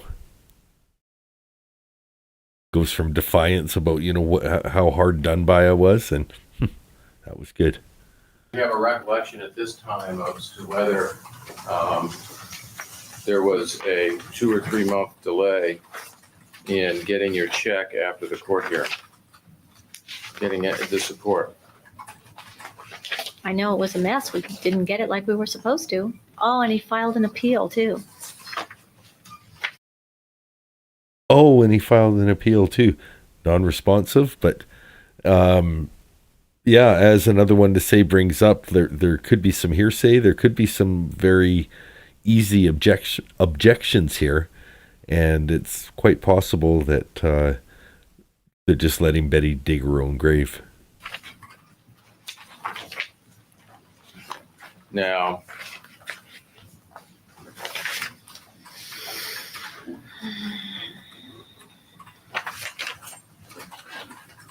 I got to wait for them to mention during Calle de February, Cielo and McAllen. either one of your boys have, when is Kim's birthday? January 24th. And did you have did you try to have contact with Kim on her birthday? Call her and talk to her? Yes, And were you able to do that? I reached the machine, so I didn't get to talk to her. I'm going to be critical about the lady who's filling in for our regular court reporter.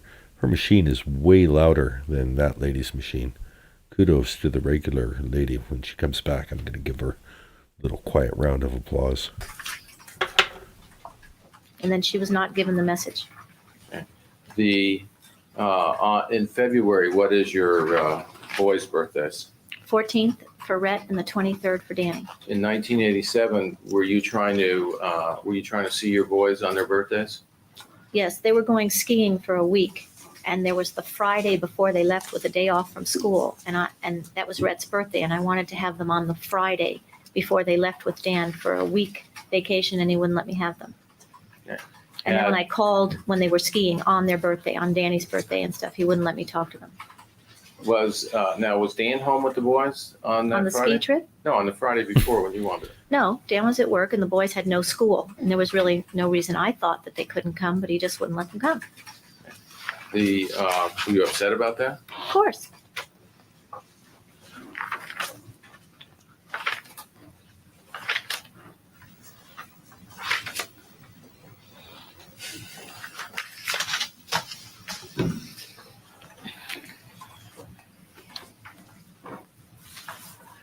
Now, did you eventually hire Miss Smith?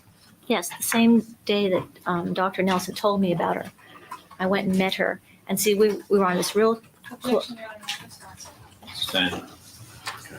And did you do something quickly to try to get her hired? Because of the reconsideration that was going to happen, no matter what attorney I had, it was already a scheduled tick-tock legal thing. We had so many days to do the reconsideration. And yes, I hired her right before the reconsideration was to be done. And how were you able to pay for her? She had me sign a mortgage against my house.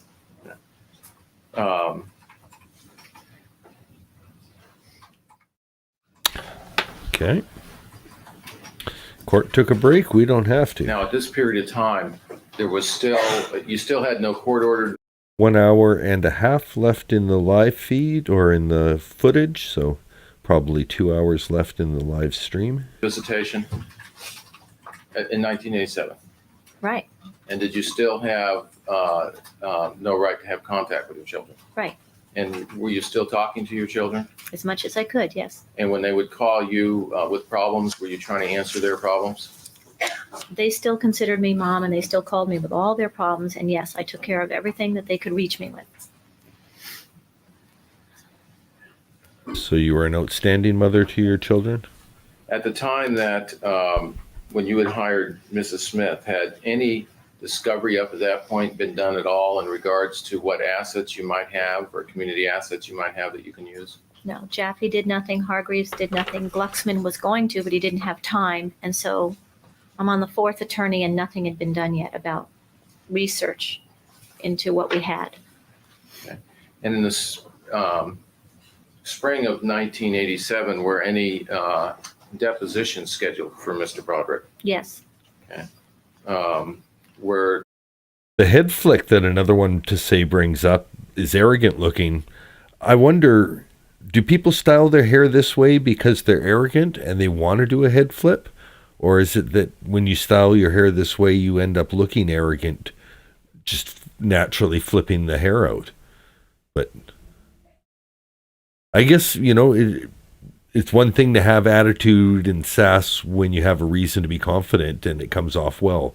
When you're trying to defend yourself as a humble housewife, having hair that you have to constantly flip back like Fabio maybe isn't pushing your case very well. were those continued at any time? Yes. Okay. And do you know how many times those were continued? Several times.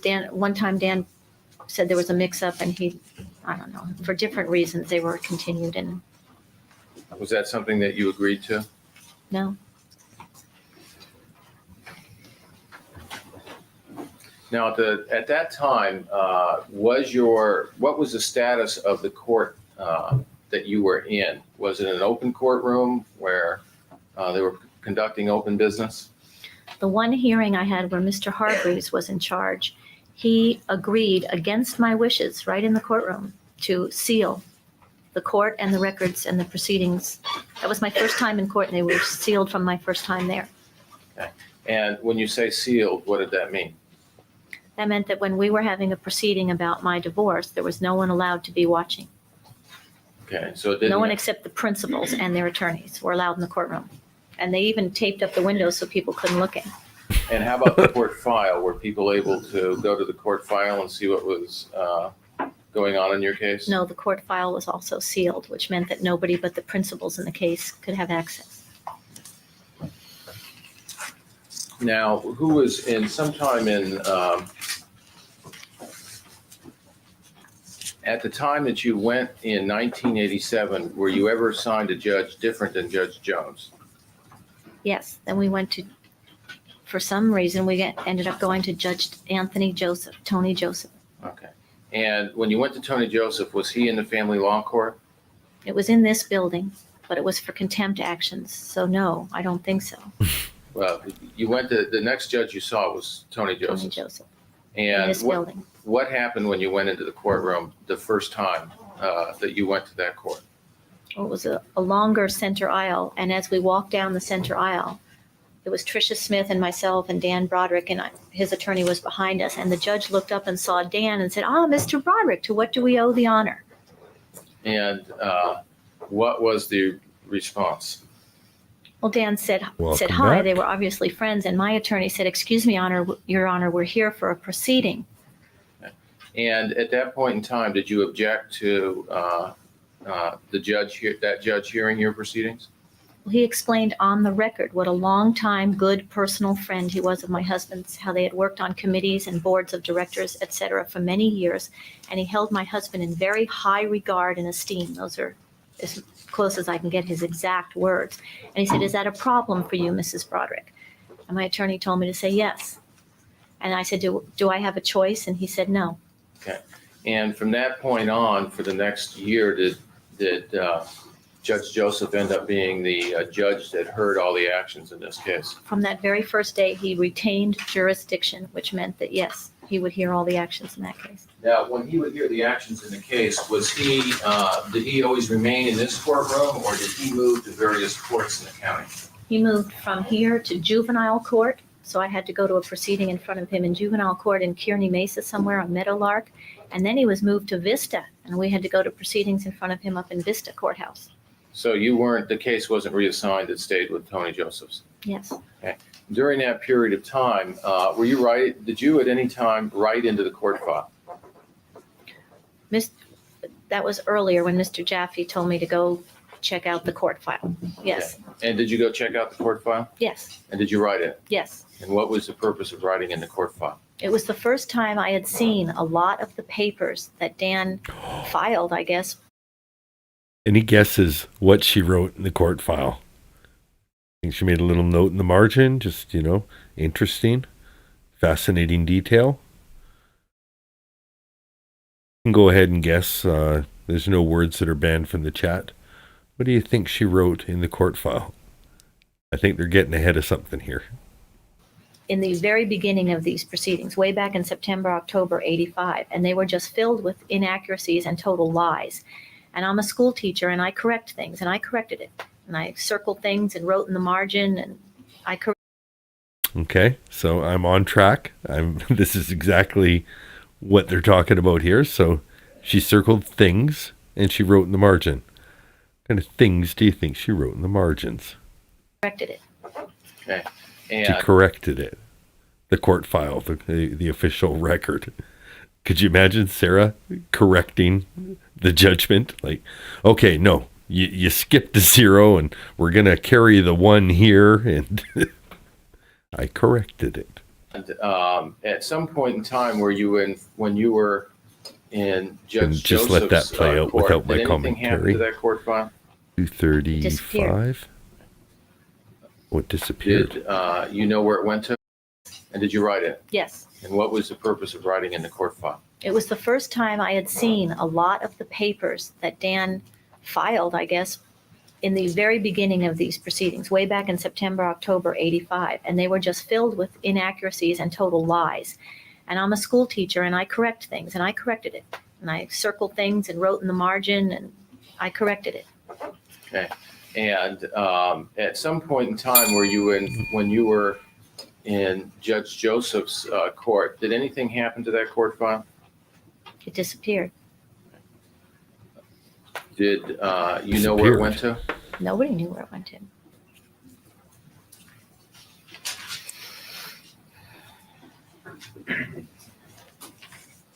Do you know? Nobody knows where it went to. It's with Jimmy Hoffa. The court file is gone. How the court file, was there anything do you know how the court file got re-put together? I to this day don't know if it got put together.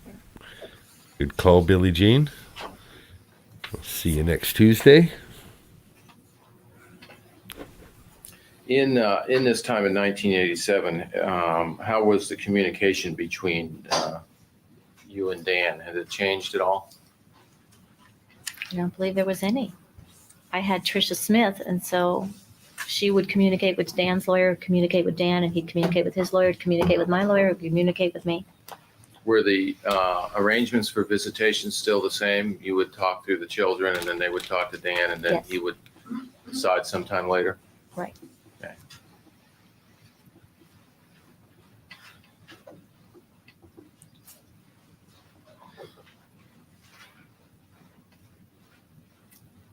The word, you've heard obviously the tapes and know that you've written it a number of times, and you've referred to Linda Kolkina as the cunt.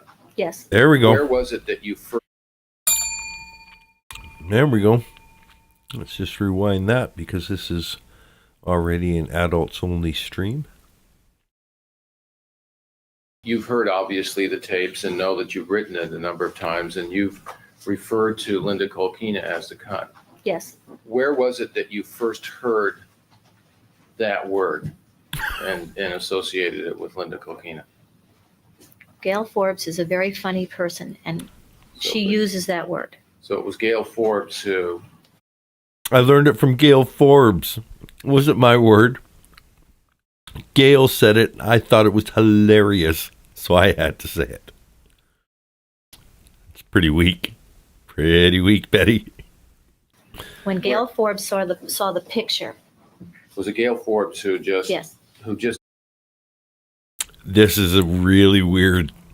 Okay, we're watching that again, too. Where's the first time you heard that word, Gail Forbes? Gail Forbes is a very funny person, and she uses that word. So it was Gail Forbes who... When Gail Forbes saw the picture. Was it Gail Forbes who just... Yes. Who just introduced that word to you? Right. Right.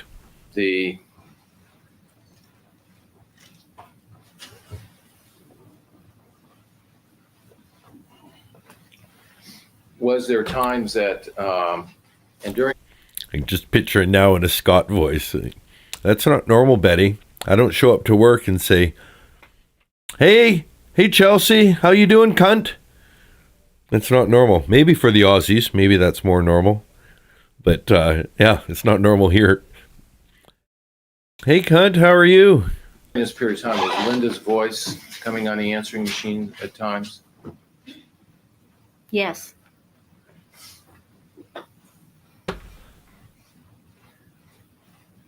And were you leaving messages on that answering machine? Yes, and the machine's now been on 86. We're halfway into 87 by now, so I was pretty fed up with the answering machine routine. We're only into 86, 87. Murders were in 89, November 5th, 1989. 2 years prior to this testimony. Okay. I was real sick of it.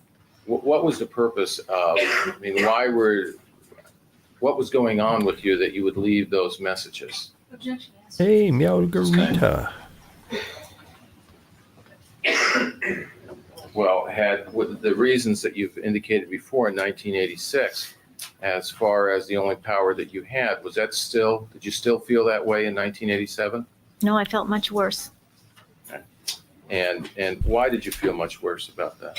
because, as we're going over each little incident, I'm saying how I felt about the little incident. But when it was happening way back then, I felt that everything was cumulative. It was one thing and then another thing and then another thing. And by the time we're in now, which is early 87, I was beyond the beyond of craziness and tolerance. And I was just nuts about trying to get a settlement. It was over 2 years after he walked out. I'd been through 4 lawyers. I'd been thrown in jail. The house was sold forcibly. He got the bifurcation, sole custody, no visitation. And I was just I was so stressed in 87. And you can see it in the diary. My writing is like all over the place. And I wasn't functioning at all. And we're getting to the point where Ruth Roth comes along. Ruth Roth. And I was just screaming and yelling in that machine every chance I got. I was just... Rest in peace, Ruth. I'd had it. Had there been events that had already happened that you felt were events that had really hurt up to that point in time? Any particular ones? The final event and the most traumatic event because of the accumulation, I was very traumatized by the forcible sale of the house because I didn't know he could do that. And I thought it was rude and hardball and not a way to handle things. And then when the bifurcation came along, I didn't know that could happen. I didn't know you could do that and get a divorce and take sole custody. I didn't know that could happen. And then when I went to... So the bifurcation separated the divorce and custody into one part of it and just granted it and left the division of assets to be a separate part. That was the bifurcation. His house we cut off all the money and I went there very polite and said, let's talk, what's going on here? And then he had me arrested. It was just, I was so traumatized by being put. Melody Kate, did you see on the Afro Man trial? They asked Randy Walters if the song Randy Walters is the son of a bitch was false light. And he said, well, my mother's been dead for 10 years, implying that somehow you would need to manifest his mom to testify as to whether or not she's a bitch to know if Randy Walters is the son of a bitch was slander or not. Funny. In a police car and handcuffed and mugshot and thrown in jail when I was merely trying to talk to him, that I never really recovered from November 1st, 1986. I had been absolutely traumatized by the way he treated me. And then he wouldn't discuss anything with me. He had already taken everything. And so November 1st, 86 was like the end of the end for me. And then beyond that, I was just so stressed. I wasn't making any sense at all. Ask Tricia Smith. You can ask anyone. I was out of my mind. Anyone in the complex would tell you that. Which would have been the best way for Sarah to actually go about her testimony. Instead of claiming to be this, activities coordinator and wonderful mother to her child. I was fucking nuts. Anyone in the complex knows. They had nicknames for me. I didn't know what I was doing half the time. You can't blame me for what I did there. I don't know what I did 6 minutes ago. Of course, she would never admit any of that, but would have done her a lot better.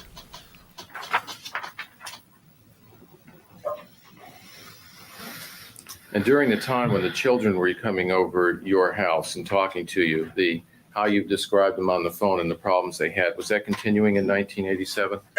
The kids were doing worse too. Their problems were getting bigger, and they were doing really by the point in time we are now, early 87. All 4 children were doing very badly. And did you start finding out in that period of time about things that had happened even before you split up with Dan? Did you find out anything about your dentist or your personal doctors? I found out that Dan had been sending Linda there for years to our personal doctors. And was that even before you were split up? Yes. Okay. And were you hearing anything from the doctors that they were being told by Linda Kolkina? Yeah, Linda Kolkina was very talkative and very proud of certain accomplishments of hers. And she was very talkative at the dentist and stuff about what she had done and what she had accomplished and what a bitch I was and everything. And I would hear that back from these people. These people were my personal physicians and things for over 10 years before Linda came along. So they had a lot of loyalty to me. This was before HIPAA. And I think HIPAA was 1995 or 96. HIPAA is a protection in the United States that prevents physicians from sharing patient information. I'm guessing on the timeline for it, but that's what HIPAA is, and I'm fairly certain this is before that.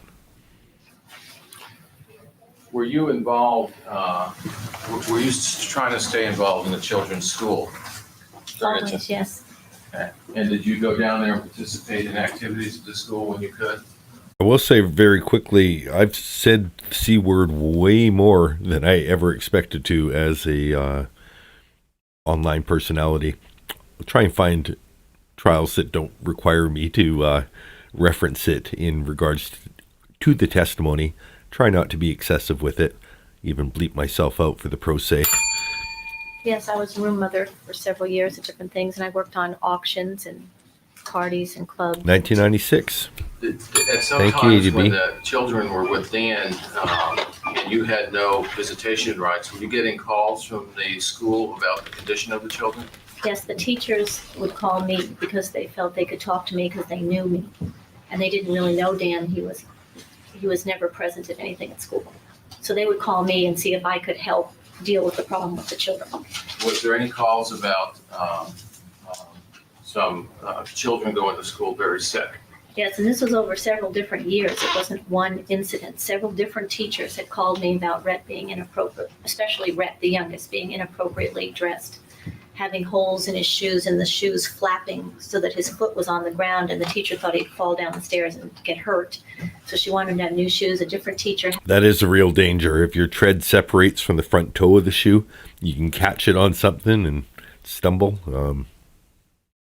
That was usually the replacement point for my shoes too. But I'd go through a couple of days of like shoes flapping, maybe tape it up on the front, little duct tape. Or shoe goo. Shoe goo worked great.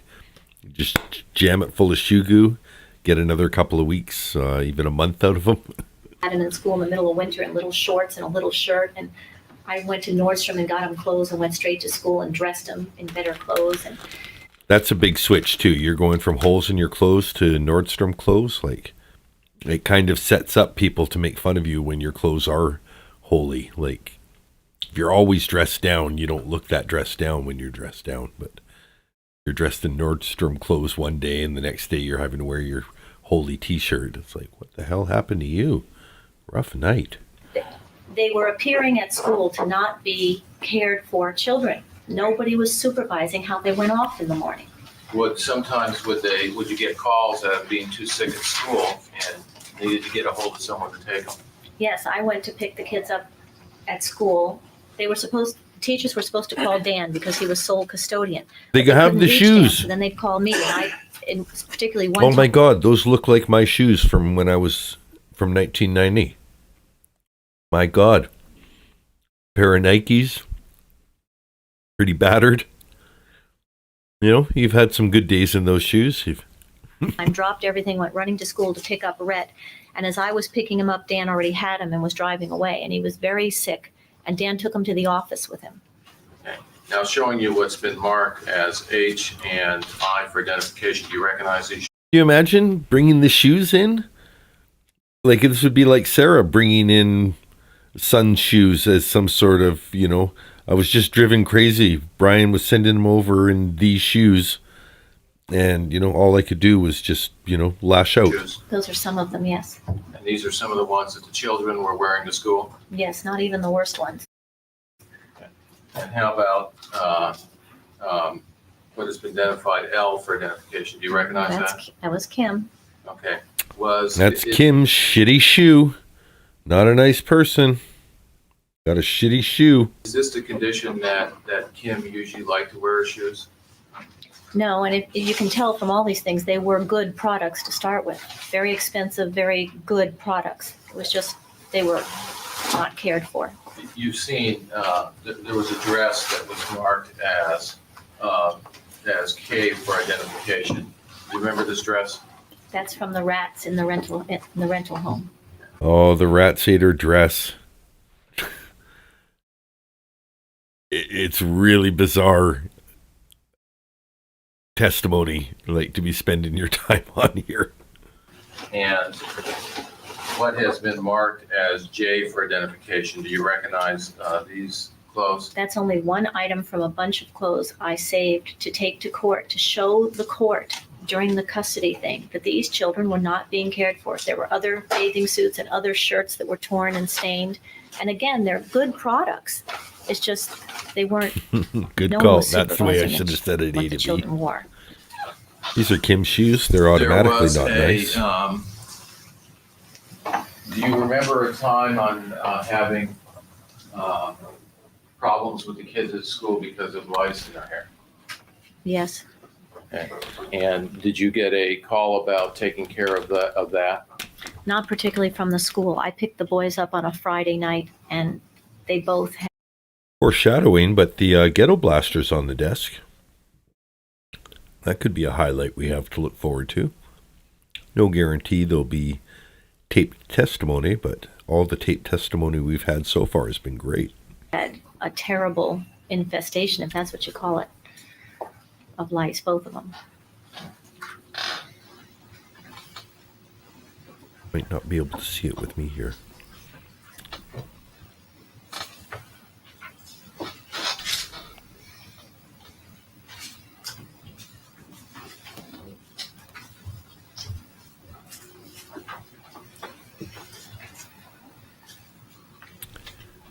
Ghetto Blaster's where I was.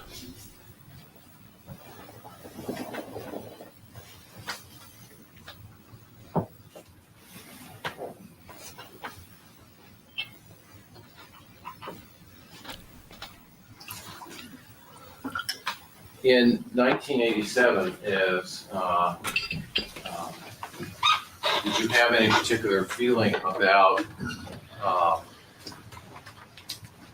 how you were feeling about being? Did you feel like you were alone at that time, or any feelings that you had of isolation or anything? Well, I was alone ever since '85, living in the house all by myself, and I had no family around. And I had lots of friends, but they were social friends. They weren't the They didn't just leave the mannequins in the bed in another room all unsupervised, did they?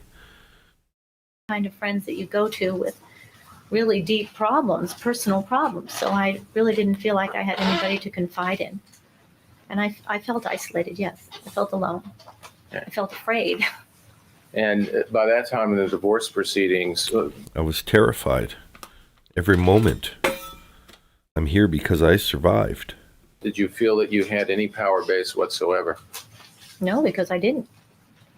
In my, I had no real way to defend myself against Dan, and I had no way to get back at him at all. And so when he would do stuff to me, all I could do would call him names back. And he hated it. Now, in 1987, were you supposed to have the children for Easter? Yes. Okay. And was that something where there was plans made for that?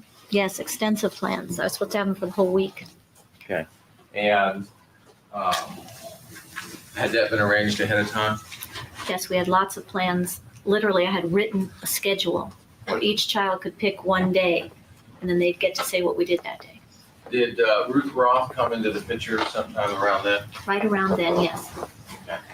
And what was your attitude about Ruth Roth? Well, she wouldn't talk to me or listen to at all why I might have been like I was when she met me, screaming and yelling and very, very angry at what I had been put through. She kept saying she didn't want to listen to what I'd been put through. Like, well, if you don't listen to what has happened here, you're not going to understand why I'm like this and why this kid situation is like this and why. You have to hear what we've all been put through for all these years. And she didn't want to listen to anything. She just wanted to know what I wanted to do with the kids that week. And I said, what I wanted to do with the kids that week was get a settlement. I have to get a settlement of this whole thing. And Tricia Smith was on the job and working as hard as she could to get a settlement. but she wasn't getting any cooperation from Dan. Now, did it seem like things were happening fairly fast at that time when you saw Ruth Roth?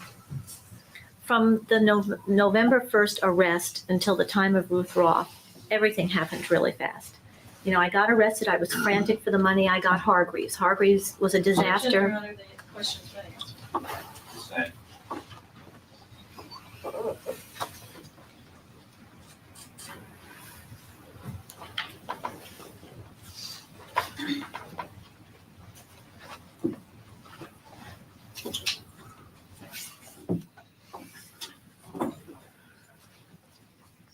Again, I I have have another board that shows I had no January commentary through for the June quiet part. 1987. It's been marked H5 for identification. I'd like to be able to put that up. Certainly.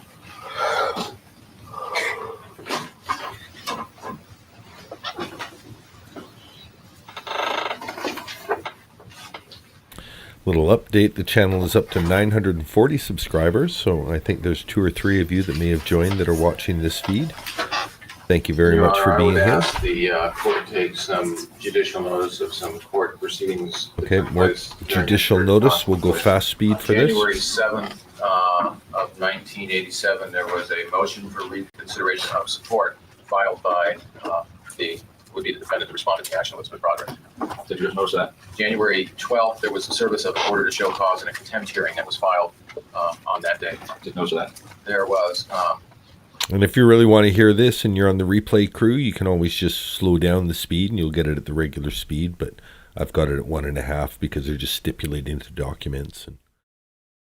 On January 14th, a order to show cause contempt. Did you just notice that? There was, on January 15th, an amended order to show cause support filed by the defendant, who would have been respondent in that case, Elizabeth Broderick. Did you just notice that?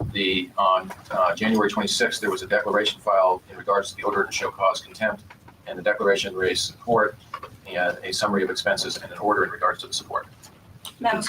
Thank you, bedtime. Yes, that's the record defendant filed. Did you just notice that? And it could be cross in the morning, I so believe the defendant filed, that was filed, she filed a response to that declaration. January 26th, 87 was a response declaration filed by the defense attorney at the time. Yes. at this point we have about an hour left. On the 29th of January, Defense continues tomorrow. there was another declaration with support points and authorities, and declaration of a response declaration to the order to Bring show down cause. the volume even Points just and a authorities, touch while they're still declaration doing of this. CPA raised support. Did you just notice that? That was filed This by is the just taking judicial defendant. On February notice 3rd, there was a contempt hearing that was continued. There was a hearing of all of her divorce hearings. Here, we'll just bring that down to half speed. and the next party appearance seeking visitation and a motion to change. Tomorrow, Daniel Siobhan has a 7 a.m. Sunday Fun Day crew premiere or live. So join that if you're early birds. If you're on the East Coast, you might just be finishing your breakfast and ready to join. Then I'm going to set this stream for 8:30. And whatever Betty's talking about tomorrow, we'll be watching it. I don't know if it's still going to be direct because he's been standing the whole time. Doesn't seem to be sick of talking about. There are a lot more lines on this graph. This is 87 now. So I guess it's trying to show how like each line on this graph is driving us slowly more and more crazy. But it'll drive us crazy if we have to listen to it all. So we're skipping past. I think it's a 4-hour video we've got for tomorrow. Yep, 4 hours. So I'd imagine we'll go about 5 hours of real time. Then there's a 3-hour video. I'll split that into 2 because I'll be coming off of work. So we'll do 2.5 hour days, Monday and Tuesday morning. Yes, that is where celebrating need to be. Probably at our highest numbers in chat right now. I hope you're hearing my audio over theirs. It's much louder for me, but I think it's just because, yeah, Yeah, I think you're able to hear me better. It should just be mumbling in the background for him. How long does he do this for? Okay, no, she starts talking in about 5 minutes. Great.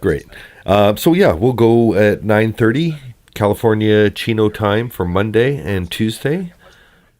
Wednesday, the earliest it can be is 9:30. I think that's what I'm going to do. I might need to do an overnight trip, and I think the way I can accommodate that is to do a Wednesday morning stream, and then come back on Thursday night and pick up things maybe more into the evening, so as late as 8 p.m. my time. And then we'll dial that back for the Friday into a 3 p.m. start like today. Do 3 p.m. Friday and Saturday.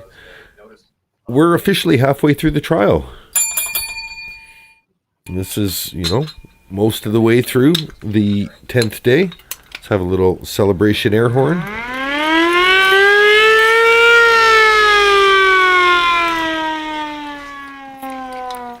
For a marathon to gain people as it goes, it means you guys are interested.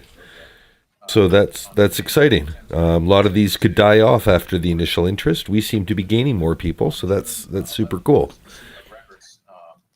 Hopefully the things I learn during this trial will put me in a position to cover the next trial that super interests me. In the meantime, I'll keep making fun shorts, just like the ones that we've watched during the intermission tonight, and to start this stream. Are you almost done? Yeah, okay, we'll get him back. Another bit of advice, if you want to have the most fun with this marathon, I think join the live chats when you see the lives going. If you don't know what's going on, feel free to catch up. Like, hey, did I miss something? Is this important? And we might tell you, no, it's not important. We're not really paying attention to that part either. Or, yeah, it was key a few days earlier, so-and-so said such and such, and that's what's what and how many. We'll catch you up in the chat. But I think it's a lot more fun as a community event if we know every day, hey, there's going to be a few of my friends in the chat. Pop in, see what they're talking about. And then as an archive, all of this is here. So, if you want to go to bed with day one and, follow them that way to make sure you haven't missed out on anything, I think that's the way to go. So if you see the live chat, jump into the live chat. Join us for the live conversation. You guys are part of this archive. You guys are helping create the conversation that everyone on the replay crew gets to enjoy. If you're on the replay crew, turn on the live chat replay so that you're not missing out on all the side chat. I try and credit whoever has the idea. I try and keep the audio listener abreast of what's going on so they can enjoy both aspects of this community. But that's my recommendation. That's how we're going to do it. And we have just over an hour left of live testimony, probably an hour and 20 minutes left in tonight's stream. Were you getting copies of that paperwork? Yes. Okay. And at that time, were you at least trying to schedule some time where you could be present during those hearings? Yes. Now, when you were supposed to have the Easter vacation with the boys, did you go to pick the boys up? Yes, they wanted me to be there early, so I'd be right in front of the school. And did you go there? Yes, I was there early. Right in front of the school. Had you made preparation as far as activities, food? Yes, I did all the shopping and preparing. Stand. What kind of preparations did you do? Stand. I don't believe I asked her what the preparations were. She just testified what she did. She bought food, etc. Nobody moved to strike the answer, so the answer's in. Go ahead. Did when you arrived there early, what happened? Dan was pulling away from the school with Rhett in the car. Okay. Now, when Dan was pulling away with Rhett in the car, what kind of car were you driving? I had a little rental Chevrolet because the Suburban was in getting fixed. Okay. And did you do anything? Oh, my God. Thank you. Thank you, Kelly. Again, for me, it's the exact same audio. So, yeah, we'll fix that. My God.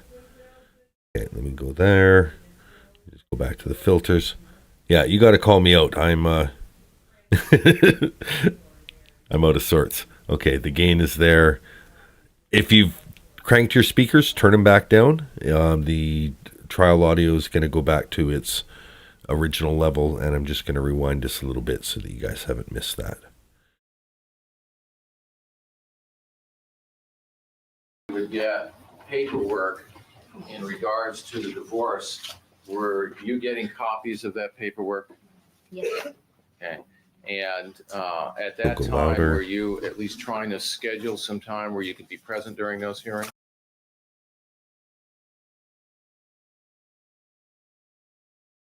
Yes. Now, when you were supposed to have the Easter vacation with the boys, did you go to pick the boys up? Yes, they wanted me to be there early, so I'd be right in front of the school. And did you go there? Yes, I was there early. Now you can hear the farts again, right? Had you made preparation as far as activities, food? Yes, I did all the shopping and preparing. Stand. And Margarita says, I want that judge chair. It does look comfortable. Having done this marathon, I think the first thing I'm going to invest in as a 1,000 subscriber gift to myself is a proper streamer's chair. You can't see it because I've got the background on. Sitting at a kitchen chair, it's relatively, it's got a couple springs in it. It's not bad. No, I gotta step up my game. What kind of preparations did you do? Ask and answer. Sustained. I don't believe I asked her what the preparations were. She just testified to what she did. She bought food, etc. Nobody moved to strike the answer, so the answer's in. Go ahead. Did, when you arrived there early, what happened? Dan was pulling away from the school with Rhett in the car. Okay. Now, when Dan was pulling away with Rhett in the car, what kind of car were you driving? I had a little rental Chevrolet because the Suburban wasn't getting fixed. Okay. And did you do anything when you saw Dan pulling away with Rhett? Yes, I went after him. He was in the MG Midget. Okay. And did anyone tell you that the boys were not going to be able to spend that week with you No. before that? I think Tricia Smith may have called me just before I left the house and said something about she didn't think that I could have visitation, but I promised the boys I'd be there early, and so I went there early anyway. But I thought I was getting them. And when you, what did you do when you say you chased him? What did you do? I followed him around the corner because he didn't know it was me. Nobody would know it was me in that little car. And so what happened? So he pulled over, and I pulled over next to him, and I didn't get out of the car. And they were two little cars. So, and I don't know if he didn't have the top down, but his window was open, and I said to him, "What are you doing?" And he said that Ruth Roth said that I couldn't have visitation for the week because I wouldn't stop using bad language. And Rhett was crying. Okay. And at some point later on, did you find out were the boys told anything else about your visitation, Danny? Well, Danny was told that I changed my mind. That's why they couldn't come to my house for the weekends, because I changed my mind. And I was absolutely furious that he told them that. And that's when the phone call comes in. Now, during the time that you went and saw Ruth Roth, you've heard her testimony basically saying that you weren't going to stop using bad words. Is that correct? Right. Okay. Was there a reason for that? I had felt so overwhelmed and so taken advantage of by Dan Broderick in every aspect of my life. He was still controlling every aspect of my life, my children, my money, my home, absolutely everything. But I wouldn't let him control what I said or what I thought. Okay. Did Ruth Roth tell you during that meeting that what you said was going to be known to Dan Broderick? Yes.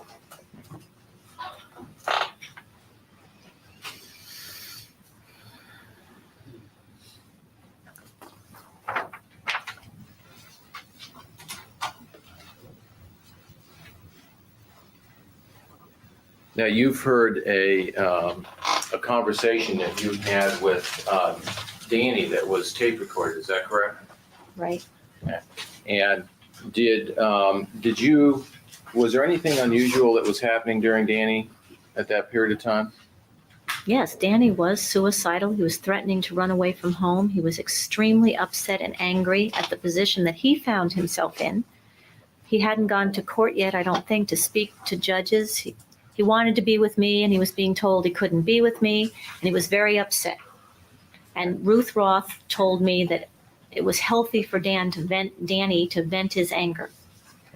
And did you find Danny during that period of time on a number of occasions was venting some anger he'd never vented before? He was hysterical on that phone call. It was the Easter vacation, and he felt horrible. He wanted to be with me. Everything was changed, and he was told it was changed because I wouldn't stop calling Dan names. So he thought if I would just agree to stop calling Dan names, which is what he was told by his father, then maybe he could come live with me. Coached, yeah. And was there a reason that you continued to call Dan names? Well, there was never that agreement that if I stopped calling Dan names, the boys would come live with me. That was just what was going on with Ruth Roth and Dan at the time. And I thought Tricia Smith was working on a settlement and the boys would be living with me shortly anyway, that there would be an end to this thing. We're still back in March of 87, and I kept thinking there was going to be an end to this any minute. I wanted a chair like this Now, when I was a teenager. Were there other times when you talked to Danny during that period of time where he was expressing anger different than he had before? Yes. Did, as you sit and listen to that tape, did you think that your language was appropriate? No, of course not. Okay. Danny was very upset and crying, and I was very upset and crying on that tape. It sounded like she was upsetting having a time good for all of time. us. So why were you using Not a great language, time, do you but know? she was having fun with it. I was just going rah, rah, rah, rah, rah, rah, rah. I was just mad. I was just trapped, and I wanted to get it over with, and that's the way it came out. A lot of frustration.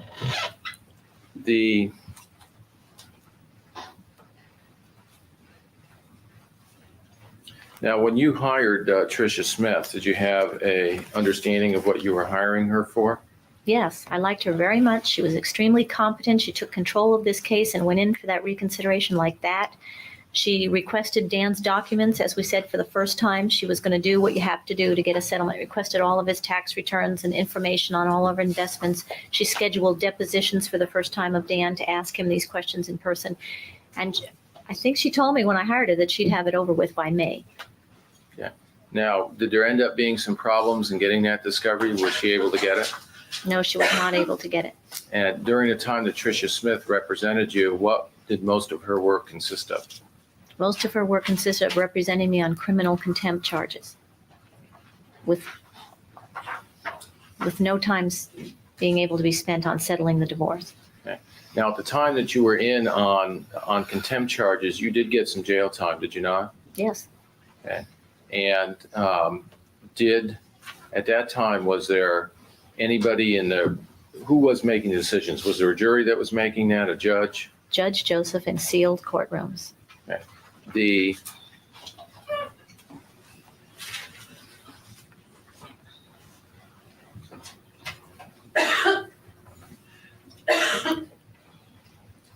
Ooh, that looks nice. And I've read off that there was contempt hearings in April, May, and June. Were you attending those contempt hearings?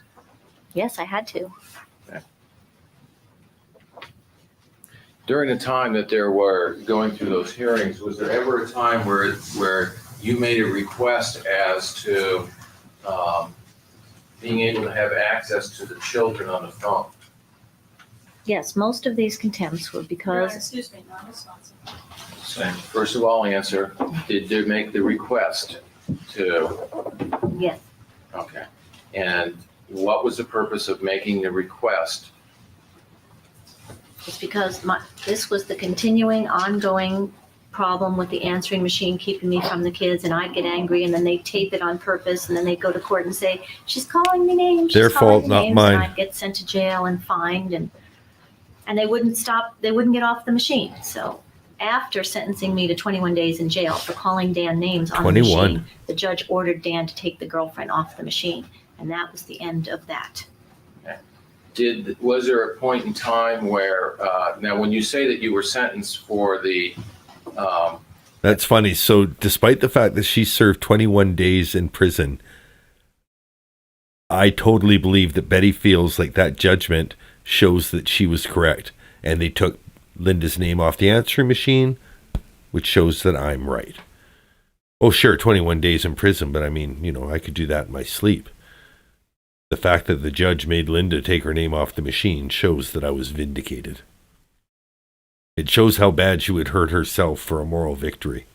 Times for the messages on the machine, was that from the original stay away order? In other words, the order that said stay not within 100 yards and not to annoy Dan Broderick? I never was aware of an order that I couldn't call my kids. I was aware of this vague one in Coral Reef, stay 100 yards away from the residence, and neither party shall annoy, harass, or bother. That's what it said. And it was my contention in court. Okay.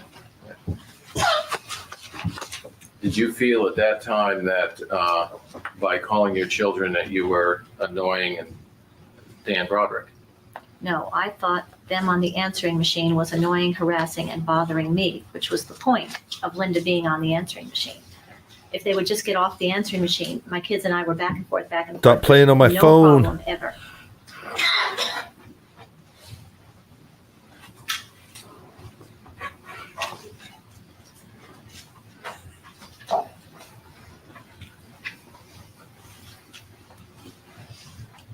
Yeah.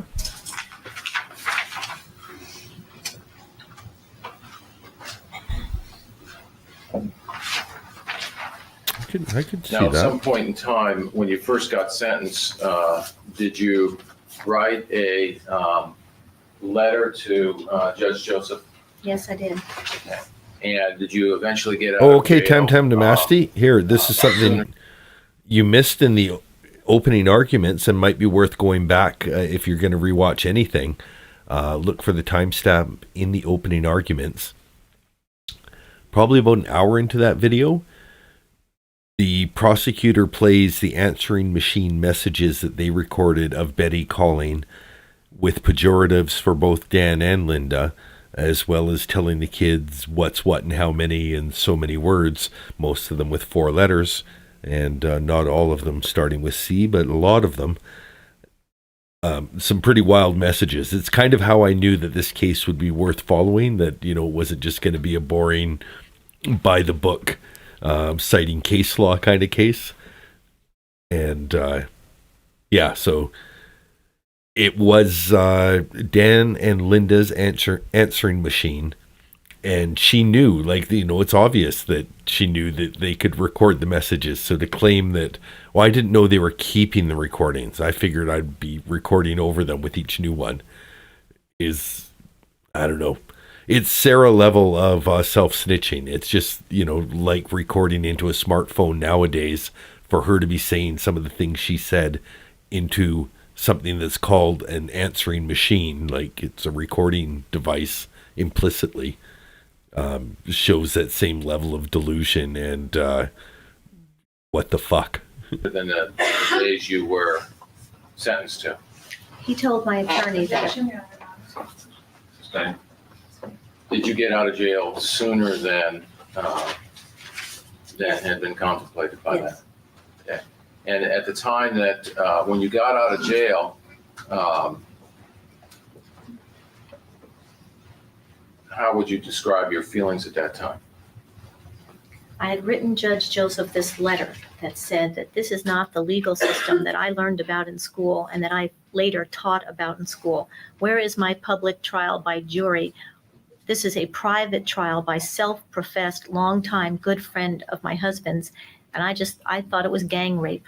And I said that in that letter. I thought I was being grossly unfairly treated and taken advantage of. And Okay. Anyone who knows where I can find these letters, feel free to send them to dandtruecrime@yahoo.com. There's letters to the court where she said that? If they're still on the record, that sounds like an interesting connection. I thought I was being grossly unfairly treated and taken advantage of. And I said I was going to complain about him to the judicial council of the school and that I later taught about in school. Where is my public trial by jury? This is a private trial by self-professed, longtime good friend of my husband's. And I thought it was gang rape.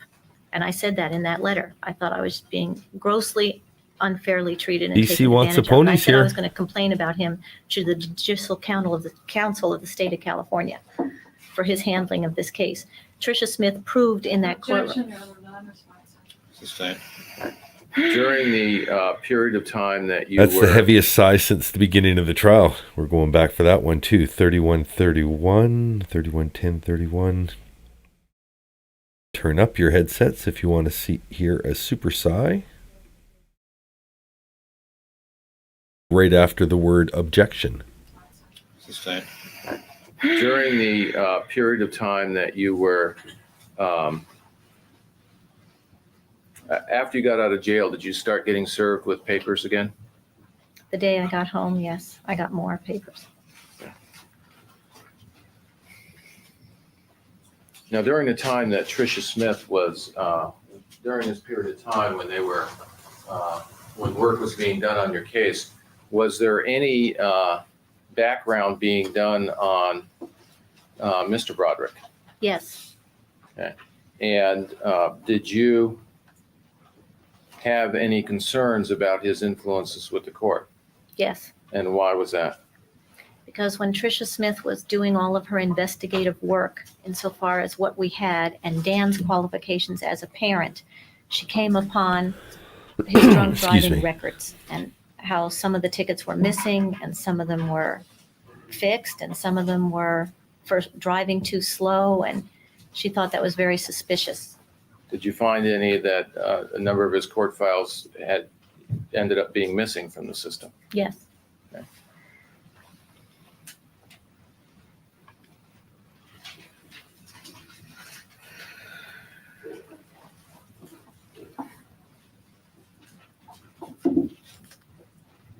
It's a good place to take the recess, Mr. Earl. Yes, it is, Your Honor. Ladies and gentlemen, we'll take our afternoon recess at this time. Please remember the admonition. Recess for See you them at 3 means o'clock. we continue. We've got 45 minutes left of testimony today. 87, were you having problems with Kim in regards to clothes and taking other items? Not just in 87, yes. Okay, and what kind of problems were they? Typical mother-daughter teenage problems is that she'd take swimsuits, earrings, sunglasses, makeup, rings, clothes, shoes, stockings, everything. But being that we didn't live together in the same house, she'd take my stuff and go to Dan's house, and then I had the restraining order, so I couldn't go get my things back. Okay, are there times that you did go over to, that you did go over to Cyprus and get those items back? Many times, yes. Okay, were you having problems getting Kim to return them when you would call? Yes, it seemed a one-way street. You know, she'd borrow all the stuff because my stuff she thought was better than her stuff when she'd get to the house, and it would be gone. And then the next time she'd come, she'd borrow more stuff, and it would be gone. It was a one-way street that way, and then I'd occasionally go over and scoop my stuff up and get it back. Okay. And send it to the cleaners, and the cycle would begin again. Now, during the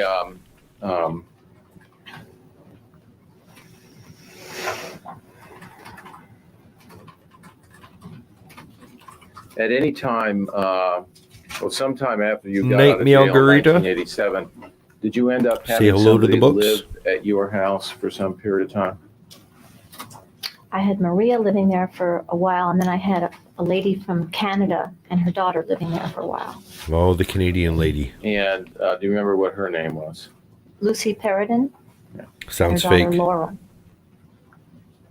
Everyone has a fake Canadian friend from the States, right? And you had mentioned before that at least in 1985 that you were involved in some community activities. Were you still involved in those community activities?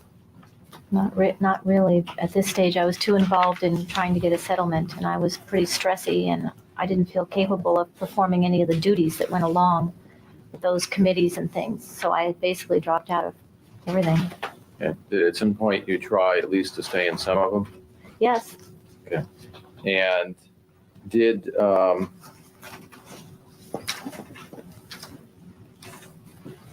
was there any problem? Just welcome back the court reporter too. Thank you for doing your job quietly, like professional, unlike that last person who was in there looking for loud keys and her moment in the sun.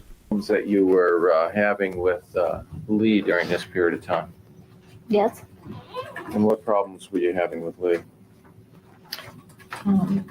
I'm not real good on exactly which problems at which time. Lily had a problem at school. Is that what we're talking about? Did she call you in regards to helping with that problem at school? Yes. And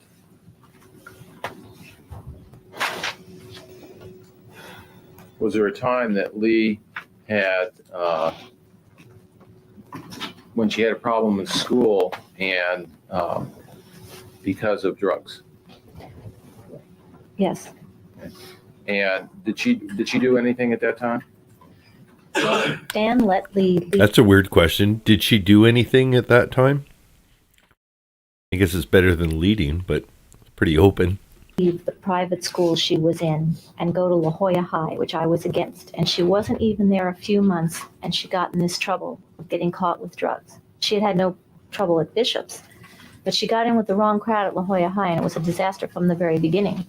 And so she didn't get thrown out of school. She was supposed to meet. I blame it on the system that named school high school by the time you get to be old enough to start doing drugs. I think there's an association there that just feels like you're supposed to do drugs at high school, and you're not. You're supposed to at college. With Dan and the principal and Lee, but she was so afraid of Dan getting mad at her that she never went back to school. Okay. Did she run away at that time? Yes, she ran away from Dan's house. That's where she was living. Okay. Did you do anything to find her at that time? Yes. Okay. She called me. I knew where she was, kind of. Okay. And did she come to you at all? Yes, and she lived with me on and off. Okay. Was there any problems when she came to live with you? Was there any problems with that Dan was saying with her living with you that you know of? I don't know about what Dan said, but there were problems that I had with Lee living with me. Okay. At any time, did you have to? Were the problems enough that you had to do something to try to, where she was just missing, where neither you nor Dan knew where she was? At one point, she took one of my cars and disappeared, yes. And did you do anything to try to find her at that time? I reported the car stolen to the San Diego police, but they couldn't find her or the car. Did you do anything? Did you hire anybody to look for her? Not that time, I didn't. Okay. Did, at some point in time, was she missing at a point where you hired someone to look for her? Yeah, Okay. If you could just tell me when that was, you know. it's the next time. Okay. The next time.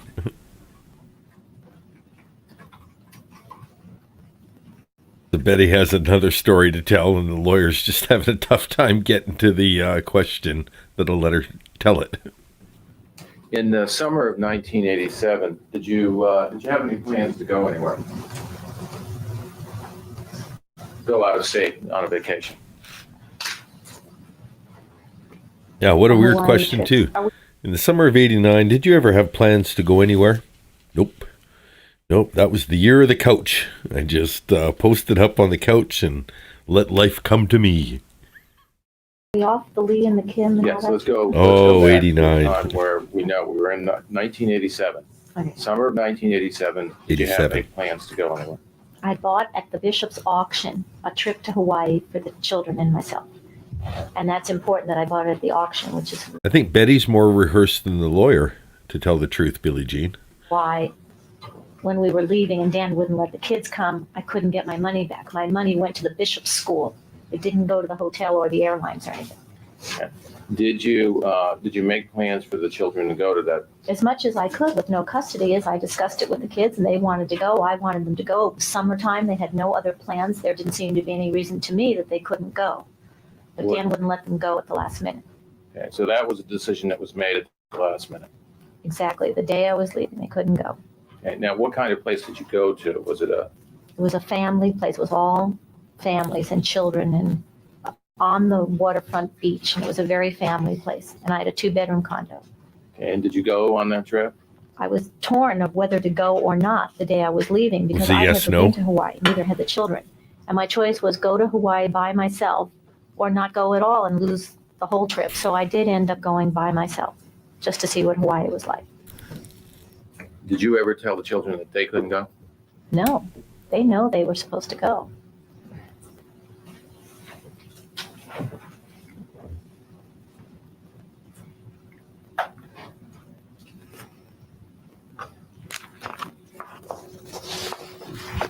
Lawyer's lost his lines again.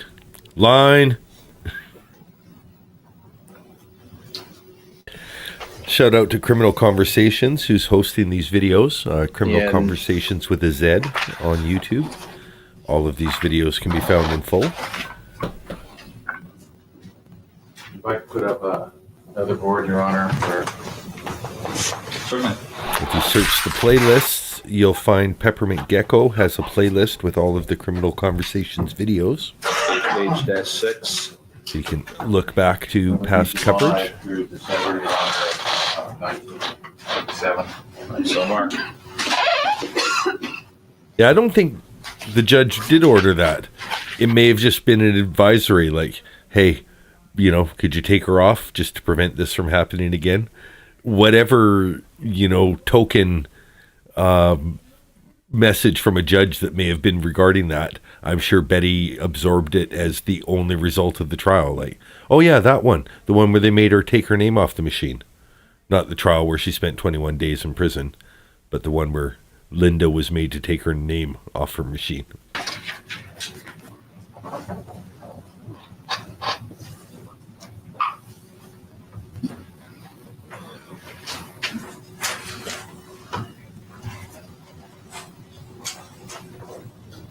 Spam in a frying pan seared is not too bad, but it's actually not too far off of one of Lorne's. Like he liked bologna. I don't remember if he ate the bologna just straight out of the container, or if he was a civilized person and put it in a pan and got a little bit of caramelization on either side before eating it.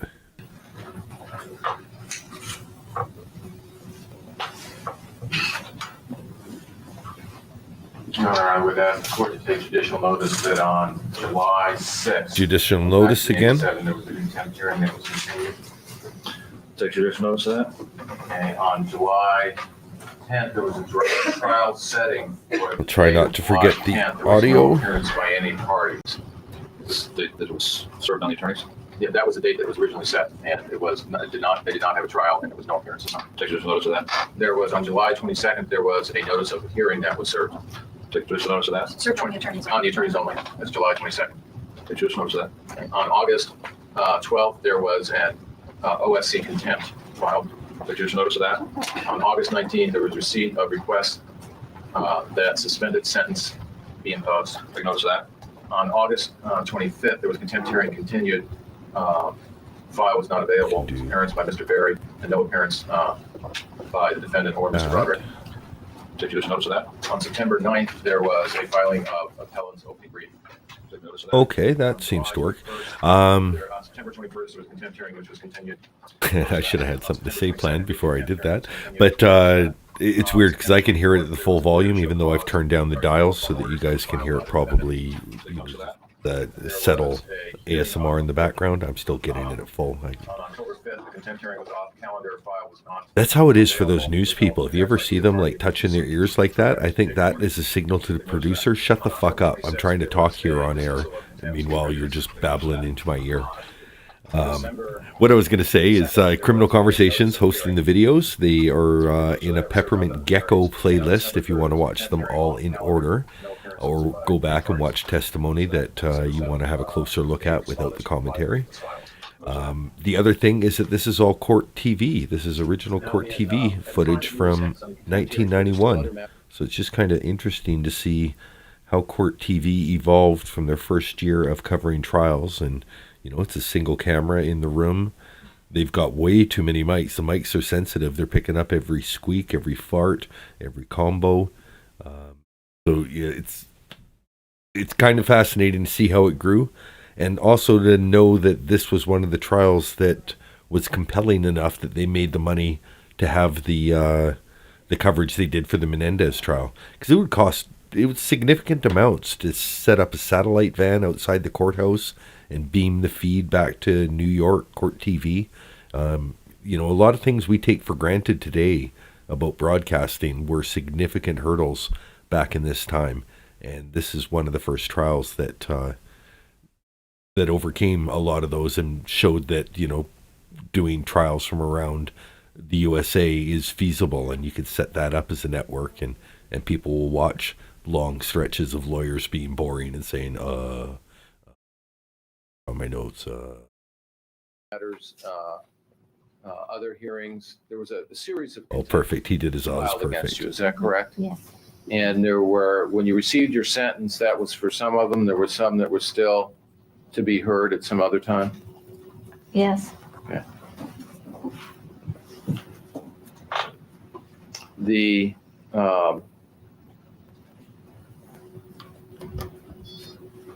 if we're going to talk about how to cook Spam and make it edible, my favorite way is as like a sort of corned beef hash kind of thing. Mix it in with eggs and potato and, like all the things that you would have for breakfast. Cook them separately and then get them into a big pot, and then add the Spam in with all the other fixings. Start tossing them around so the flavors mix, season it up a little bit, and that mushiness kind of brings them all together. And and then you add a couple eggs on top of it, and not too bad. car accident, what did you do? Did Lee, when she took the car, did anything happen? That's how I got the car back. The San Diego police never got it as a stolen car. It was involved in an accident. Okay. And did you do anything with Lee at that time?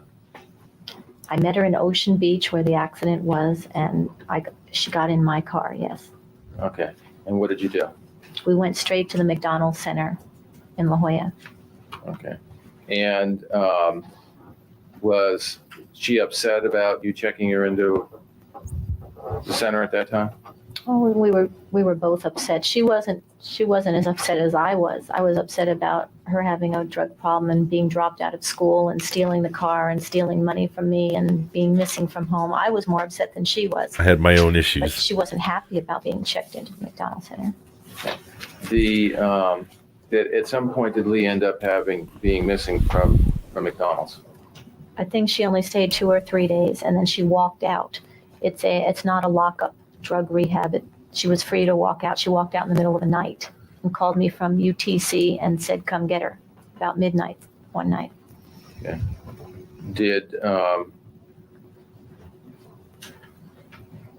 Well, at some point in time, did you look for her after she left? That's how to do it, Tam Tam. I didn't know she had left until she called me, and then I went directly and picked her up. And then Another way to use bologna or Spam, for that matter, as a way to add a little protein into a budget meal. We call it Kraft dinner here. You probably know it as macaroni and cheese. But just pasta and cheese, throw in cut up, usually hot dogs. A lot of times you got 8 buns to 12 hot dogs, so you'd have these 4 extra hot dogs in the fridge. You can slice them up in with your Kraft dinner, but Spam will fit in there just as well, or sliced bologna. I tried to get her back in because I convinced her that that was a mistake walking out, go back in, and they wouldn't take her back in because once you walk out, you're out. They wouldn't take her. Okay. Do you remember at a time where you ever hired some people to go find Lee? Yes, she lived with me for a while after the McDonald thing, and I told her if I ever catch you with any, she said she didn't belong in McDonald's, that they were all addicts and this and that, and she wasn't one. I said, okay, I'll believe you, but if I... Just like Betty at the psych ward saying, I'm not crazy. I just need a lawyer. Everyone else here is crazy. I clearly tell that. Me? Mm-mm. And then her daughter in the drug ward. No, I don't have a drug problem. I just need to get out of here problem. catch you one more time with anything, you're back in. And so I overheard her on a telephone conversation, and the friend said, oh, I've got some rocks or something. And so I knew she was still doing stuff. Candace is about an hour back, it seems so like. She ran away again. And then I hired private investigators, and we arrested her. We privately arrested her. Now, did you call Dan about trying to Maybe get half him to hour? help you with your daughter? Yes. Okay. And you heard a phone call, phone message that was played here in court in regards to the Play it. problems that Lee was having. Do you remember, was that in regards to this? Yes. Please play it. And did Dan do anything to help finally? No, he threw her out of the house. He wanted absolutely nothing to do with her, and he wrote her out of his will. Okay. Now, did you check Lee back into a hospital again? Yes, but this time it was San Luis Rey, and it was a lockup unit. She was going to stay there this time. What was she like at that time?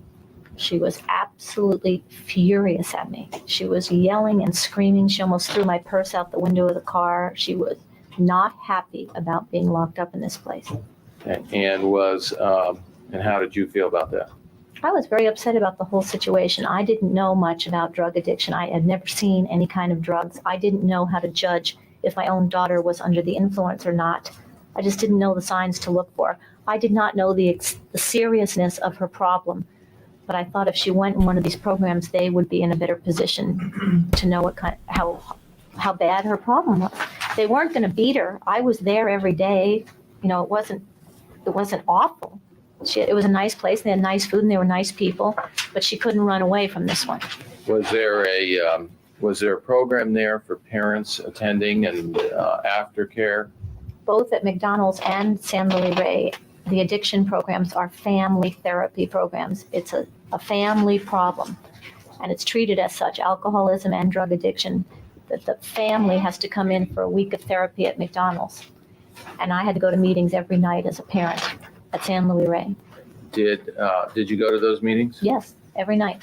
Did Dan attend any of those meetings? No. Okay. Now, during the time that you were going through the divorce, did any people try to get you to go into a hospital? Yes. And what kind of hospital did they try to get you into?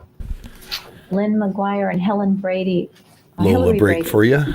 Tried to send me to a codependency program in Florida. Okay. Now, these were people who were involved in the legal community, or husbands were involved with Dan? One of them is married to a lawyer, but they're both involved in alcoholics and codependency treatment as therapists. Okay. And was there a reason that they were sending you to that kind of hospital? Yes, they thought that was my problem, is that Dan was an alcoholic and I was in an alcoholic marriage and I had codependency issues, and that I really needed to go to one of these programs. Did you go to the program? At the time they wanted me to. No, I couldn't. I couldn't leave the house in La Jolla empty and go to Florida. It was in the beginning of the divorce, and I was afraid he'd sell the house if I left.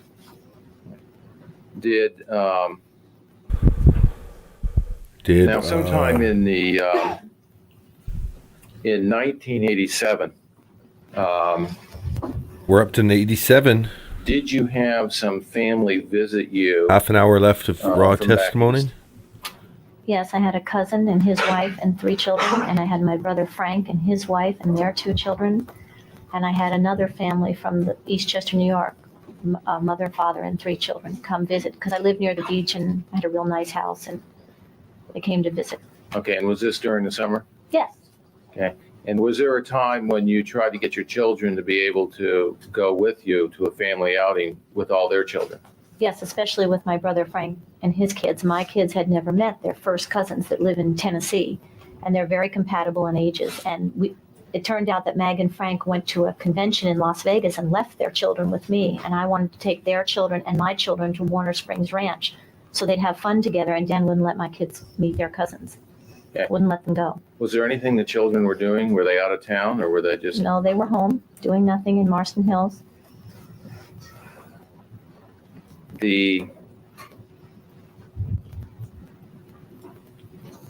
Now, around the late fall or early winter of 1987, did you plan a trip to go anywhere? I think I actually planned that trip during the Christmas holidays. It was a rainy Christmas that year. It was my 3rd Christmas all alone. I was extremely, extremely depressed. In fact, totally suicidal.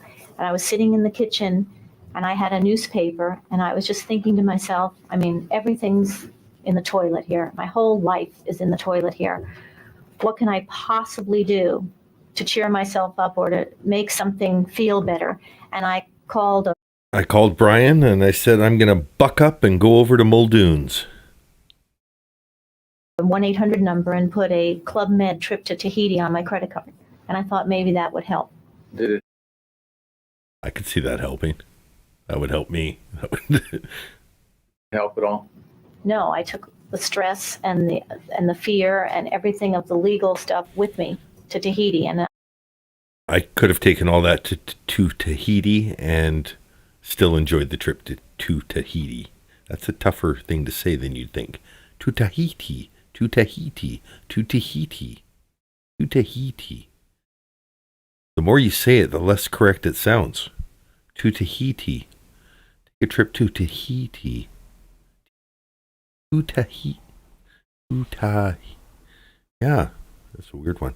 I'm not going to dwell on it. I think I have. tossed and turned in Tahiti, and I laid on the beach in Tahiti thinking, what are you doing here? You've got to get home and get this settled. It's not going to go away if you go to Tahiti for 10 days. Now, did you, when you went to Tahiti, was there any pets that you had possession of? At that stage, the dogs were back and forth. At that stage, the 2 Shih Tzu little furry dogs that we had were at my house. Now, I had showed you a picture of a dog in their puppy. Right, that's one. Was that one of the, and that was To Tahiti. WW for identification. Was that one of the dogs? That's Muffin and the puppies, right? Oh, he kicked Muffin. The judge still isn't having it. The judge is not moving. It's like he's got a massager built into the chair, like with that lumbar kind of roller thing. It's a good part. And whose dogs were they? They were particularly the boys' dogs. Danny owned Topsy. 1-800 Club Med too. She's not even like booking, I found last minute travel deal and $700. I went off on a cruise. You had to answer within 24 hours. It's like, no, 1-900 Club Med, 800 Club Med, Tahiti. Yeah, that sounds affordable. Ring me up. That owned Muffin. And during that period of time when you went to Tahiti, did you do anything with the dogs? Yes, I called up the boys and said I was going away on a vacation. And I also went up to Pasadena. I feel like for rich people, saying that they went Club Med is almost a way of saying, I went budget. It's not like I was at, the Radisson or, the Hilton. I was at Club Med. That's like, poor people go on vacation to Club Med. I think she's using it as a humble rather than as a brag there. And I think she doesn't realize how much that wouldn't land. Like, my mom went to Club Med. It was a big deal. We're a middle-class family. But yeah, I think she's saying it like, I called 1-800 Club Med. I just, thought that would help.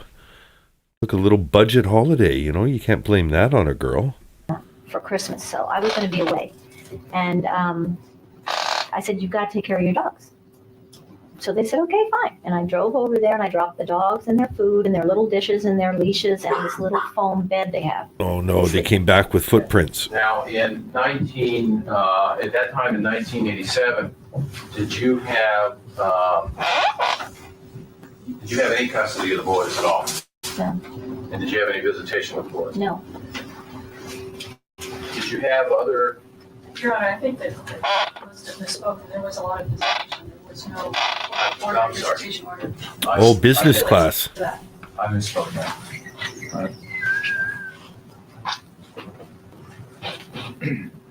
Look at that smug little. That was a little smug. I think she thinks she has a juror. 32. We're at 32:21. I can go to.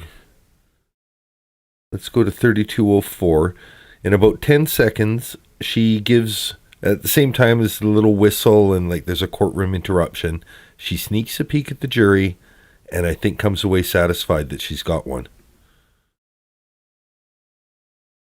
One of the, and that was defense WW for identification. Was that one of the dogs? That's Muffin and the puppies, right? And whose dogs were they? They were particularly the boys' dogs. Danny owned Topsy and Brett owned Muffin. And during that period of time when you went to Tahiti, did you do anything with the dogs? Yes, I called up the boys and said I was going away on a vacation. And There I it also comes. went up to Pasadena for Christmas, so I was going to be away. And I said, you've got to take care of your dogs. So they said, okay, fine. And I drove over there and I dropped the dogs and their food and their little dishes and their leashes and this little foam bed they have. Wait for the interruption. Now, at that time in 1987, did you have any custody of the boys at all? No. I went back a Did you little have any far. visitation with boys? No. Did you have other? Your Honor, I think that. Here we go. Must have misspoken. There was a lot of visitation. There was no order of visitation order. I did. First listening to the prosecutor, but then she goes for a sneaky peek.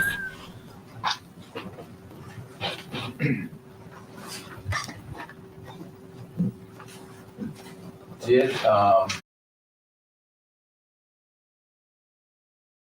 33.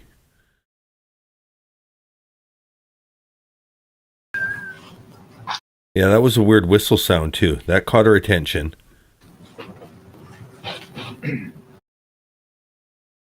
There she sees her friend. Like, you're the one. You and me, babe. That's all it takes.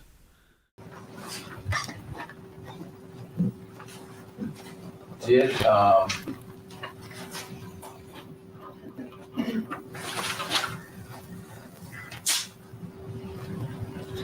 All you need is one, Betty.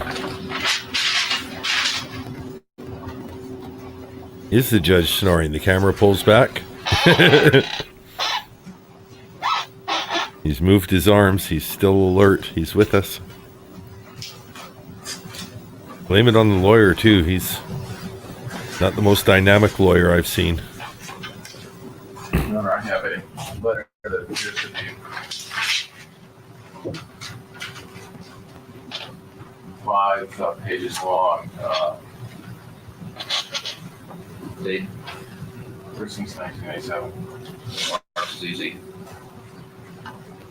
I'm sorry, marked. ZZ double Z. Another one. You tell me if you hear something in the chat, and I'll go back and live, and then you can catch up while we're all watching it. You heard something. Before I go to that, can I ask a few questions first, John? Certainly. Okay. The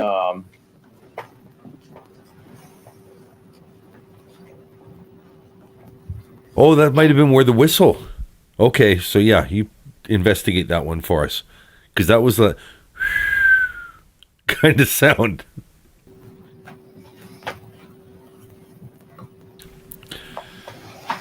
when you came back from Tahiti, were you served with any new court papers? Yes, the day I came back, I was served with papers that I was in contempt for coming within 100 yards and dropping the dogs off. Okay. And Your Honor, excuse me, there were 8 counts of contempt in that, not just one. Okay, the prosecutor's staying. She's got her certain things that she'll object about. Your Honor, she has cross-examination. Clear that up on cross. Go ahead. Were you served with a contempt paper that involved the dog? Yes. Now, Is it possible she was out on bond? She did turn herself in. It wasn't like she had to, be arrested and taken from the streets. I imagine there's, an argument that could be made for the fact that she wasn't a flight risk. She was connected to the community. She had kids there. Wonder if she was in custody or not in custody for this trial. was Tricia Smith still the attorney on the case? Yes. That's it. She still dolls up pretty good for a parole shot at 73 years old. Was she upset about not having moved forward at all on the divorce case, the property part? Yes. Look at your future, Betty. That's her. Yeah, that's you. Your Honor, I have another letter that's marked a AAA for identification. I'm sorry. Suppressed part. That I believe is 3 pages dated January. I roll, jury. Hello, jury. Who's my friends?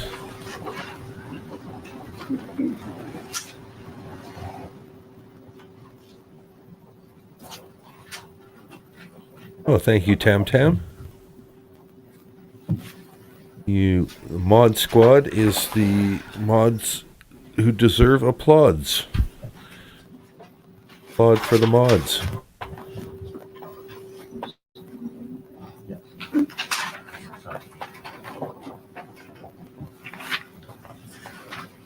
And what has been marked as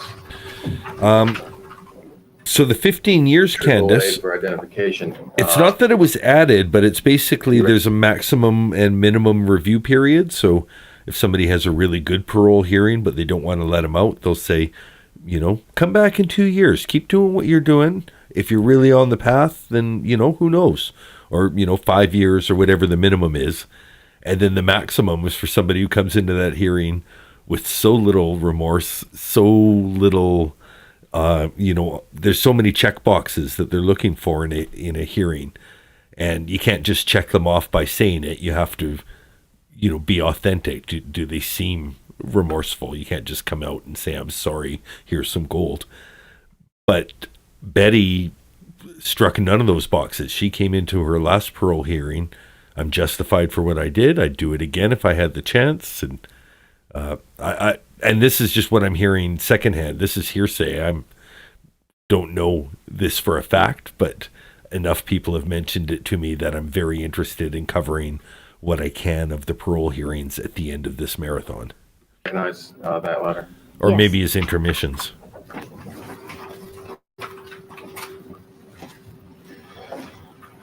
Now, when you had... I've reviewed the matter and bail is denied. Next matter is snacks. Those have also been denied. I am under the impression that 2 peanut butter and jam sandwiches and some cookies are provided. Tricia Smith is your lawyer at that time. Were you still trying to... was the purpose still that she would move forward on the... Yeah, no, Candace, just that she did so poor. The point of this, of having a lawyer, yes. And did there end up being... She still had 2 kids testifying on her behalf, and it didn't help her. In regards to the dogs and the other items that were on the contempt order? Yes.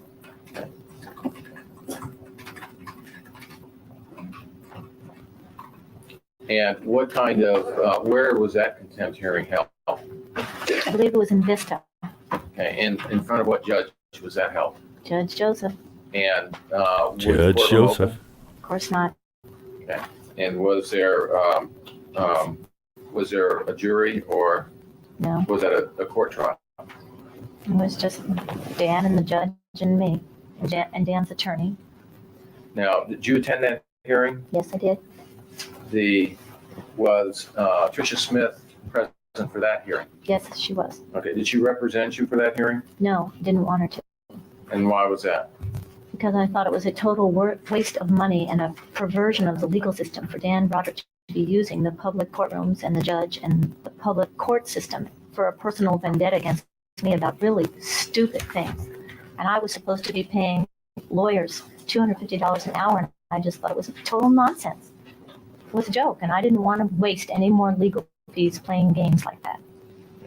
Did you think that Denied. anything Ms. Smith could do to win that hearing? Thank you, Tam Tam. Excuse me? Did you think that there was anything that she could do to win those hearings? I don't know. Tam Tam Namasti's come back with the info. Her attorney requested her release to prepare for trial. Judge said denied. Did now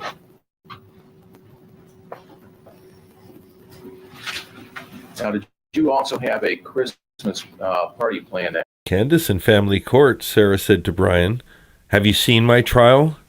The photos?" And Brian's response was, "Yeah, and I saw the videos." Here. Yes.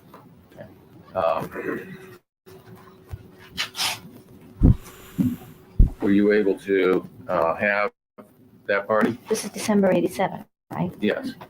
Did you see what it showed? Yeah, and not the way you think. Yes, I did have a party.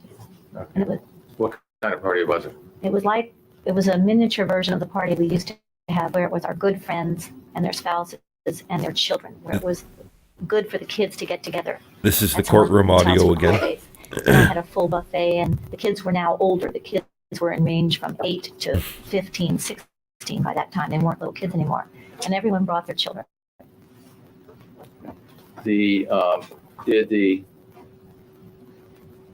Were your children able to attend that party? No, Dan would not let them come on the day that it happened.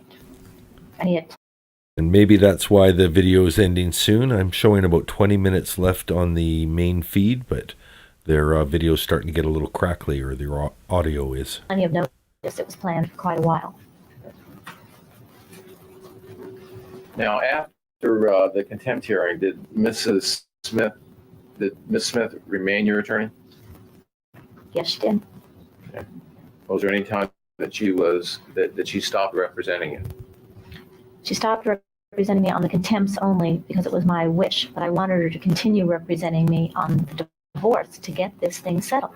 Okay. Was there any time that stopped also? Yes, And when was that? that was into 88. Okay. Well, if we had the first hearing was the contempt hearing on the that involved the dogs was in 88, would it have been at that time that her representation of you stopped? Not particularly. We had a discussion, the judge and she and myself, that I wanted her to continue on the case to settle the divorce. And the judge was very upset that nothing had been done on this case yet. And she complained that Dan hadn't sent the discovery over. And there was this big discussion in the courtroom. But I think she got married the next day after that court thing and went on a honeymoon. And when she came back, she didn't want to continue on the case. Yeah. Now, what happened to you at that contempt hearing? I was fined a lot of money, but I don't remember, $9,000-$10,000 Okay. fine And for dropping the dogs off, but not sentenced to jail. Ooh, that was an interesting look. now at the sometime later on, 34. Fine, $10,000 okay, fine and for dropping the dogs off, but not sentenced to jail. Oh, I just missed it. But yeah, she's incredulous about things that are like so minor. You know, that not, I don't know, this isn't the most important story in the story of a second degree murder. And she still is as upset over that imagined slight in her life than as she is over what she's dealing with right now. And yeah, now cold. Cold as ice. now at the sometime later on in the spring of Do you understand the 1987, where was domestic Danny going to abuse? school? Yeah, not the way you thought. He was still going to Francis Parker Okay. in the 6th grade. Okay. Now, sometime in the spring of 1987, did you go to a ski vacation during ski week? Still in 87. Did you go on? If we continue at this pace, it could very well be all day Betty direct again tomorrow from 87 to 89. And if that's the case, I'm going to retitle these videos to the pre-85 years, 85 to 87, 87 to 89, I think, are how this testimony's going. Yes. In 88, I'm In sorry. 88, I took Lee skiing because Dan took our whole family skiing, meaning the other three children and Linda, to our regular condo that we owned in Keystone, but he cut Lee out of it. Lee is an excellent skier, and I felt so sorry for her. Lee is an excellent skier, and she got cut out. Like, there's such weird details to still be hanging on to, like, but it's stuff, it shows she doesn't let anything go. I brought her skiing in Utah, but no matter what I did for her, I couldn't make up for the fact that she was not with her family and her brothers and sisters, and it was really sad and pathetic. But I did the best I could. Okay. And did you do anything about, at that point in time, did you do anything when you were on that vacation? Yeah, she was basically unhappy. She didn't want to be with me. Sustained. Okay. Did you do anything? Yes. Okay, and what did you do? Lee was out skiing and she didn't want to ski with me, so I was in the hotel and I wrote what people refer to now as a book. But I wrote this thing in one sitting, which was like the story so far up to that point of what had happened in the marriage and the affair and my whole life. And I wrote it because I was so scared of what was coming up in court next. And I really was very suicidal and I wanted to leave something in writing in case I killed myself so the kids would know what happened here. It wasn't just what Dan was saying was going on. And when did you talk about Dan in that book? Sure. And did you talk with him and looking back on the anger you felt at the time, the depression? I'm sure. I haven't read in a real long time, but I just wrote it at one sitting. And yeah, it was in 1988, and that's why I wrote it. I was very depressed. Okay. And very scared of what was happening in court and out of control and stuff. Okay. Now, you indicated that in 1976, when you went to the marriage encounter, you wrote there what your feelings were about Dan and why you married him. Is that correct? Yes. And was that accurate? Yes. Okay. And was that the way you felt about Dan up until the time of 1983 when problems arose? Yes.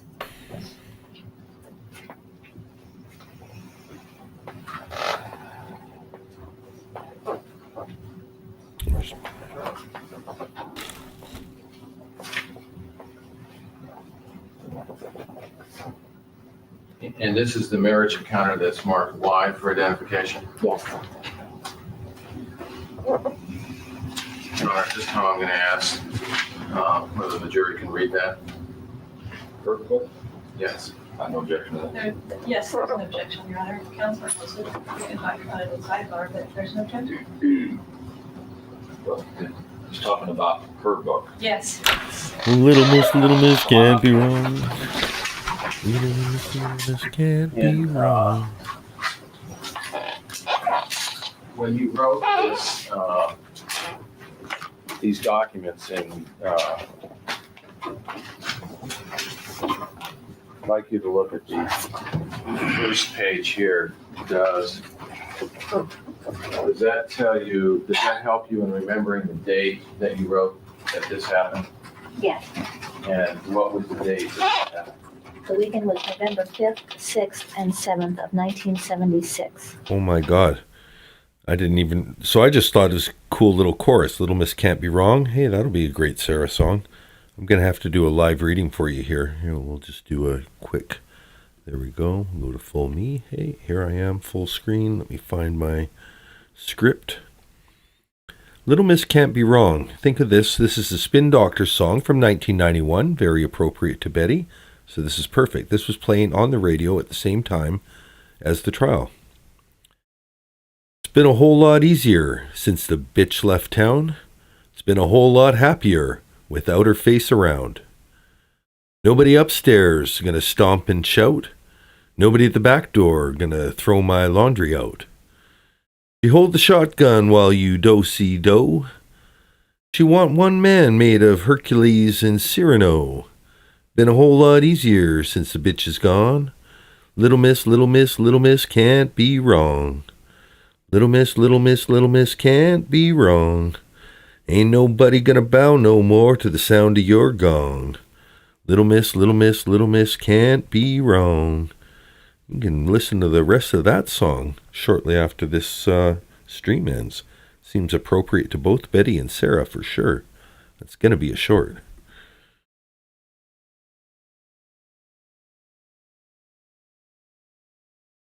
$1991 too.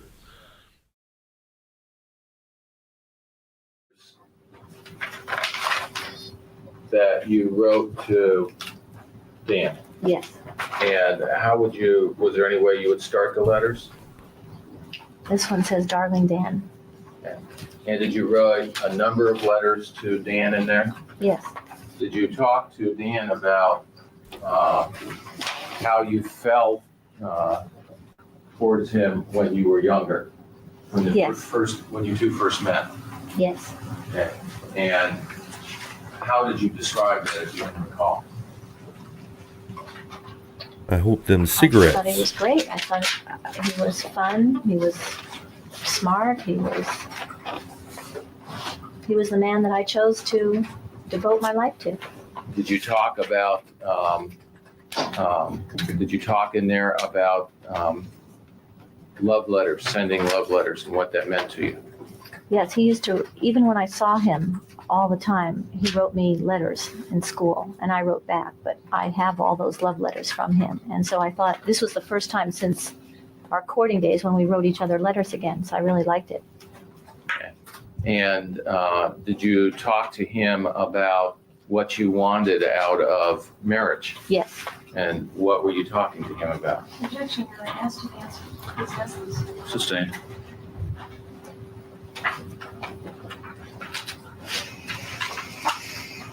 Thirteen, 16 minutes left. 15 minutes left. Okay, sorry. One more adjustment for reality here. Be the last one we do. Put 20 minutes on the clock and we'll stick to that. That sounded like a squeezed out fart.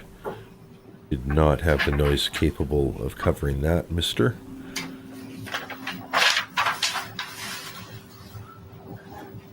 Did you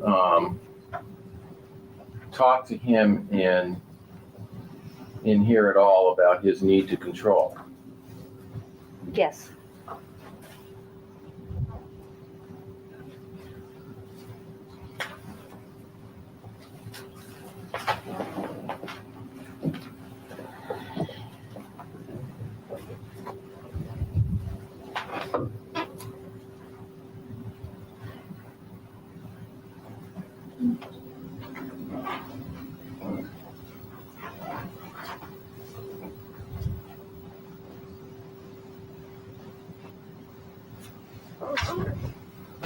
In the where was Danny going to school in April of 1988? He was at Francis Parker. Okay. And where did people go? Is there a school that people go to a next level from Francis Parker?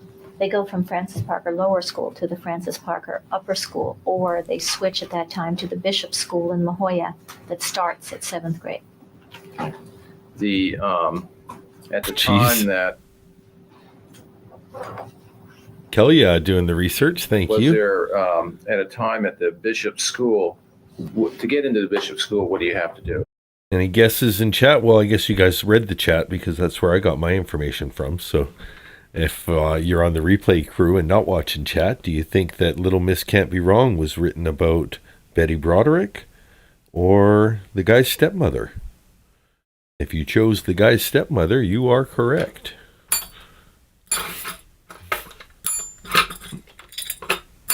There we go. Real practical effects in the house. Sometimes we have technical difficulties, but we're not using a soundboard. Is there anything in particular? You have to apply, get an application and write an essay and have recommendations by your teachers to qualify to take an exam. And then if you pass the exam, you... Spin Doctors might be Canadian. That might be worth looking into if anyone's doing the research, but that might be a Canadian band. Pretty cool, bar rock band if you like that sort of thing. And if you do like Spin Doctors, you'll also like Tragically Hip, which is not another awesome Canadian bar band that isn't that known internationally, but great music. It stands the test of time.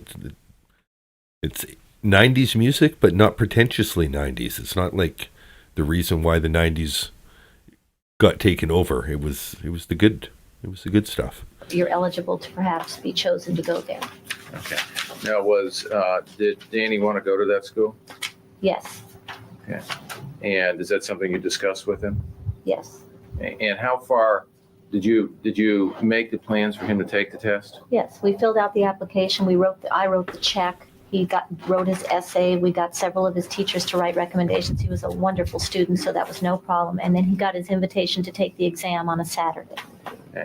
And was that something that had to be planned well in advance? Yes, and there's only 50 people, 50 students allowed to take the exam. And if for any reason you weren't able to make it, you were supposed to let them know 48 hours in advance so they could fill the spot with somebody else who was on the waiting list. Okay. And had you made arrangements to pick him up to take him to the exam? Yes. Okay. And where did you go to pick him up? To Dan's house. And Oh yeah, New York City. was there anyone home when you went to pick him up? No, it was just like the soccer days. Canadian guitarist. Everyone knew I was coming. They knew what time he should have been there. He should have been waiting for me to pick him up. This is a real tangent, but then that would explain why it was on the radio so much here. Canada, we have something called Canadian content, and if at least half of the music can be considered Canadian, so if you have the artist and the producer are Canadian, it's Canadian. If the writer and the recording studio was Canadian, then it's Canadian. As long as you had 2 of 4 of those big ones. And yeah, so if some of the band was Canadian, that was probably enough to get them 1/2. And Canadian guitarist Eric Schenkman, part of the band. So there we go. Little Spin Doctors trivia you weren't expecting. And there was nobody home. Okay. And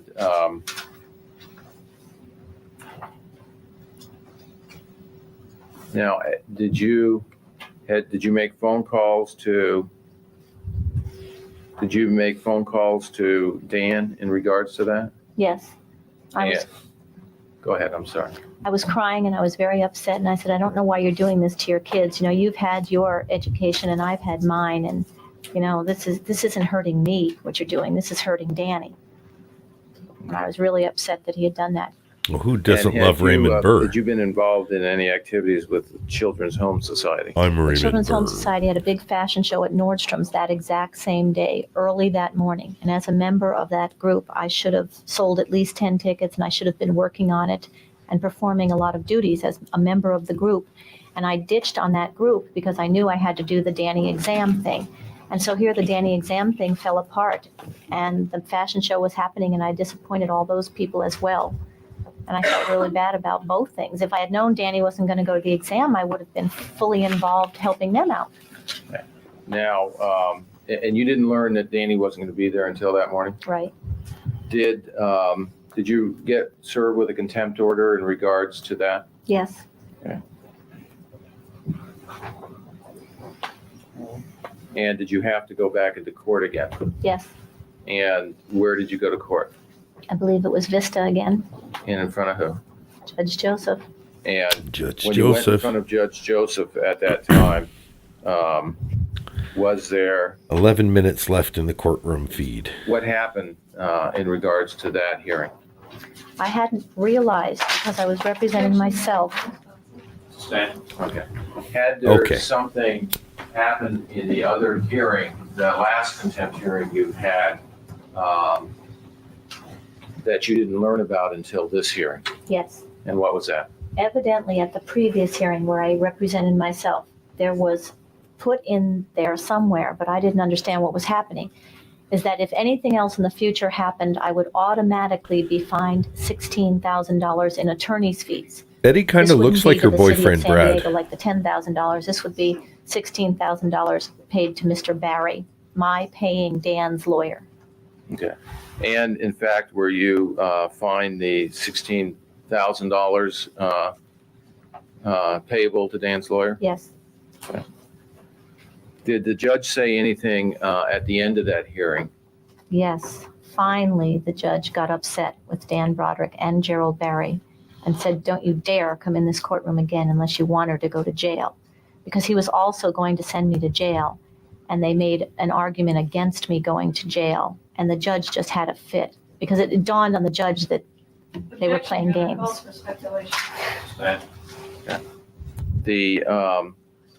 And so what did he say was going to happen next time you showed up in court? What he said was, he said to Dan and Gerald Barry, don't come back in this courtroom with these contempts unless you want her to go to jail. So what that meant to me was, if we end up back in there on contempts, I am definitely going to jail. She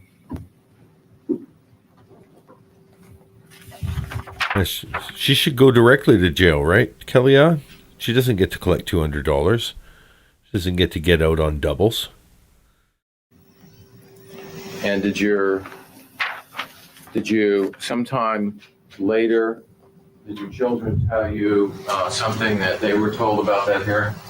Yes, Dan went home from that hearing and Headstones, had yeah. dinner with the kids and was telling them that he kept me from jail and wasn't he a nice guy? Did that upset you? Yes. Yes.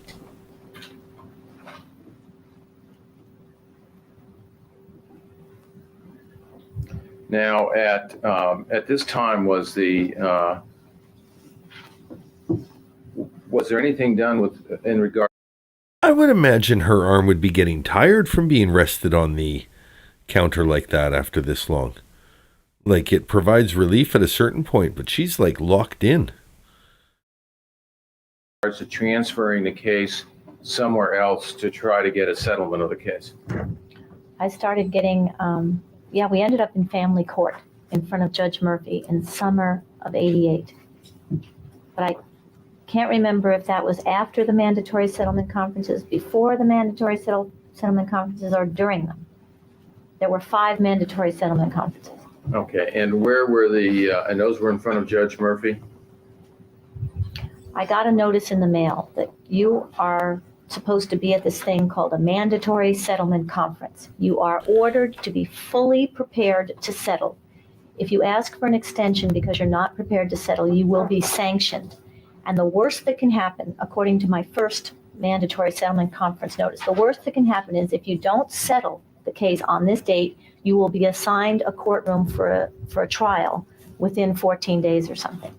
And so I was real happy when I got the first mandatory settlement notice, because I thought we were going to mandatorily be made to settle this case. And did you appear before Judge Murphy?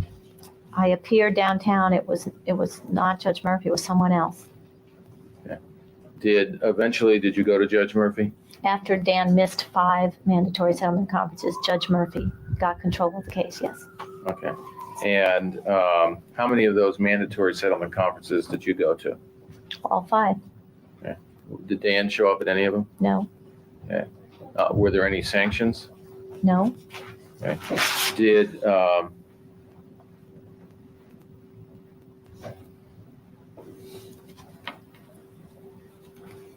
What did Judge Murphy do at that time? Mr. Barry had sent a replacement, a younger attorney, because What happened at the last hearing? Judge Murphy got on the phone from his bench and called Gerald Barry and demanded that he show up right now. And he said we'd wait for him. And why was that?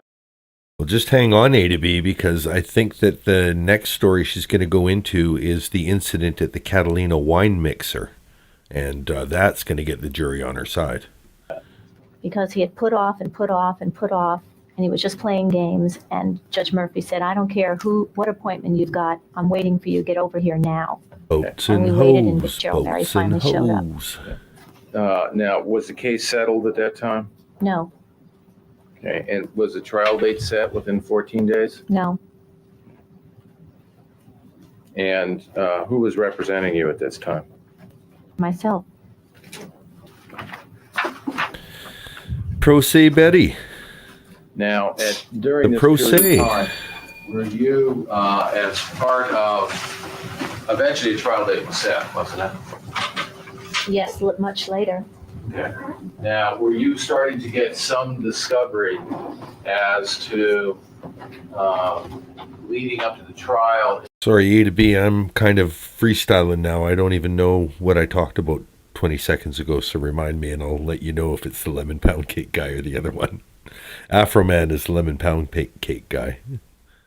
December of 1988, were you starting to get some discovery as far as community assets?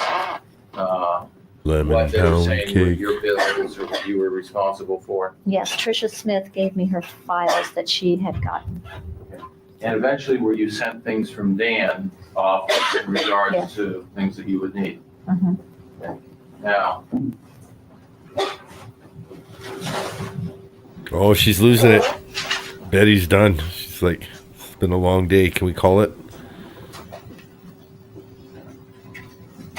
I would ask for 2 exhibits to be marked. Triple B, why don't you describe that for the record? Triple B, Your Honor, is a 1, 2, 3, 4, 5, 6, 7 page. It looks like a credit card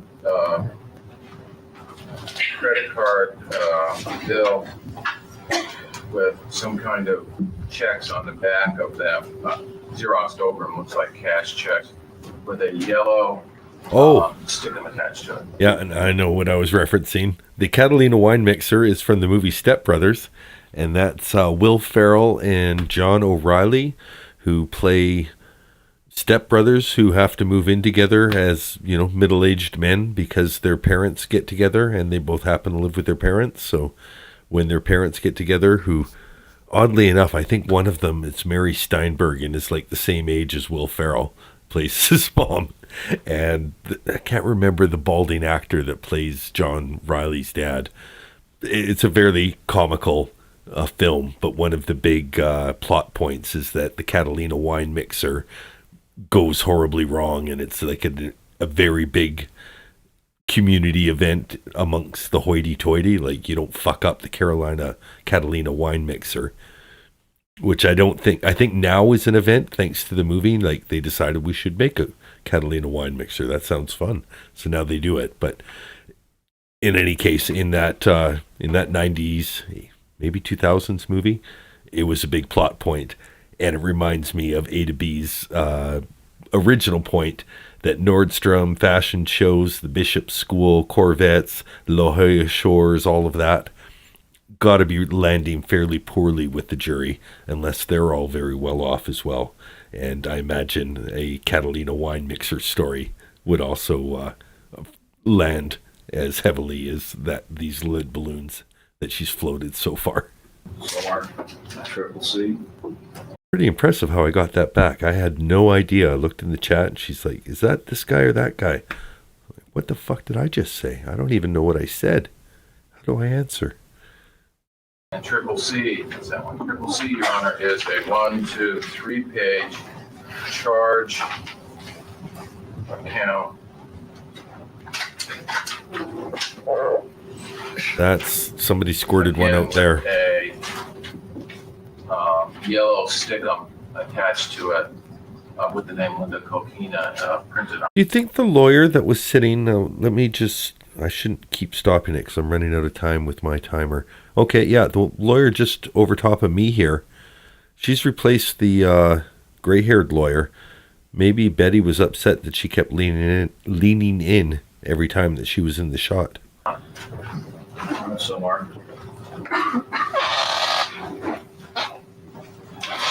Showing you what Mark Triple D for Triple D identification.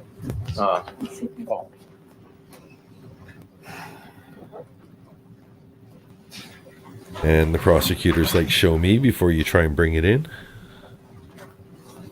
So yeah, less than 3 minutes left of testimony. I'm going to turn off the clock because we're going to be probably ending it in 4 minutes, but I don't want to be held to the numbers.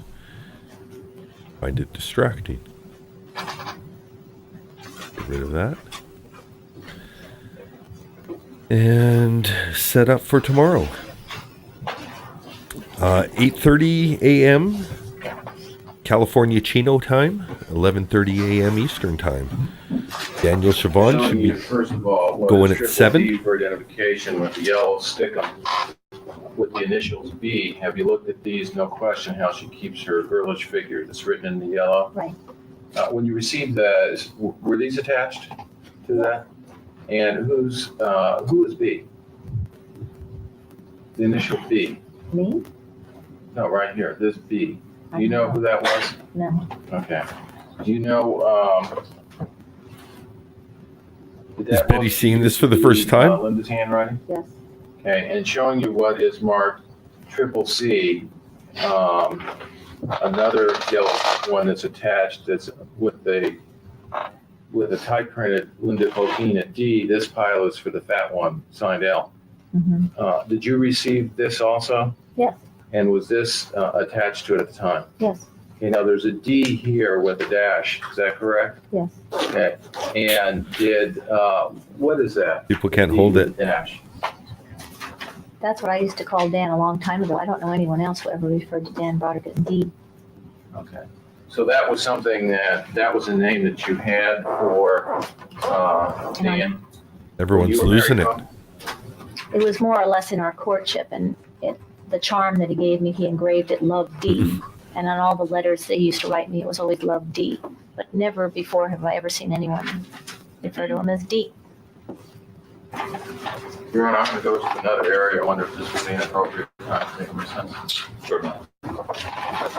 Ladies and gentlemen, we'll take our evening recess at this time. That'll be it. The admonition not to discuss the case among yourselves nor allow anyone else. We're going to have some new fashion to discuss tomorrow. Until it's finally submitted to you. Have a nice evening and be extra careful not to big blip. watch or listen to anything about the case. Night. Okay, I'm having internet-y issues, but that's probably ideal because it's just about done. Betty's testimony continues. All right, we know we've got that. See what happens when it goes there. 4:02. No, that's a whole minute of waiting for this. Betty's testimony continues, part 4. Or no, did we? Right. When we were talking last time, we were the fall of Oh, here we go. 88. No, we weren't talking about the fall of 88. Oh my God.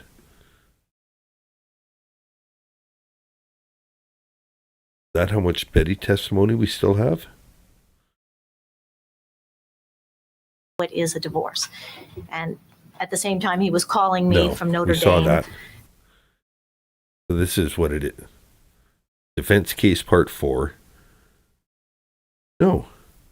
Well, don't worry. I'll be in sorts tomorrow. We're not going to rewatch anything, and we're not going to skip anything. Betty's still testifying. I did want to kind of see if it looks like a cross is happening. This is the video I think is the new one. Oh, and am I on full screen right now even? No, I'm not. I'm just in a little tiny window. Okay, well, that's just as well. You can see what I was doing. We're scrubbing. We're looking. Oh, she starts crying here. Okay, we didn't get to see any of that. And it's the cross. It's the cross. We've got the court reporter with the... Oh, she's got the computer. She's trying to use what the other lady used. Maybe she'll be quieter on this. Okay. Oh, it looks like testimony gets heated. Here we go. This is where the screenshots came from. A lot more red in Betty's face today. Seen friends, you know about Red Ross. It looks like we get a little red Betty tomorrow. That's exciting. Okay. Let's go full screen to me. Set up the schedule. We'll try and close this out in the next couple of minutes. It looks like, yeah, it's just going to get better. I've had a day off of the diabetic medical snacks, so I think I'm going to dive right back into the high fat and high sugar tomorrow. But the orange was a good mix. Tomorrow morning, Daniel Chavon is going at 7 a.m. with Sunday Fun Day. If you want to join that, wake up, check her out, and then by 8:30, you should have enough time to pop into the beginning of Betty Broderick Day 11. We've passed the midway point. Day 11. We'll start at 8:30. It looks like a 4-hour video. I'm going to try and keep it to 5 hours because I have to do an evening shift starting probably about 8 hours after the show ends if I stay on schedule. In 8 hours, if I fall asleep instantly, would be 8 hours of sleep. Probably not going to fall asleep instantly. But, you know, if I did, theoretically, I would get enough sleep. So that's good. Monday and Tuesday will start at 9:30 a.m. Chino time, 12:30 p.m. Eastern Ocala time, 8 p.m. London time, I think is how that works. We'll do that for a couple of days. And then on Wednesday, we'll probably still do a morning show. So, okay, 3 days of morning shows. And then coming back on Thursday, we're going to go maybe even later. Maybe as well, we'll announce those days then. But that's what we're going to do. I've got 25 of you still here in chat for the goodbyes. I'll leave the chat open. If you guys want to say your goodbyes after I close the stream, it'll stay open for 2 or 3 more minutes. For all of the goodbyes, you guys have been absolutely fantastic, beyond fine. But if you guys are fine and I'm Dan D, this has been a fine and Dan D stream, hasn't it? I'm not quitting yet. Is there any questions I need to look at? We've learned some good music. I very well might do Spin Doctors, Little Miss Can't Be Wrong for a Sarah video. I might wait and do it with a combined Sarah-Betty video. Some great ideas in chat. Thanks again, Victoria Carmen. Victoria Carmen is relatively new to the channel, but well versed in Betty knowledge and has been very kind and forthcoming with information regarding the case from her personal knowledge. So we appreciate it, Victoria. And yeah, you don't always have to type. Sometimes it's great just that you're in here in the chat. So we appreciate getting some historical views as well as some brand new views. People who are popping in and out, people who are on the replay crew. Thank you. Timestamp your favorite moments if you're watching on replay so that people who are watching behind you can skip ahead if they feel like it's lulling a bit. They'll know when the next good spot is so they don't miss it. Thank you all. What am I going to do? I might go sing karaoke. It's unlikely. 9 o'clock. They close in an hour. It's not worth the trip. Maybe I'll just go have myself a nice healthy meal. Maybe I'll order pizza. Regardless, you guys are fine. I'm Dan D. This is the end of the stream. You have 2 to 3 more minutes in the chat to say goodbye. I'm saying goodbye now. Bye. You've seen Lola coming to you from the Dan D studio.